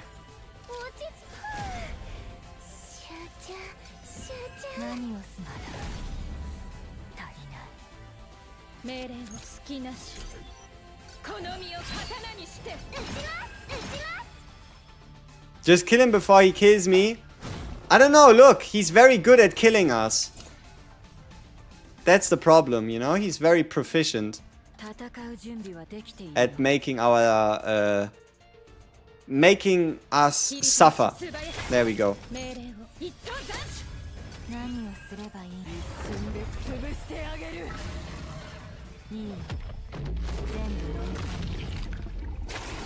Hey, we're back to full health. Like nothing happened.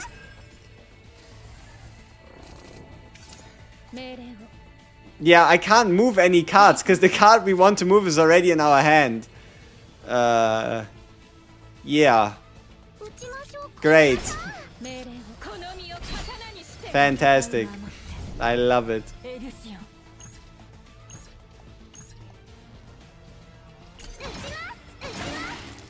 We should have risked it. We could have potentially killed him with like a Veronica ult. Okay, give me the morale, give me the draw. Give me the cost reduction, sure. That's a big heal, which is nice, which means we can hit him. No crit? Okay, perfect. And then, yeah, we should be fine. We should be fine. Okay, do we hit the copy target or is this where we stop? Because if we do not get the move card, there is no point.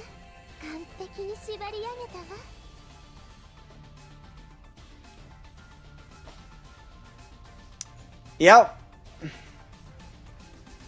Yep. Tis what it is. It is what it is. What can you do? They even gave us dopamine injector so we wouldn't have to buy it. Hey, who knows? Maybe the gear blesses us instead.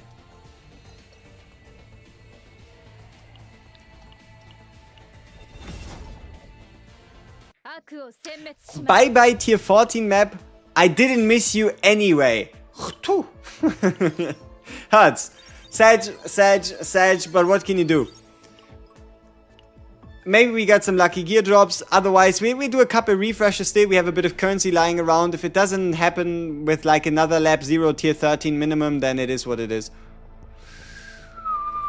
Crit damage, crit damage, crit damage, crit damage, crit damage, crit damage, crit damage, crit damage, crit damage. No!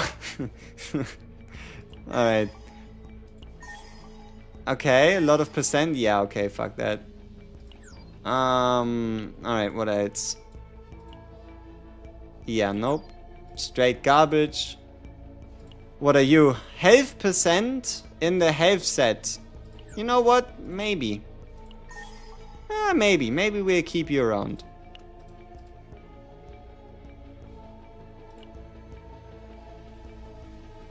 No.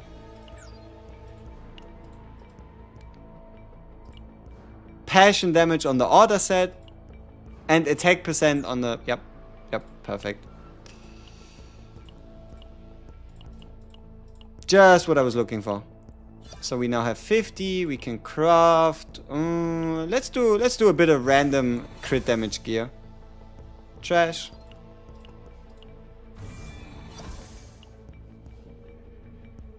Could be something.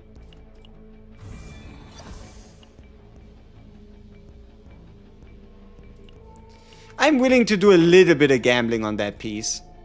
Give me crit chance. Alright. See you later. Okay, here what we need is crit damage roll. Nope.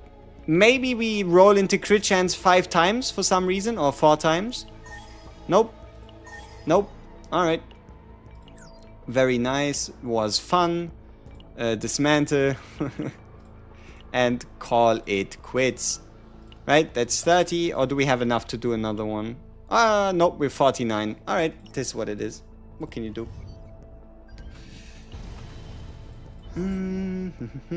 Alright. One merge.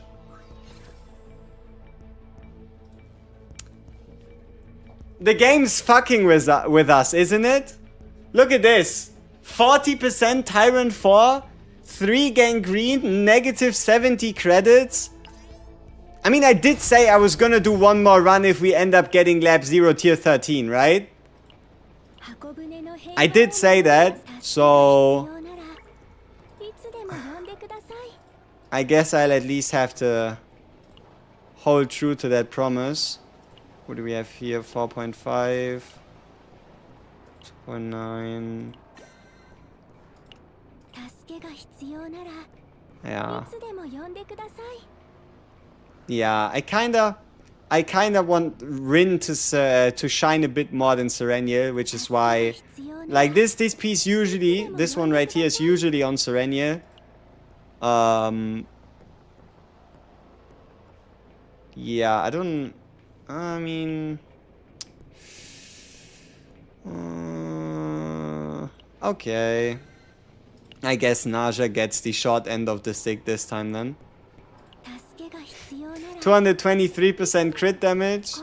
211. 151? Why didn't that not swap out? Why did it like just remove? Silly. Silly. Yeah. And here we have 180. 180, 220, 210. With food, 230, 220, 190. Okay. Serenia, can you turn this run around? Can you give us the perfect RIN deck?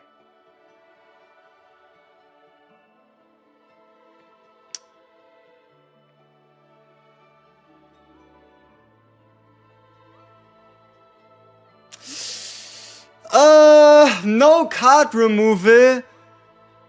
No card removal. Tough. Makes every RNG copy selection even less likely. Like, we are already trying to defy the odds.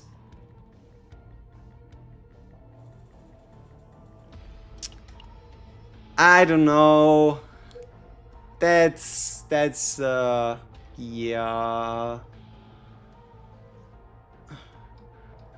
At least the pathing down here is good. Okay, whatever. Come on. Run number 5. Run number 5. Everything will be different. It will be as God divined it. And it shall be the best run ever.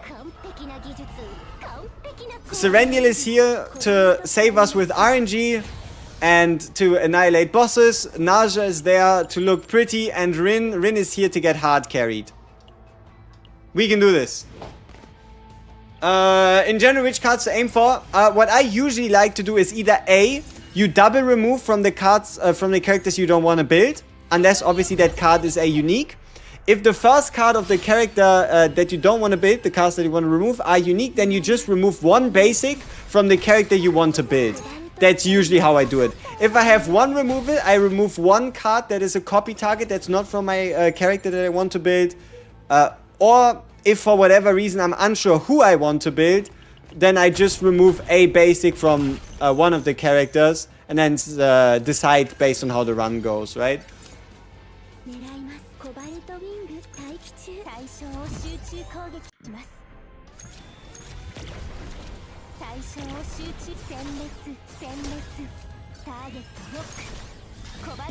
Where are my Rin Epiphanies? Why is Rin a dream team? Can you say I just got Rin level 1? Because Bottomless Hunger is absolutely amazing. The Bottomless Hunger card from NARJA is absolutely amazing for Rin. Period. Yeah, it just...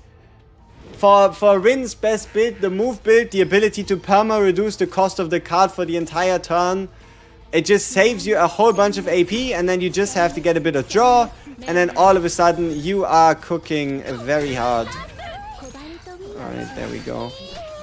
Yeah, we shouldn't have any problem doing damage this time around. Oh yeah, okay, what is this? This is double question mark. This is double question mark as well, so we might as well stay with the shop. I don't know. I'd prefer if we can get the removal cards. Like, obviously we don't need it, but it would definitely help.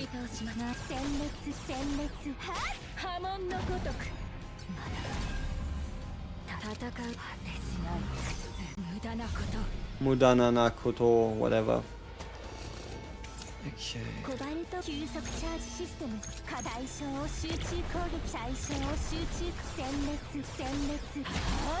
Nice. Alright. Oh, Divine.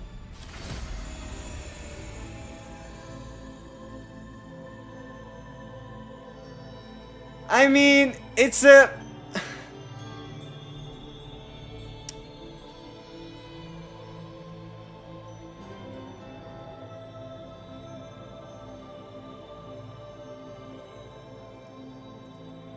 It's an interesting divine, but it's nothing I would really like to pay 20 save data points for. It is multiplicative. It turns out to be a good card. But what would I do? Would I make this card the entire focus of my deck? The one, you know where it would have been better? On any of the 420% epiphanies, right? Drawing Slash has two 420% epiphanies. One of them is can only be used if in Dark Mist stands. And the other one of them is 2 cost plus 50%. On those, this would have been even more impactful. The 30% divine increase. Okay, what do we get rid of?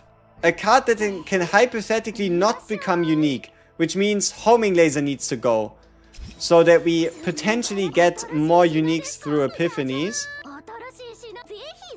Zehi Zehi!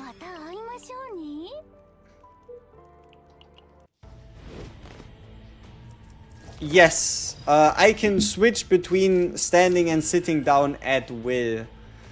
That is the option. Oh, and also, we're not really using a mouse. We're not really using a mouse. We're doing whatever we can to include as many unnecessary accessories in in playing Chaos Hero Nightmare as hypothetically possible. Okay, what's this? 2 morale, repeat, decrease shield. We're probably gonna sell this one. Not unique. You remember Spiral Tower level 30? The boss was reflecting all the damage. How the fuck can you counter it? More hits, less hits, more damage. I think. Might just be your solution. More hits, more damage. No, less hits, more damage. Now we just need an eye tracker.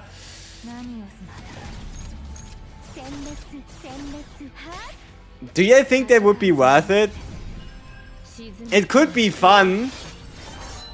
Should I get myself an eye tracker just for nothing so you'd see where I'm looking when I'm playing Chaos?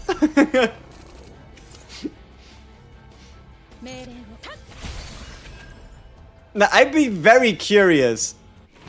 Oh! Oh, is it another move run? Why couldn't the 1 AP or 1 draw would have gone onto the move? But okay, whatever. We're looking at Serenia just like the... You know, some of those looks might just be a little outrageous in terms of where does he look when he doesn't click. But, okay, I mean, sure. Let's see.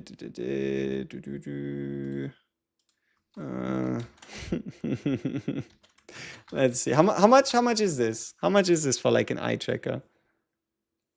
Wearable eye tracker. That sounds like ass.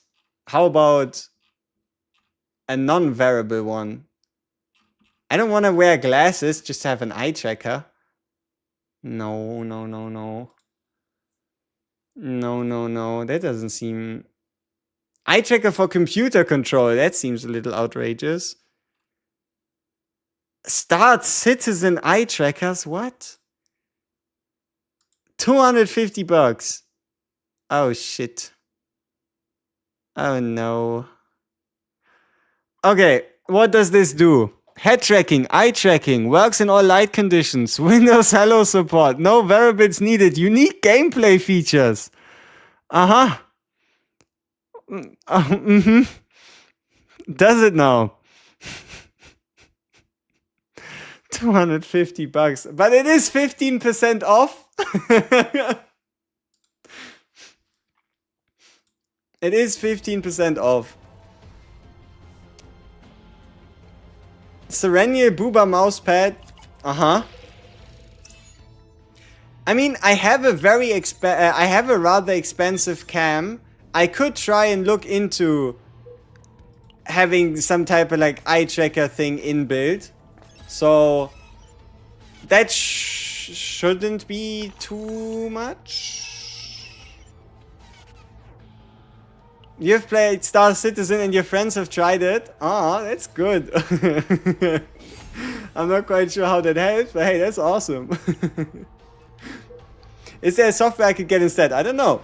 Does anybody use Maribel? Maribel usage currently is in the minority due to the way the game shaped itself out to be in terms of what did you need, right? With, for example, Hyperspace Basin being turn focused rather than just survivability focused. Though you should see an increase in Maribel pick rate, build rate, use rate, now that we have something like the tower mode that clearly goes a bit more in favor of a defensive or defense damage focused playstyle. So yeah, Maribel builds should now come out to be a bit more. The 25k nuke Maribel says otherwise. If you're referring to that one Cosmic video, the video that Cosmic made, it's like what, you wait 11 turns to build metallization on Emir to then get yourself a 3000 shield. I feel like that's probably a better way to do that. But no, what I've seen or what we've seen quite a while ago was a Nia Cassius with the headpiece. So Nia Cassius with the headpiece that gives you shield on draw, and then you just draw like 100 times on both Nia and Cassius, and then generate yourself a big shield, and then use that shield to further boost the damage of Maribel, right? Alright, we can choose our own Divine. Why not? If this Dark Mist Secret Art Annihilation Divine is outrageously good, maybe. Let's see what we get.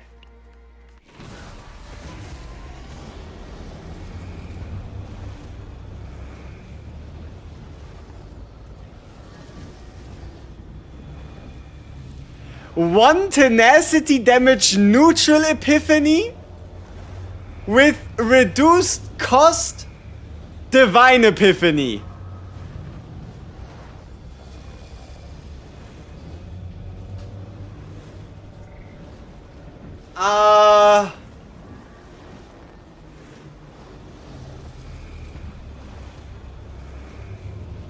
It's certainly an interesting card.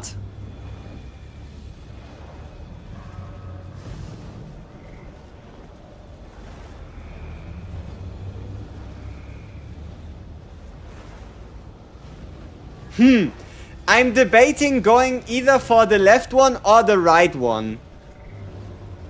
No, I don't know.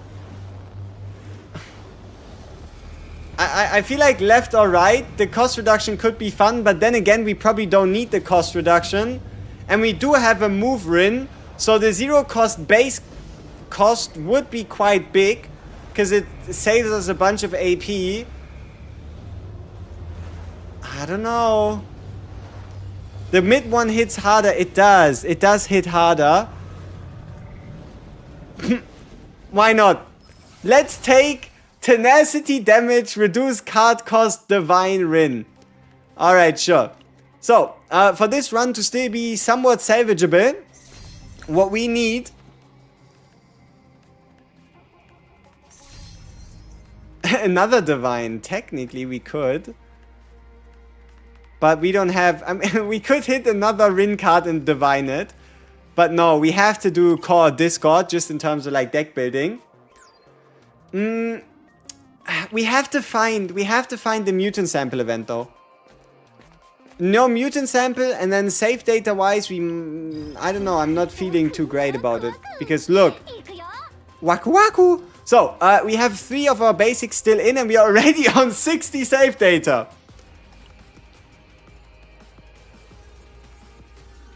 Because obviously Gesture of Freedom is here, but it also needs to go there. Meaning, if we do our copies, that's an additional 40. So then we are on 100, which means we can only remove 2 base. Yeah, no, we desperately need the power of mutant sample. If we want any amount of freedom.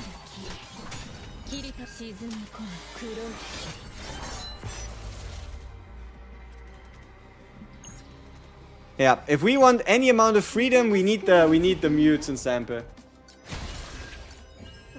Otherwise, there really ain't much we can do.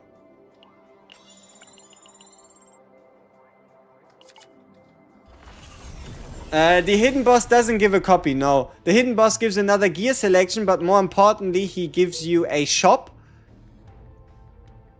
What are the odds that this is a mutant sample? Yeah, thank you for nothing, Ron. Alright, so, no, you get a shop where you can sell one more card, where you can buy some more neutral cards, and also 2 more fights where you can potentially get some more epiphanies.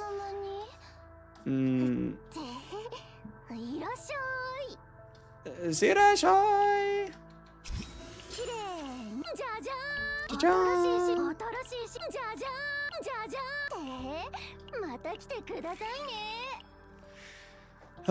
We'll see. If the copy event goes okay, we might just do something. Unique? Unique? Ah, shit. It's gonna be a tough copy event. Too many cards.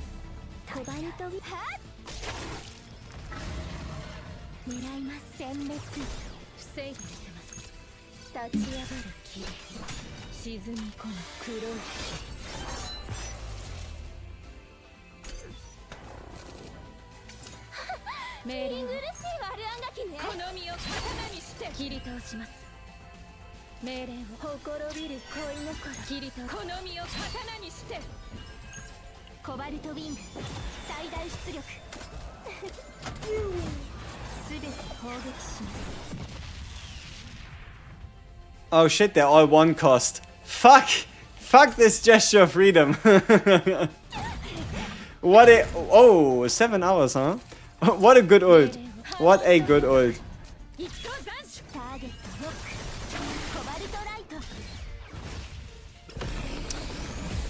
Okay, copy event. Is there any hope left? Nope, it's over. Just like the last run, this one ended at pretty much the same space. A questionable deck without a real game plan. Oh, nothing much to do. No. Questionable deck and no copy choices. Tis what it is.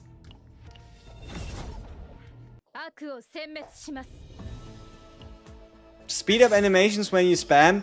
It's already sped up enough. Like, even if I'm still clicking or whatever, it's fast enough, honestly. It really is. Okay, 1 more free refresh is I think what we have in us.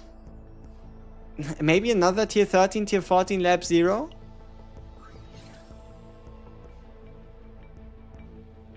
It's a blue pot run. It's a horrible, horrible blue pot run.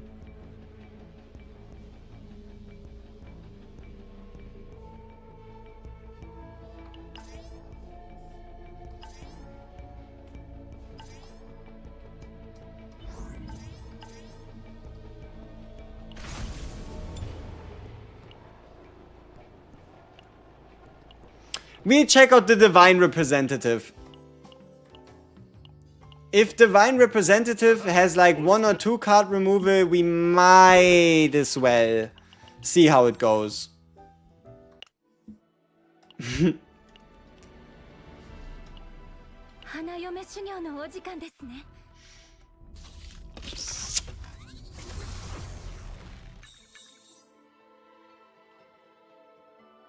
Okay, remove 2.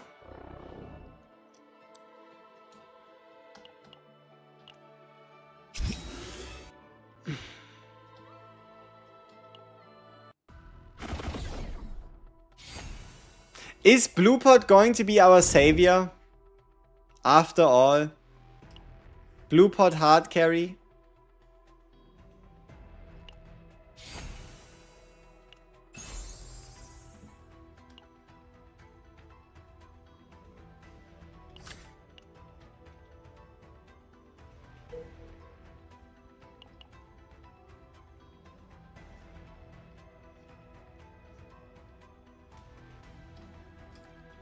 Okay, 1, 2, 3, 4.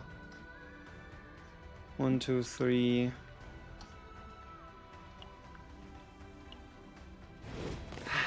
Rupert Boss is a hobby design find? No. It's just the only really difficult one, you could say. Because you have to read.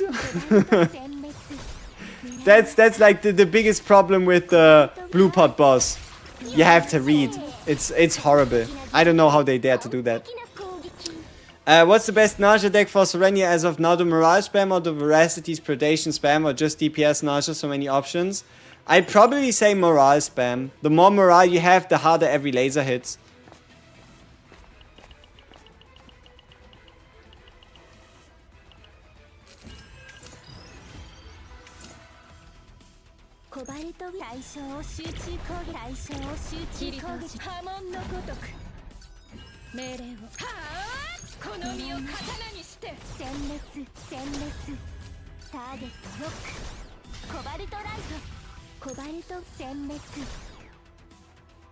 Nine HP, huh?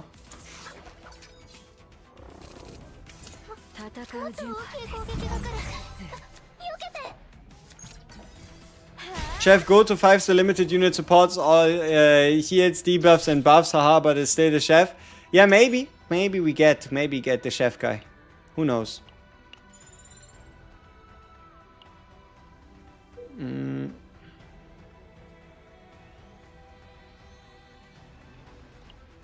What do you mean just read? You skip turn 1 with Vero and it's cooked if you get broken on 1 unit?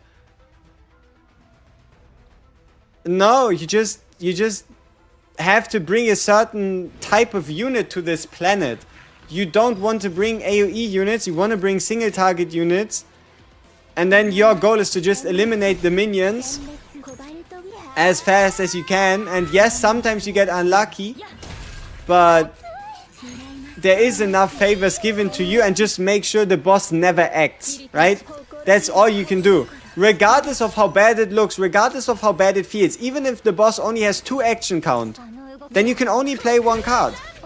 And then you only play 1 card. You never want the boss to act. Never. It's not worth it. Because he's going to smack you with 1 attack and then instantly get another attack ready that he'll use right after. That, yeah, that sends you packing.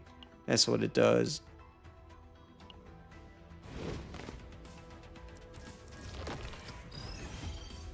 Mail's not ended until 2050. True. Unique! Yay!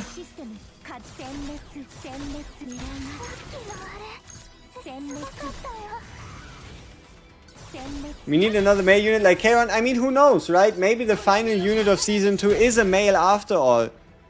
Or maybe we get a male unit from like Stark through like Free-Run collab. Who knows, right? No, I don't need to school nobody. We did that 3 times over the last few days. I think it would be fun. Oh, alright, sure. You wanna fight me? I'll fight you then.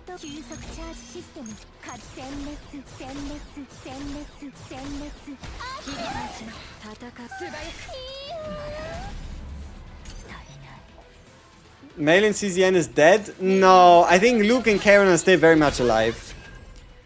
Is Bottomless Hunger or Shackles of Hunger a better copy for NARJA? I just feel like Shackles feels pretty good with Draw and Bottomless. I don't know, feels kind of weak, but it could be just me. Shackles with Draw. I mean, if you get a Divine Epiphany that gives you Draw on Shackles, sure. But you could also just say, why don't you just get a Draw Epiphany on Bottomless then? Right? And then just duplicate the Bottomless with Draw Epiphany. You still believe in the Cowboy Bebop collab? It would just fit too dang well. Yeah, but is the IP itself looking to collaborate with anyone? right? Like do they stand to gain anything? Is there like a remake in order? Is there a new season? Is there any benefit that they can reap outside of just the monetary split they get from the game? Right? Like obviously with like let's say free run, you have the new free run season coming up or now running, where them collabing just makes a bit more sense due to them also wanting to promote the season to some degree.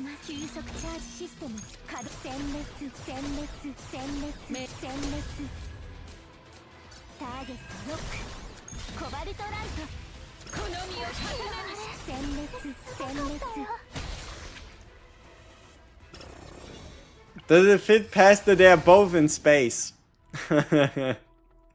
Maybe it does.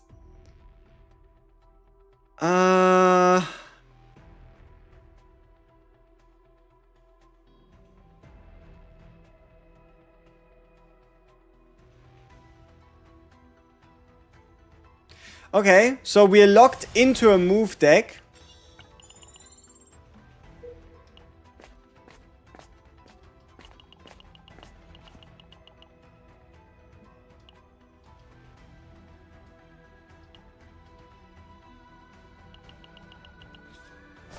These rats.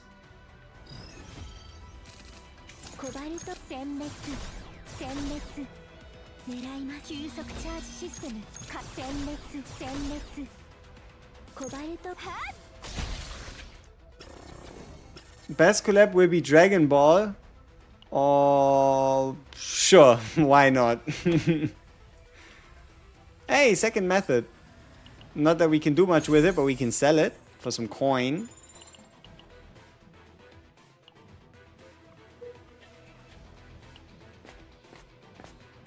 Equipment is going to be very dire though.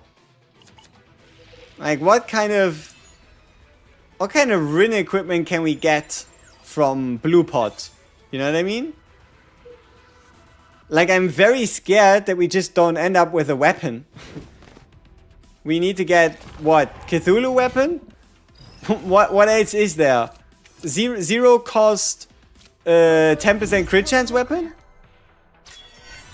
You know, that wouldn't even be super bad. Yeah, I guess that might just be our next best option. Unique? Unique, there we go.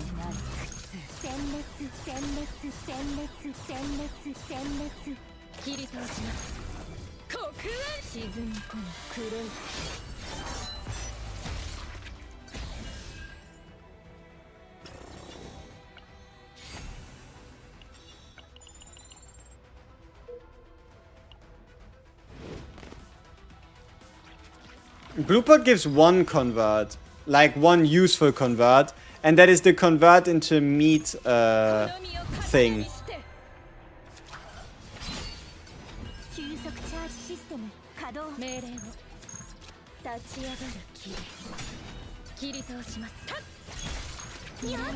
Kirito shimasu.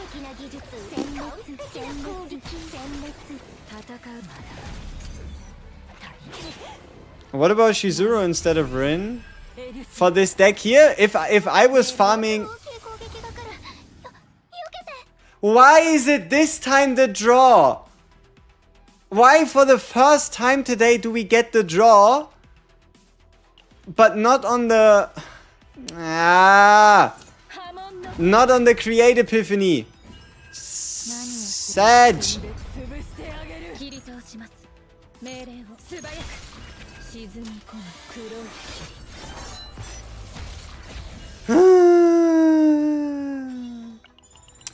Yeah, maybe they'll just do a Guilty Gear collab. Who knows?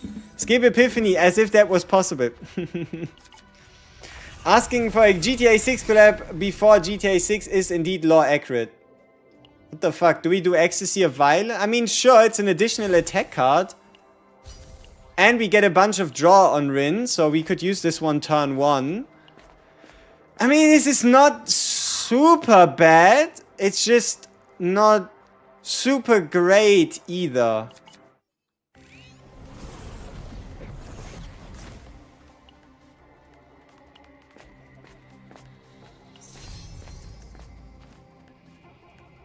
Maybe a really, really, really funky divine. Not quite sure what we'd be looking for.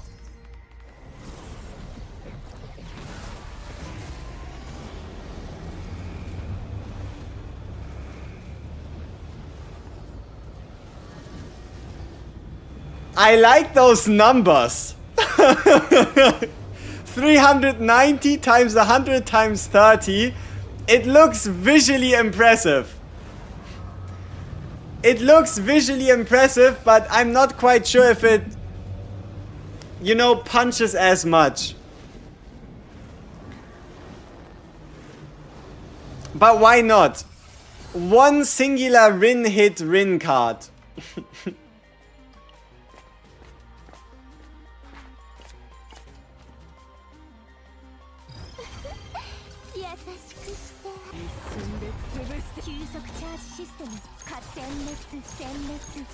So this card does what? 780% if we're in stance?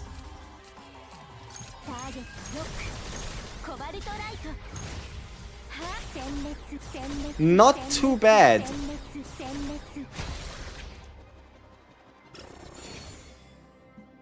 Now how about...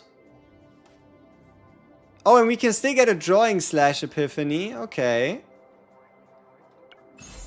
Ribcage.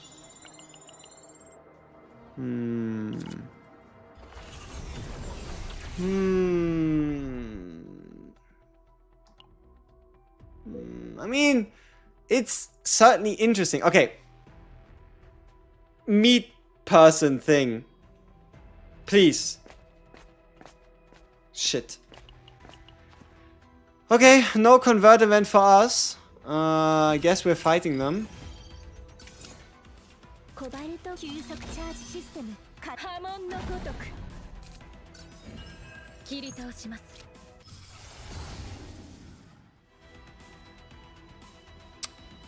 Hmm. 420% can be used, 30% for in hand, or 50% if in stance at 216 base.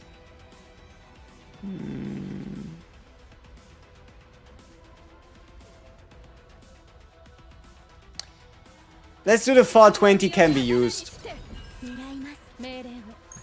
Yeah. Well.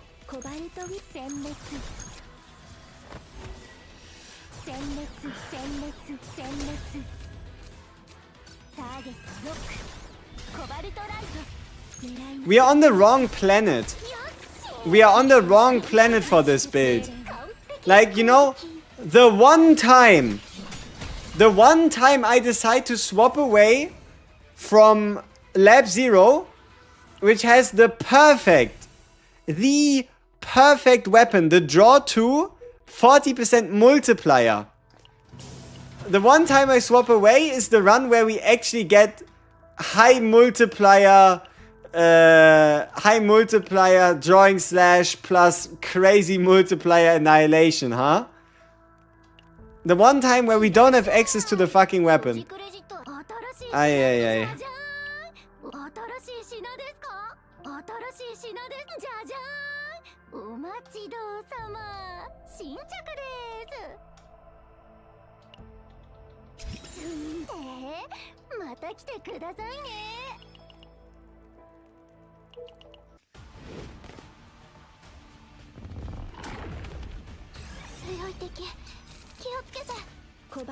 Unique? No unique.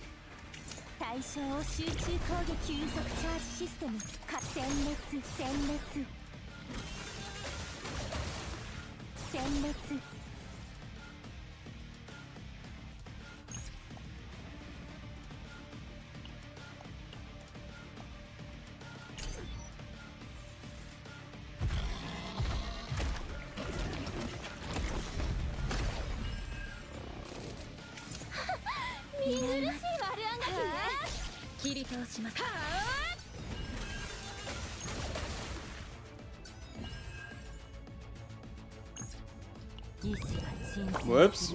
Did I tap the right guy? Okay, we did. Nice.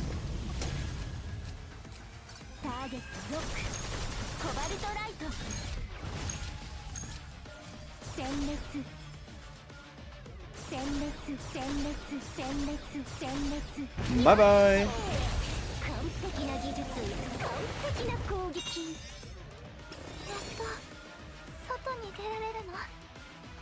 And run over.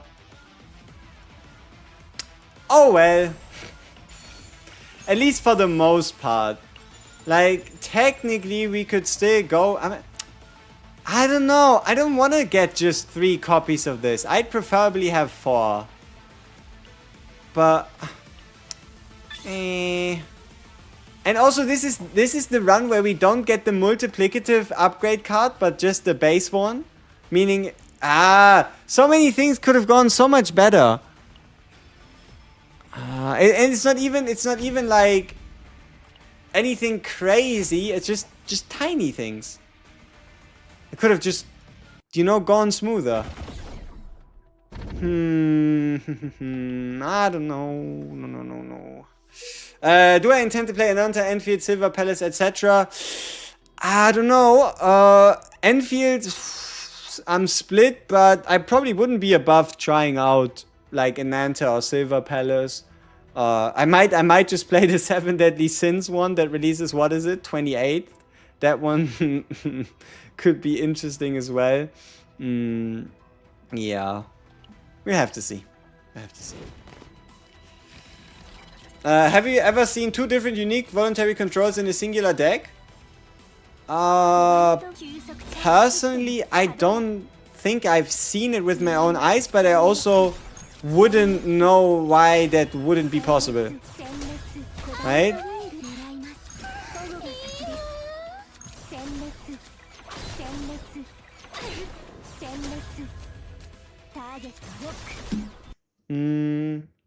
Does anybody here have a double Serenial unique?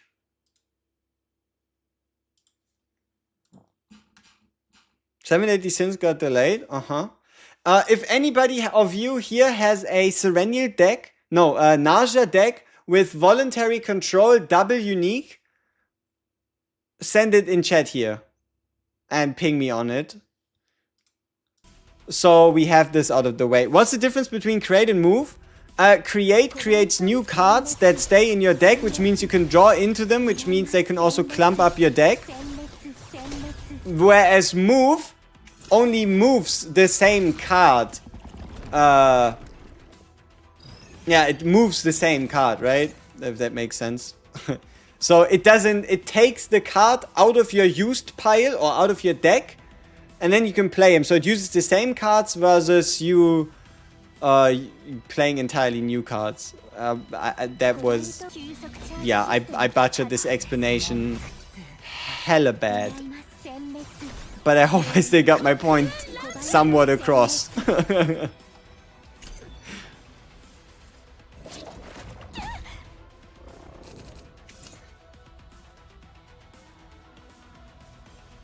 Mm. 3 unusable cards, how cute.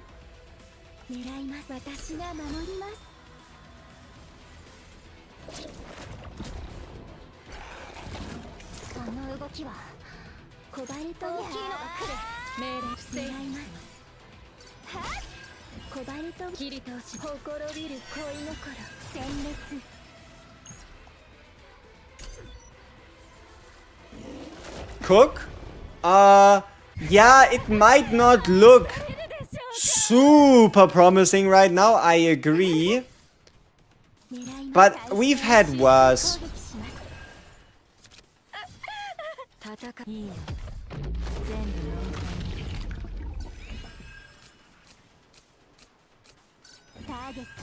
Especially because Serenia is just here to save the day, you know?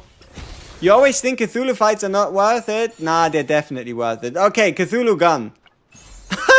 How are we getting the Cthulhu gun so often today? Like, what? That's the second time.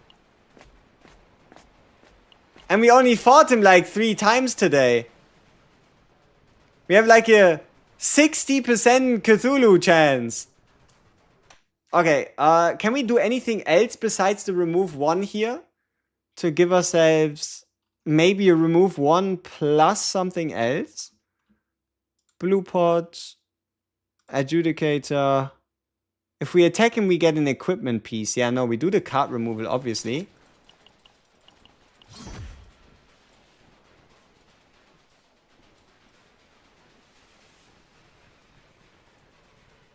Okay, all of these could Epiphany unique.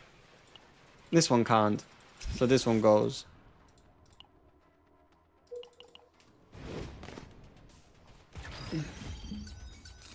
You will never get two uniques of the same card? No, no, no, no, no. Same card, but different uniques. Right? It's not two uniques of the same card that are the same unique. It's two different uniques of the same card.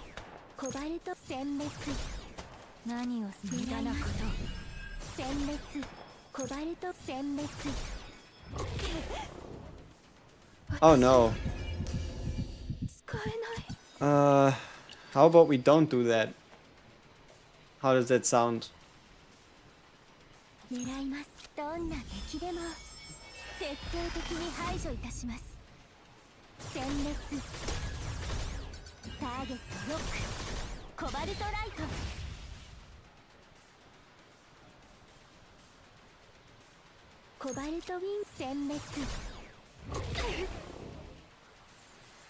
Huh. Hit somebody else. Okay.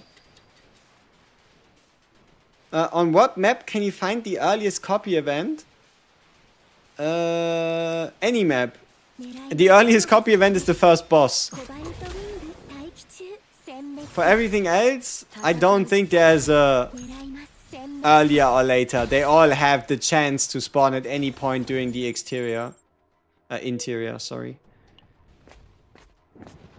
But they usually happen after the waypoint. Not entirely sure if they can happen before it at all, but they usually happen after the waypoint. Executioner's Edge wouldn't have been a bad weapon as well. Like, Executioner's Edge itself is a decent weapon.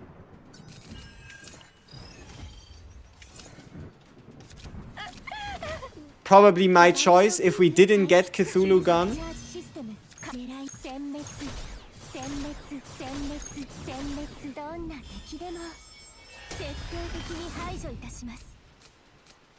Spawn a little. See? Then it's a little before. How about that? So you get the earliest copy event on every planet that's not Lab 0 by saving yourself what? A stage or two? Alright. Get me out of breakdown, please. Otherwise my characters are gonna do break dance instead of breakdown.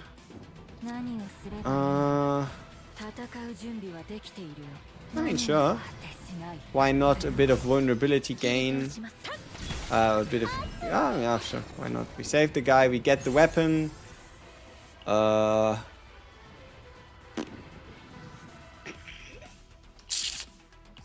Might just make our fight against the boss a little easier.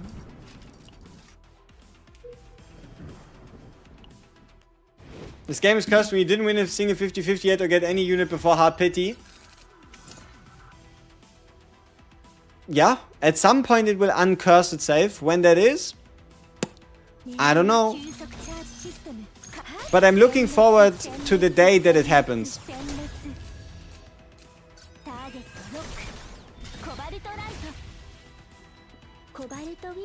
Yeah, no. Boom. Yeah, big ouch. Tiny heal. Tiny heal. Some damage. And that's what it is.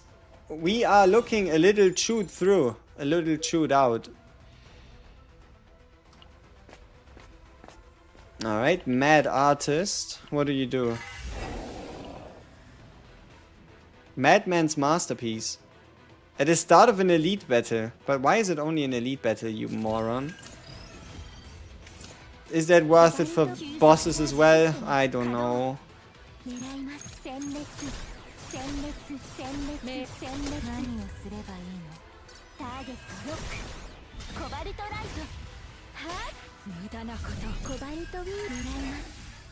Bomber Frog. Yes. Bomber Frog. Okay, we have this out of the way. Stupid Bomber Frog is indeed the way I'd describe him. Okay, we did the fight. Now we can heal ourselves a little. I think we're not bad from resting. We have some really stupid multipliers. Yeah, 40% damage, 50% credit, 50% max HP decrease. Ay. Altar of Discord, Sacrifice, a Miracle, Ritual Dagger. When an enemy is defeated, attack card damage weapon.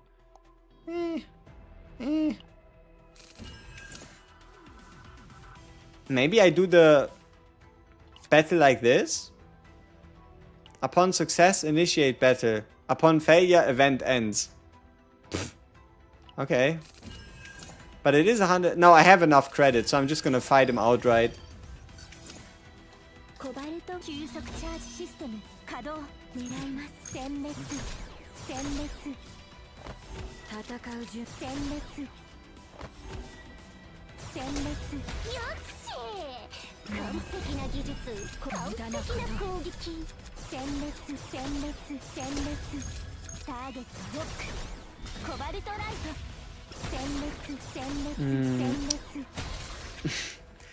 Ay. Please save me.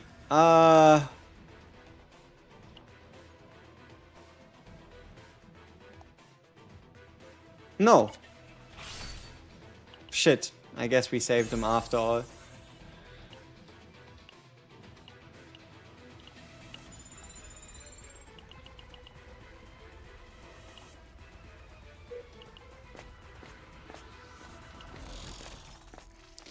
Yep, Serenia is here to make us proud, to help us through this tough time where nothing really went in our favor that much as of yet. Yeah, we still have to see. I don't even, at this point, I don't even know what I'm looking for. But, yeah. Okay, so we probably want an Amorphous Cube. Yep, to get this one off our list.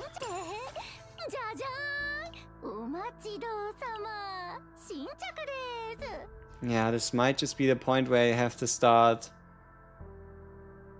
getting rid of some basics already, because we don't have an additional event. Belligerents. We only have 2 more shops. It's very risky. But I don't care. At least our copy event is guaranteed. Yeah. And we can't even get the forbidden card, yeah. Yeah, honestly, Lab 0 is significantly more worth it to be played than Blue Pot at the moment. In terms of like what kind of items you can find, what these items can do for you, how these items synergize with like the characters that are currently popular or that are currently like combo-wise useful. The terms of neutral cards you can find, and how useful they can be in interaction as well with the standard neutral cards. Yeah, the only problem obviously is the copy event. The only problem is the copy event.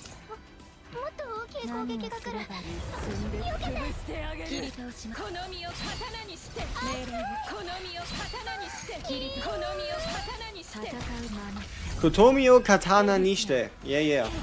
That's the way it goes. Okay, unique. Unique, there we go. Okay, so 1 less copy target.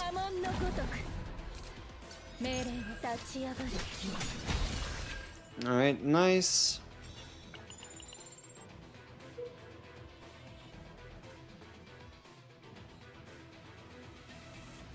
Up or down? 1 or 2? What do you think? We need a copy event? And that's all we need. We need a copy event. The rest is unimportant. Up or down? Or 1, 2. 1, 2.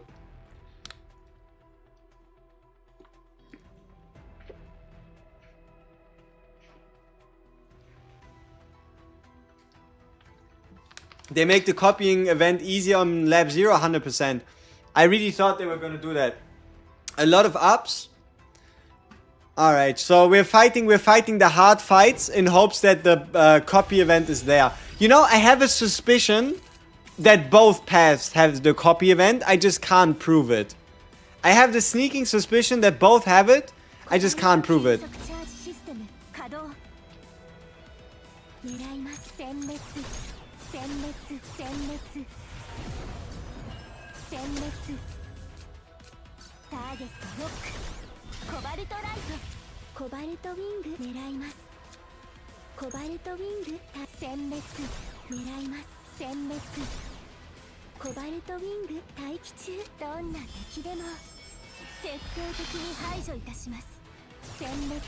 With great stress comes great divine epiphany. It seems entirely too logical. You a smart fella.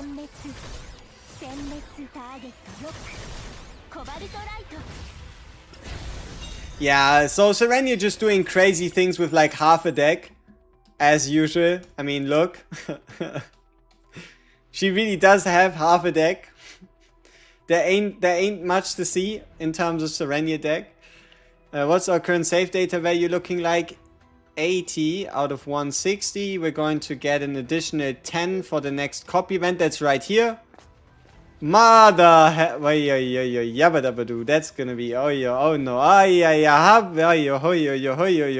So it's gonna come down to the last event, huh? If we don't get a copy event here, it's gonna be a dark time in hell. Alright, where's the current event that we're at? We are at the what's this? Something altar with people prostrating themselves in front of a grail. It's not the rare version, it's the standard version, so it's this one, Twisted Grail. Drink holy water, epiphany to one card, epiphany to one card. Yeah, shit. It's all the same. Alright.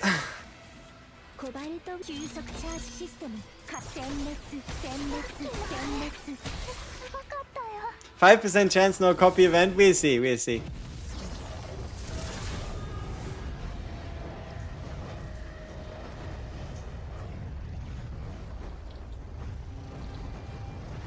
Is that worth it? 1 AP belligerence. That's a lot of save data.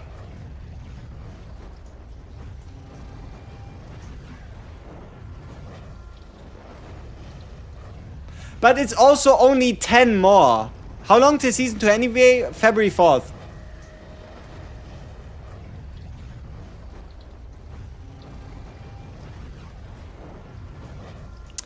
Alright, vulnerability, why not?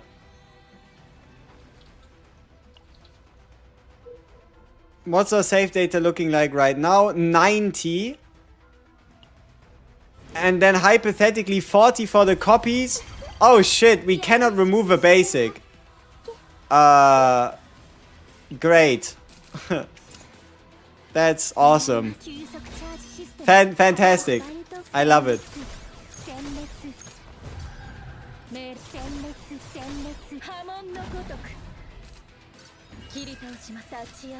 Unless we don't get a copy event, then for some godforsaken reason, we would be able to remove a basic. But that would never happen to me. That would never happen. Me missing a copy event, that's like... Nah. Impossible. Impossible. Yeah, there we go. Okay, let's not fuck this up. Give me a selected card copy. Give me the copy for this card right here. Okay. Now, for the final one. we have one target on NARJA, one target on Serenial, and it's equal between drawing slashes and draw cards. Preferably, we want the draw card. We really do. But I'm also feeling a little funky. I kind of wanna put in another neutral card. If I get a useful one. Doesn't look like it. Maybe the training. Nope, nothing that fits. But yeah, we can't afford to do the removal. Or can we? Wait, no, we should be fine. 30 for copy, 30 for removal. It should fit. 0, 10, 30. 30, it goes 20, 30, 50. Yeah, it fits. Okay. Barely.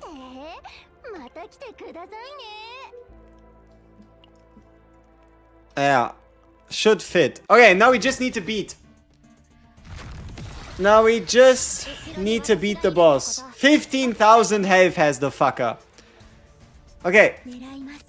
More homing lasers.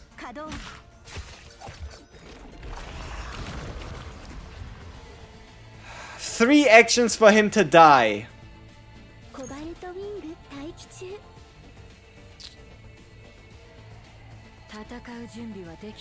This would be increased tenacity damage taken.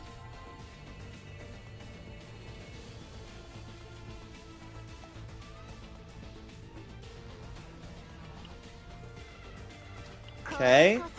Give me the 25% crit chance on break. 12% is ridiculous. Okay, give me the AoE break. Give me...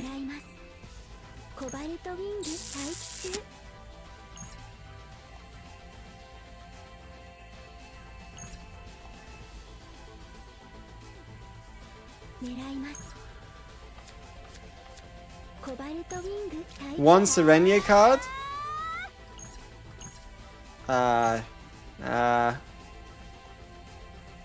Phonetics. If we crit,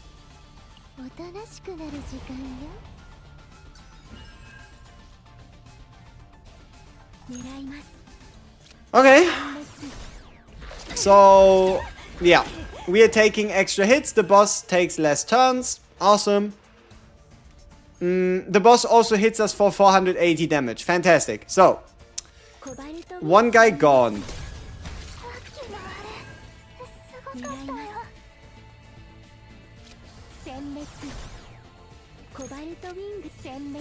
We get hit again.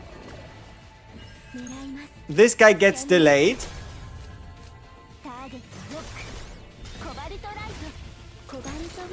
This guy gets hit. And again. And then delayed through break. Yay. Alright, good enough. Give me the heal. And then we do 1, 2, 3, 4. Yeah, that should be fine. Nice. NARJA is out. Okay. So this breaks, which means we vulnerable ult.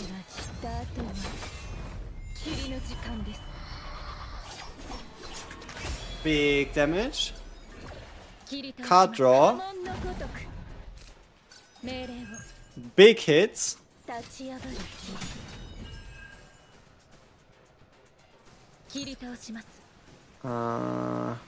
I guess pulse fire to break him. Yeah, we should be done. Ah, nice. Alright. And then just to finish him off, we do pay shooting, because why not?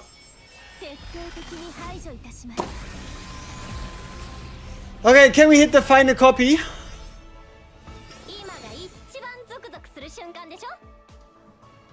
What are we looking at? So, we don't want the domain. We don't want pay shooting. We don't want drawing slash. We need secret art destruction. Come on. Come on. Come on. Come on. Come on. Yes. Okay. We did turn that around somewhat again for the 5th time today. We built a deck that by no means is what I was aiming for, but it's still a good deck. I don't know. I don't know. It's not what I was looking for. It's an interesting variant, but I don't know if it has a lot of value. It's once again 1 card off, even at base. And the card that this time is wrong is once again the Annihilation.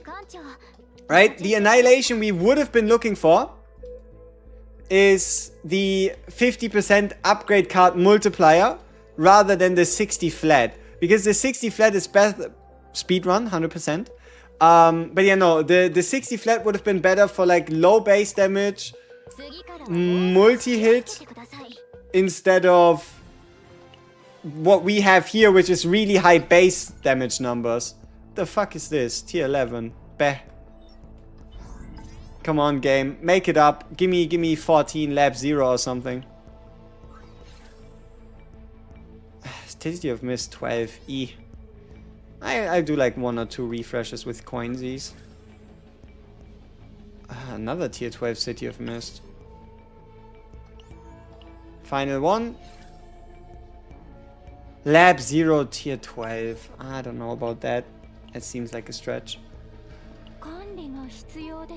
Alright, so let's sort it by date.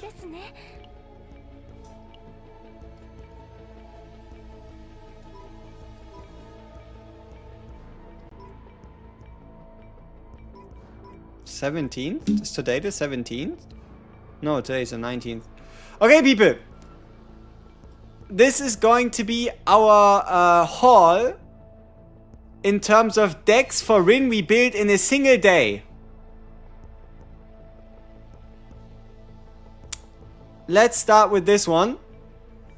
Alright. So, single day results.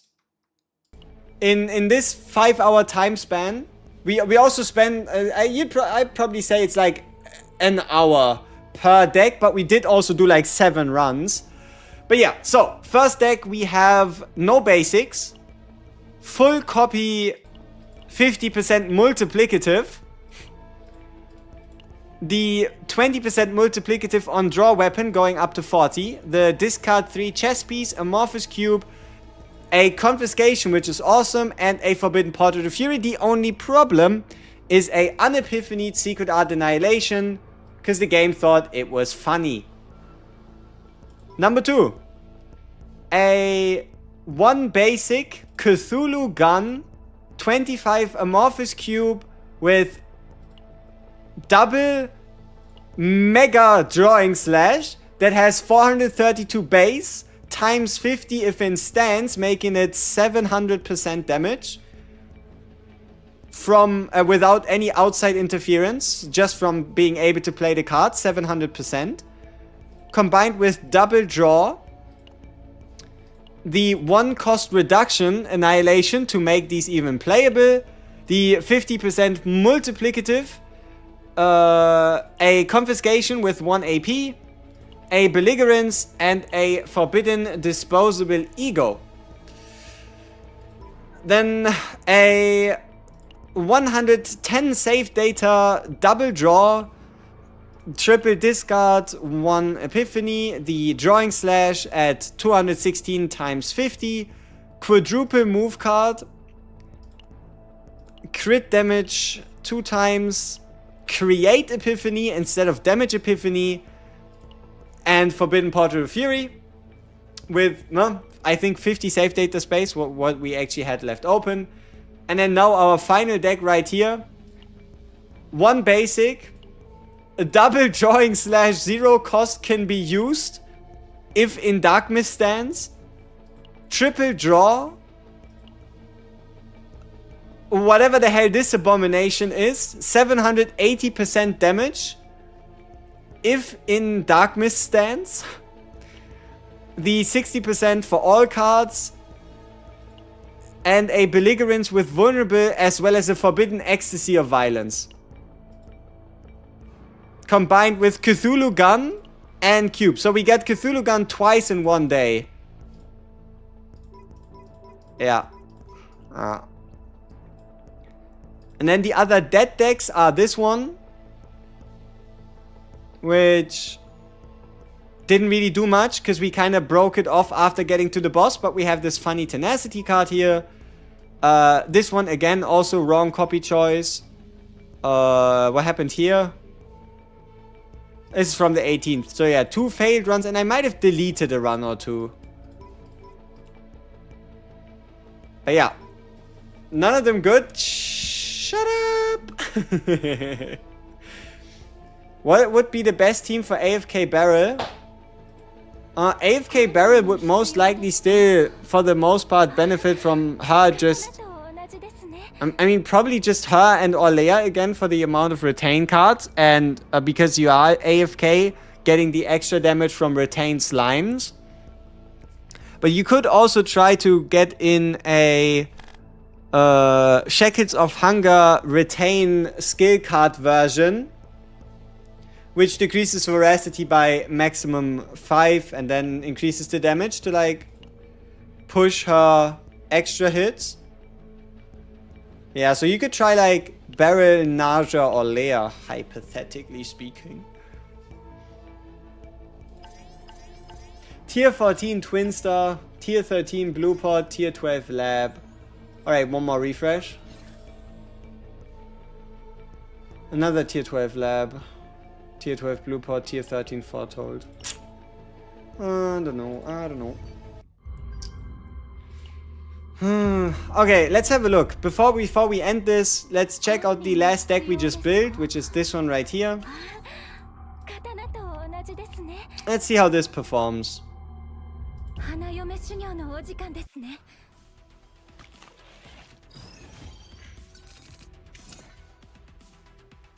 Oh yeah, also don't we have a forbidden card in this deck? Oh, we do, yeah. Ecstasy of Violence. Duh. Alright, so... let's get this one out of the way. Draw 2. Cost reduce this one. Get the AP here, get some more cost reduction. You know, the other way around would have been smarter. Get the cost reduction first. Shit. I mean, we're running out of undos anyway. Are you gonna M6 RIN eventually? I mean, if I pull her 2 more times, why not? But yeah, so let's do the attack first. Then get the AP reduction, then draw 2. Ah, yeah. Veronica. Yeah. Veronica. I mean, we could just technically throw firing preparation in the trash and never use it.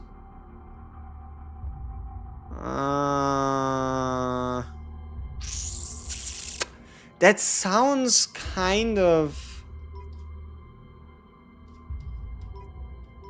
it doesn't sound too bad to just discard it turn 1 and just never play it. Yeah, okay, maybe. Maybe we do that instead. Alright. Nope. I don't like this turn start.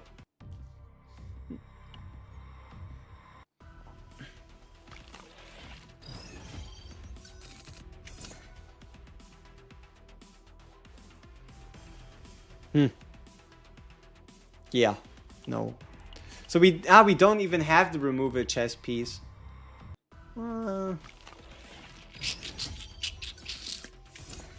Alright, let's see. We draw ourselves 2. None of them is a draw card though. So we can't continue the combo any further. We can cost reduce the inner art at least. 2000 damage, and then we still don't get any value. For now. Okay, so let's get the draw 2 in. Get the cost reduction. Even more draw. Damage increase. Attack. Attack. Oh, well. How many skill cards? That's a lot of skill cards. Any type of like morale we could get? No. Okay. When's Alea getting buffed? You can still play her right now and she's pretty good. Just go for retain and softly focus deck with vulnerability additions on epiphanies. But if you're looking for the fix, buff, whatever, like it's so weird. Just because Hugo and Alea are getting more, like getting like an evolution, you could say, in April, all of a sudden everybody is assuming that they're garbage. Like you can absolutely still use them right now.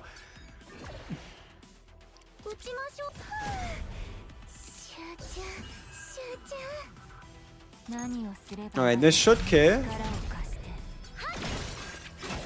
And then we can get this in. Now I kinda wish we were able to also get a confiscation.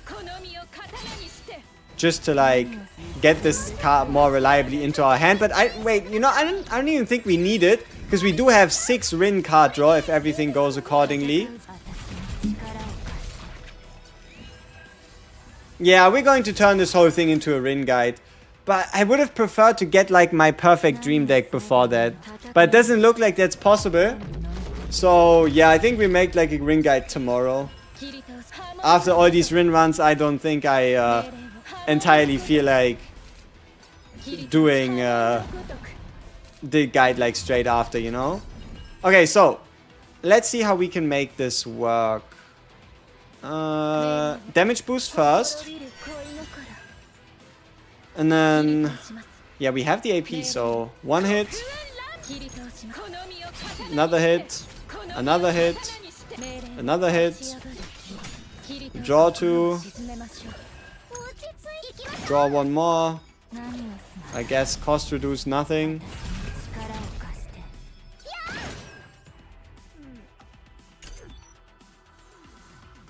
No, and then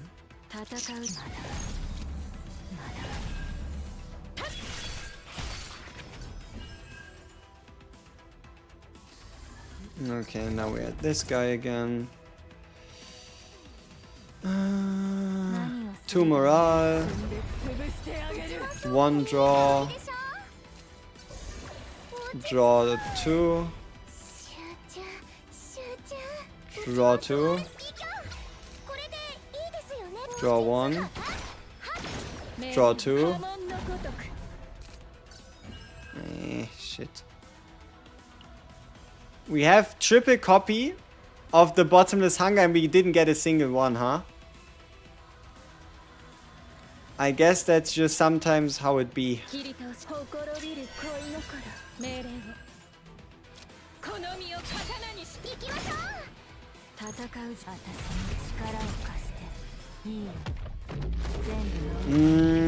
Do you build Hugo with extra attack stat focus? Yeah, both crit damage and extra attack percentage. And I guess you could say attack as well. Right? Attack as well. So Hugo's honestly pretty straightforward in what he can do with those. Yo, Mixer, what's up? Alright, give me some more draw. That's 4 draw. Nice. So we get access to a whole bunch of cards. Would this RIN deck be able to play solo? That's kind of what I'm wondering right now. And also I'm a bit worried about how efficiently one such solo action would actually go. Huh? How useful would it be? Kirito shimasu. Okay, he's gonna hit us, but then we just heal back up.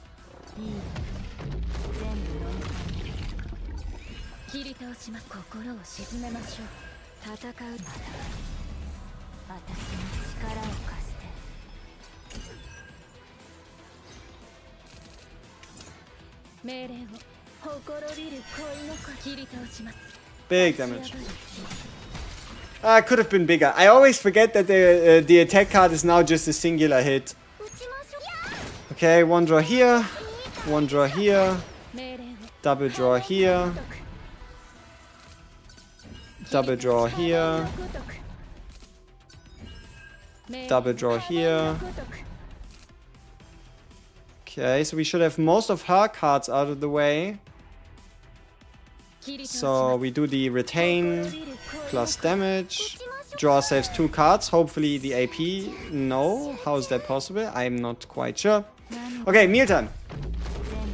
So mealtime, so we have it out of the way. So we can get the stacks. Mealtime is now in graveyard, so we get more AP. We get more morale, sorry. Here we get 1 AP plus cost reduction.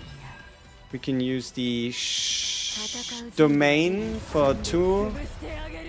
Shackles for another 2 morale. Another shackles for 2 more morale. And then... Okay, RIN with the break. So we get ourselves the vulnerability. 2000%, not bad. 994% times 4. Not bad as well. And then we play out this card. How did Piercing Ballista end up being here? Did I play the upgrade card accidentally?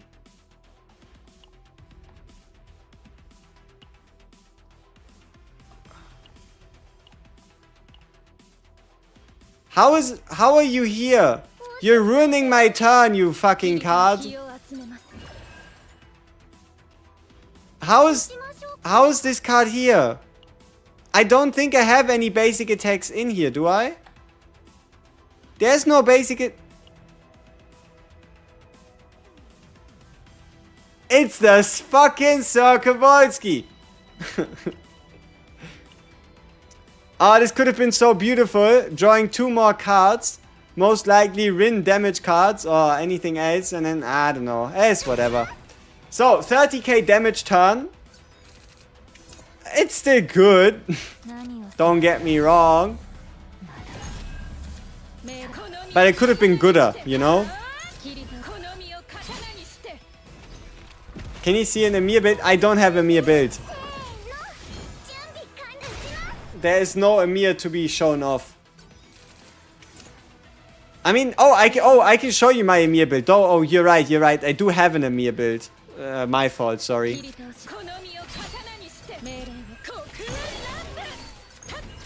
I'm very proud of my Amir build, actually.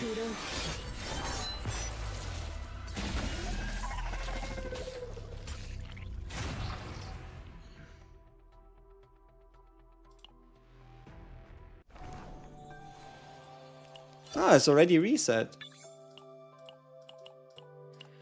Random good luck just for fun 10 pull, hee. I'm just building pity, people. I am just building pity. Are you still live farming? Yeah, we spent the last 5.5 hours doing, I think, 8-ish RIN runs combined with 2 or 3, I think 3 or 4 full tower clears. Yeah, we spend a lot of time. But yeah, here's my Amir build. There you go. I'm especially proud of this piece. And yeah, it's a good build. It's definitely peak in terms of what you want to do with her. Hmm.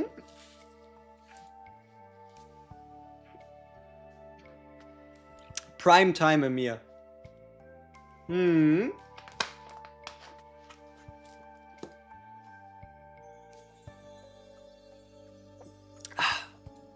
But you know what the fun part is? She still stacks metallization. We get 2 metallization at the start of the turn, and then we get 1 metallization per turn. Right? Like, don't get me wrong, the build, like, when it comes to 0 card characters, Amir is more useful than most. Right? When it comes to 0 card characters, Amir is a bit more useful than most.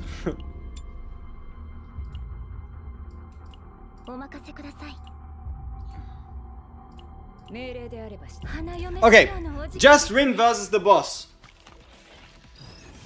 I doubt it. I highly doubt it, but who knows? Maybe this works. Maybe this somehow works. Probably not. We don't have the AP. Or do we? You know what? We might actually have the AP to play our entire deck every turn. Ah, barely. We almost have the AP to play our entire... So long as we break, we do. So long as we break, we actually do have enough AP to play our entire deck every turn.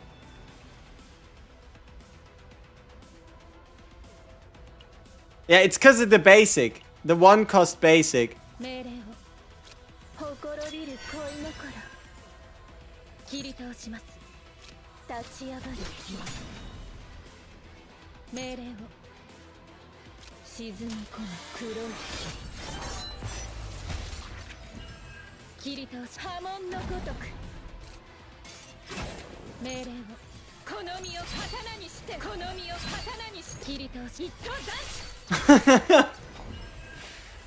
Solo RIN cooking, huh?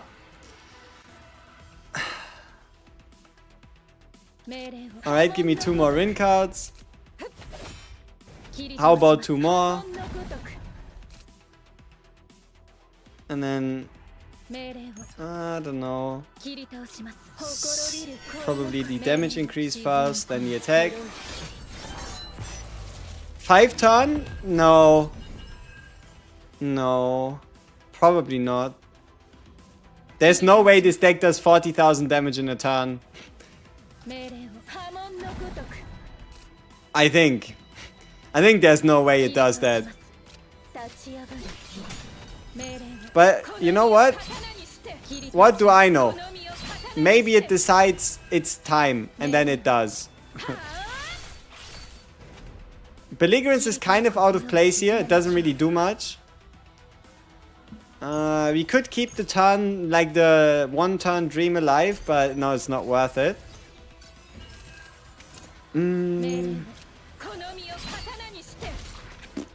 Okay.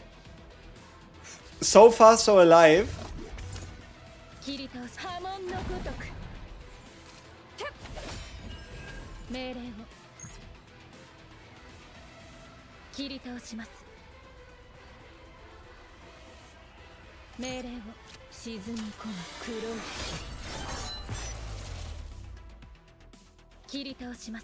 Kirito shimasu.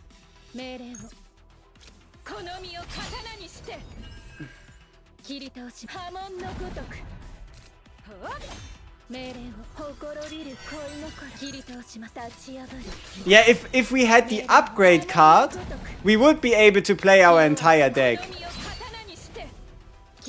rather easily.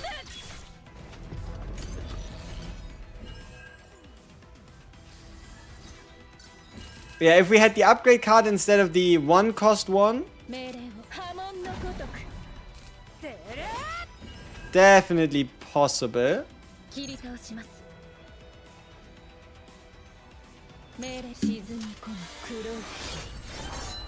We'll gamble. Yep, we are gambling indeed.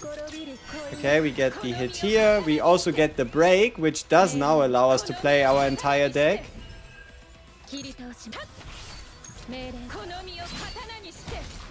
Is this actually possible?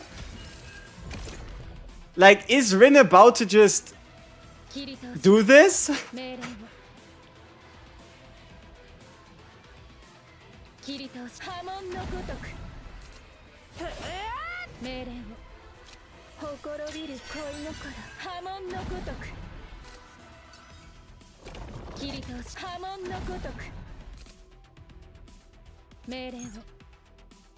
Two hits off for 1 AP. I mean, it's still more damage than that.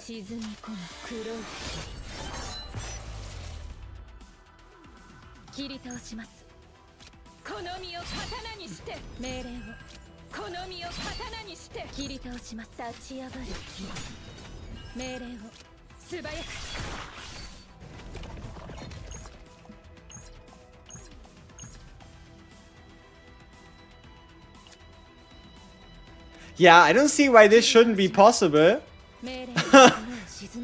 Alright, Rin.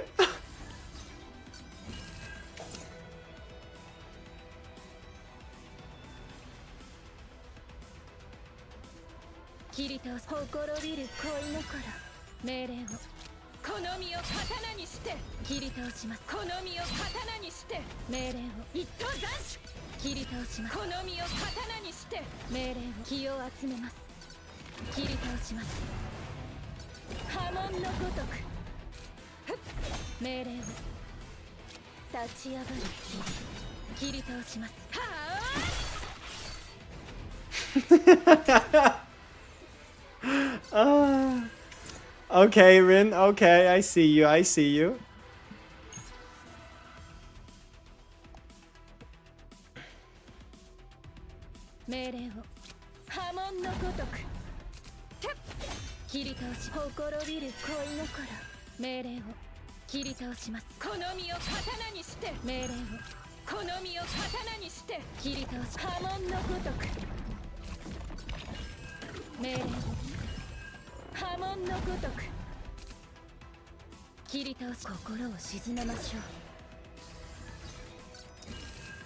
Yeah. Bye bye boss, I'd say. There's definitely some more damage we could have gained. I mean, okay, is she truly soloing it? I mean, there is a Mia doing like 200 damage a stab.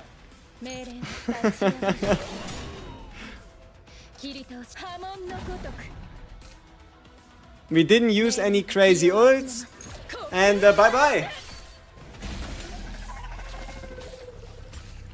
Damn. Poof. Boss dead. Boss gone. Clickbait stream title. Yeah, maybe we should have called it Solo Rin is doing things. Maybe we should have called it that, yeah.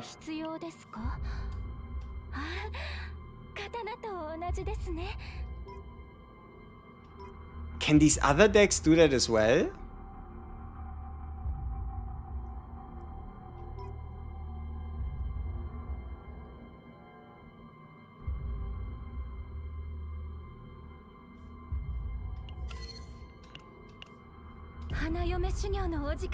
Best Amir showcase, yes. Yeah, Amir is really, I mean, she's doing so much for the team. Okay, so this time we have a 50% damage bonus permanent that we don't have to pay for. Oh, we could even draw into a drawing slash. Ah, but AP. Ah, no, we do have the cost reduction. The cost reduction skill. So, you know, it shouldn't be too hard, right? Here, and then we just save ourselves 1 AP on everything.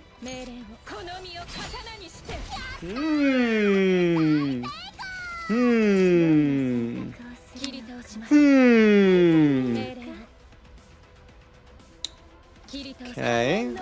We get the draw here. What's this? Give me more draw.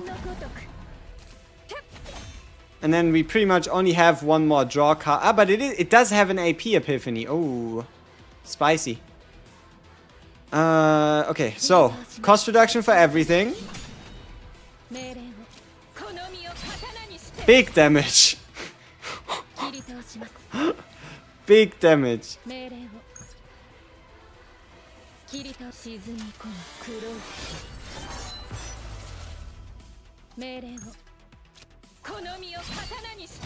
Okay, okay, so far so good.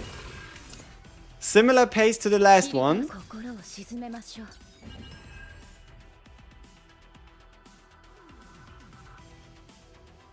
Oh, we can reduce this cost to 0. That is actually huge. Look at this value. 0 cost forbidden disposable ego. Damn. Now this card draw doesn't really do much for us. Besides being a skill card multiplier. Let's go! Alright.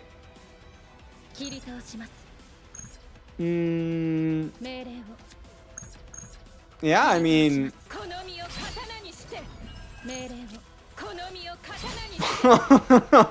These crits. Oh no, we've ran out of attack cards. Yikes.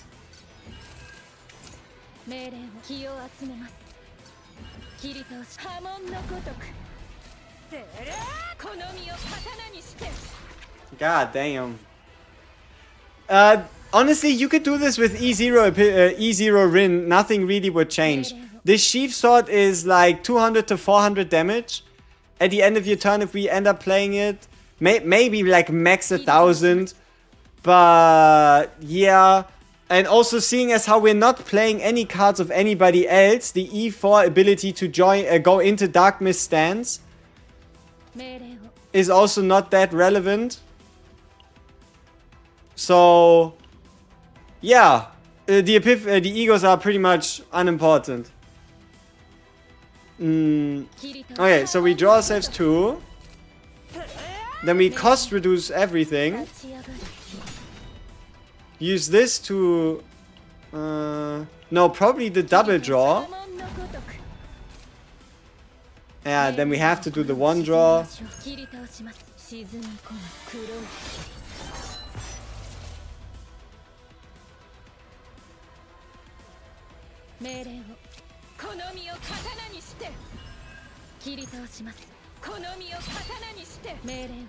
Yeah.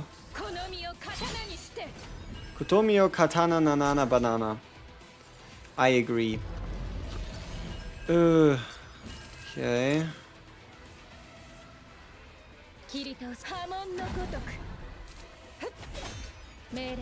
Hey, 4-hitter. Not too bad.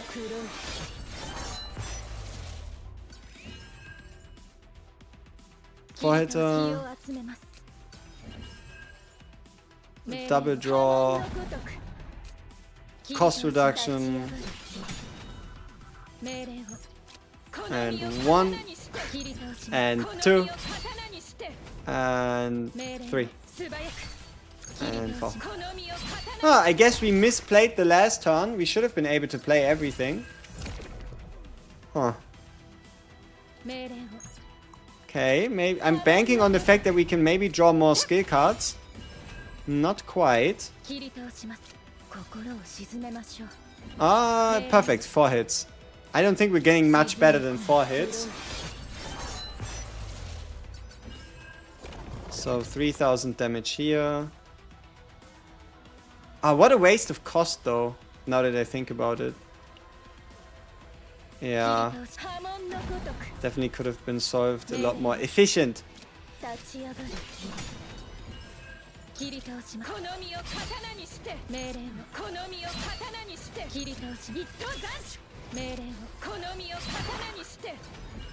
No, and now we have extra draw for no purpose.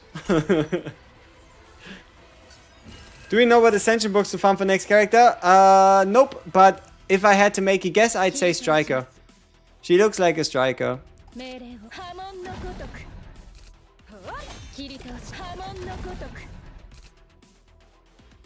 Okay, so cost reduction first. Then 0 cost. Then 1 cost here. 1 cost here. What's this? Confiscation doesn't do anything. Oh. You thought you'd gamble on her being striker too? I mean, sure, it's the safest, I'd say. Safest bet.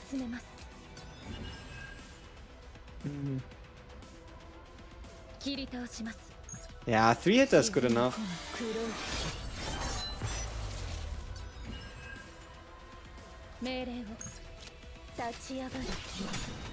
Oh, this could be difficult.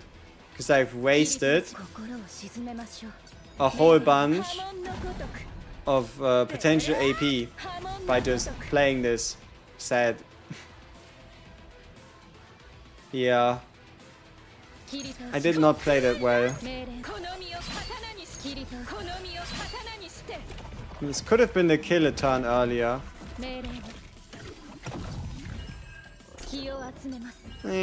I mean, he's going invulnerable anyway.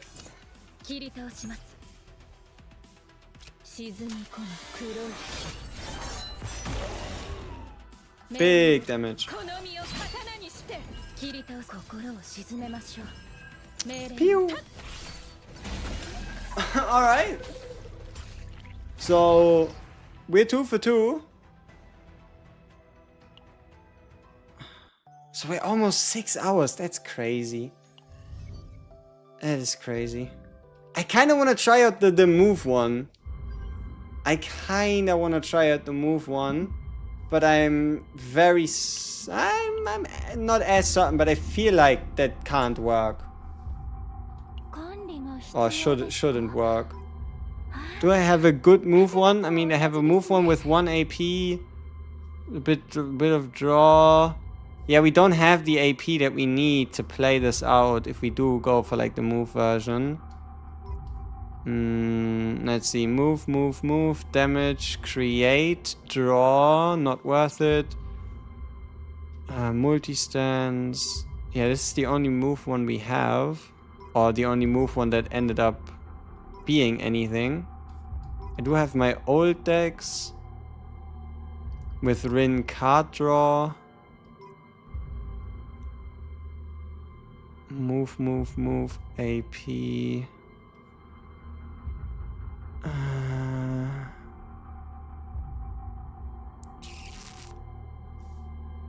Yeah, no. What about this one? Is again draw 3, 1 card at start of the turn, create. Also again an issue of, do you have the AP to play all of this shit? Not really. Yeah. But yeah, damn. RIN did her thing. Did I get the build? No. I was close. I was close a few times. Like, so what I'm looking for is preferably if I could make a wish. If I could make a wish, I would want either AP or draw move, and if I could pick, I would like to get the draw divine, right? There's only 2 divines this can get, either AP or draw, but I'd like to get a Dark Mist Destruction divine.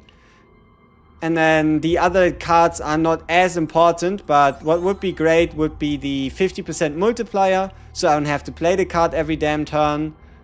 Out of the slashes, honestly, all of them can work, so I don't really care about the slashes. And then what would be great would be hypothetically another divine annihilation, or just a standard divine, just a standard annihilation with 2 morale. Yeah, so that's for move. And for the draw epiphany, what I want is draw combined with create.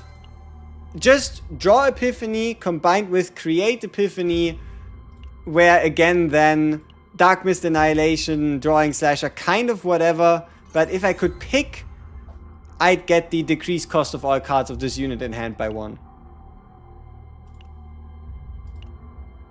Yeah. I have a deck. It's super old, but it is decently close.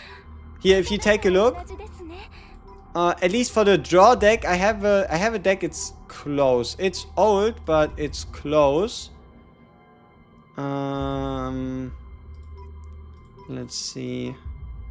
Here, we have the 1 start of the turn draw, triple draw, the crit damage one, and the annihilation create. So we have the triple copy draw with create, but without the cost reduction here. And also 1 copy of these at start of the turn rather than the multi-draw. Yeah. But no, I really want to make the draw one work, but I wouldn't mind getting like a really good move Epiphany as well. Who's better, Shizuru or RIN? I mean, if the devs didn't introduce this, you cannot do more than 7 hits at every single event, then Shizuru would still do ridiculous numbers with just a very with a simple deck, right? With the simple 2/2 combined with the two boosters. But no, I still need to build, or I still need to use a proper Shizuru basic attack build with NARJA. That seems to be the way to go. So yeah. No, I think, no, I have a good one. I just haven't played it yet. Yeah, I do actually have a good one. Or a decent one, you could say. I just haven't used it yet, so I'm not quite sure how I feel about it. Where is it? Here we go, right? We have triple create. We have triple create. Oh no, double create. One of them is unique. So no, I don't have a good create build. Yeah, I don't have a good create build, but I'd probably go for when an attack card of this unit is used, 2 Will-O-Wisp combined with create to then Shadow of the Moon spam plus create spam, that all gets boosted by 80% for every single basic with just a single card. The only thing you need is a singular card, which is this one right here. This one. Each time a basic card inflicts a hit, 1 veracity, 50% damage amount is pretty much an 80% bonus to all basics with just a singular card. I think I have one of those save datas where I have it, but I don't know if I like the cards around it. I know I have a completed run where I have a basic card hand. I just don't know if I like the other cards in the deck. Do I? Did I ever finish a proper run like that? Let's see. Mealtime Morale. Select attack card. For 2 turns action count. Select attack card. Select. Veracity. Fewer. I guess I don't. Yeah, I guess I don't have a good basic attack. Serenia. Yeah, looks like I don't. Either I deleted it, I imagined it, or anything else. But yeah, looks like I would need to find a good basic Epiphany and NARJA to go alongside of it. The +2 on only hit with no other attack cards is useless. If she's E2 anytime you play Moon, plus you have an attack, and Veronica always makes Ballista. Sure. If you say so. Very, very happy with RIN's performance. Very happy. The answer is Mei Lin. Yeah, if I were to play a basic attack build, I would play Shizuru, but the only reason I would play Shizuru...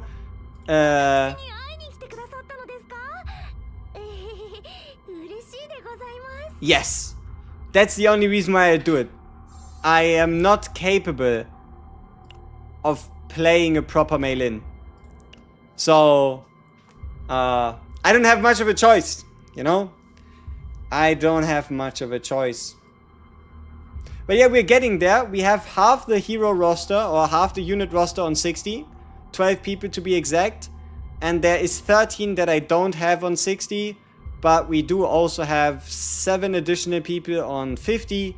And there's only a few. There's only a few people that haven't yet gotten the love in terms of deck building, I guess.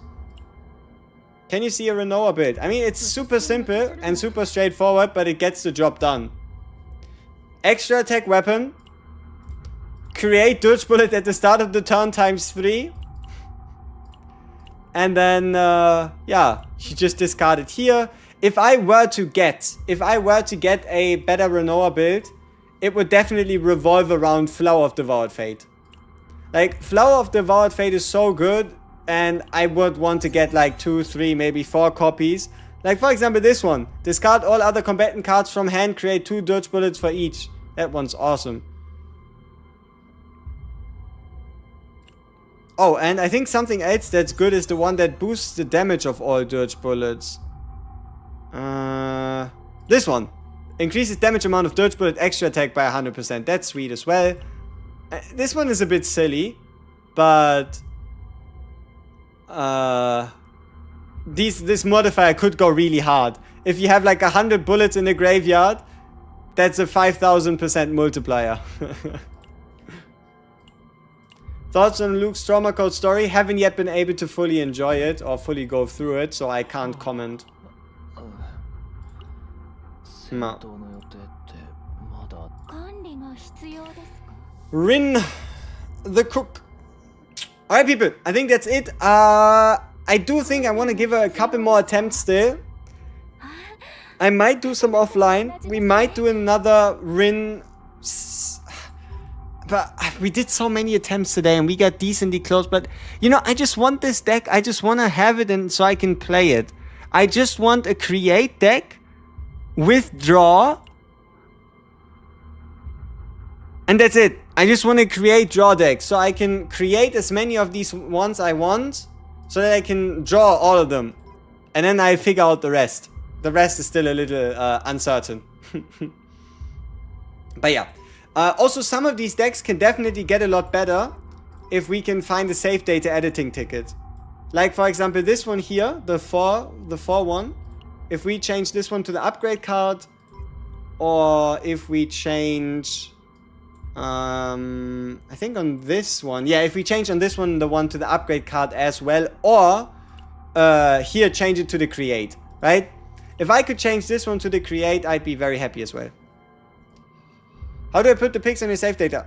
So, step number 1, you find a character, right? You find a character, you find a save data on the character, you go to, you give him a favorite, right? You give him a favorite, you customize favorite, and then you have your saves, the ability to choose a background of your choosing, any of the stickers you've earned in the game, and then you could, for example, do something like, what do we have here? Something like this.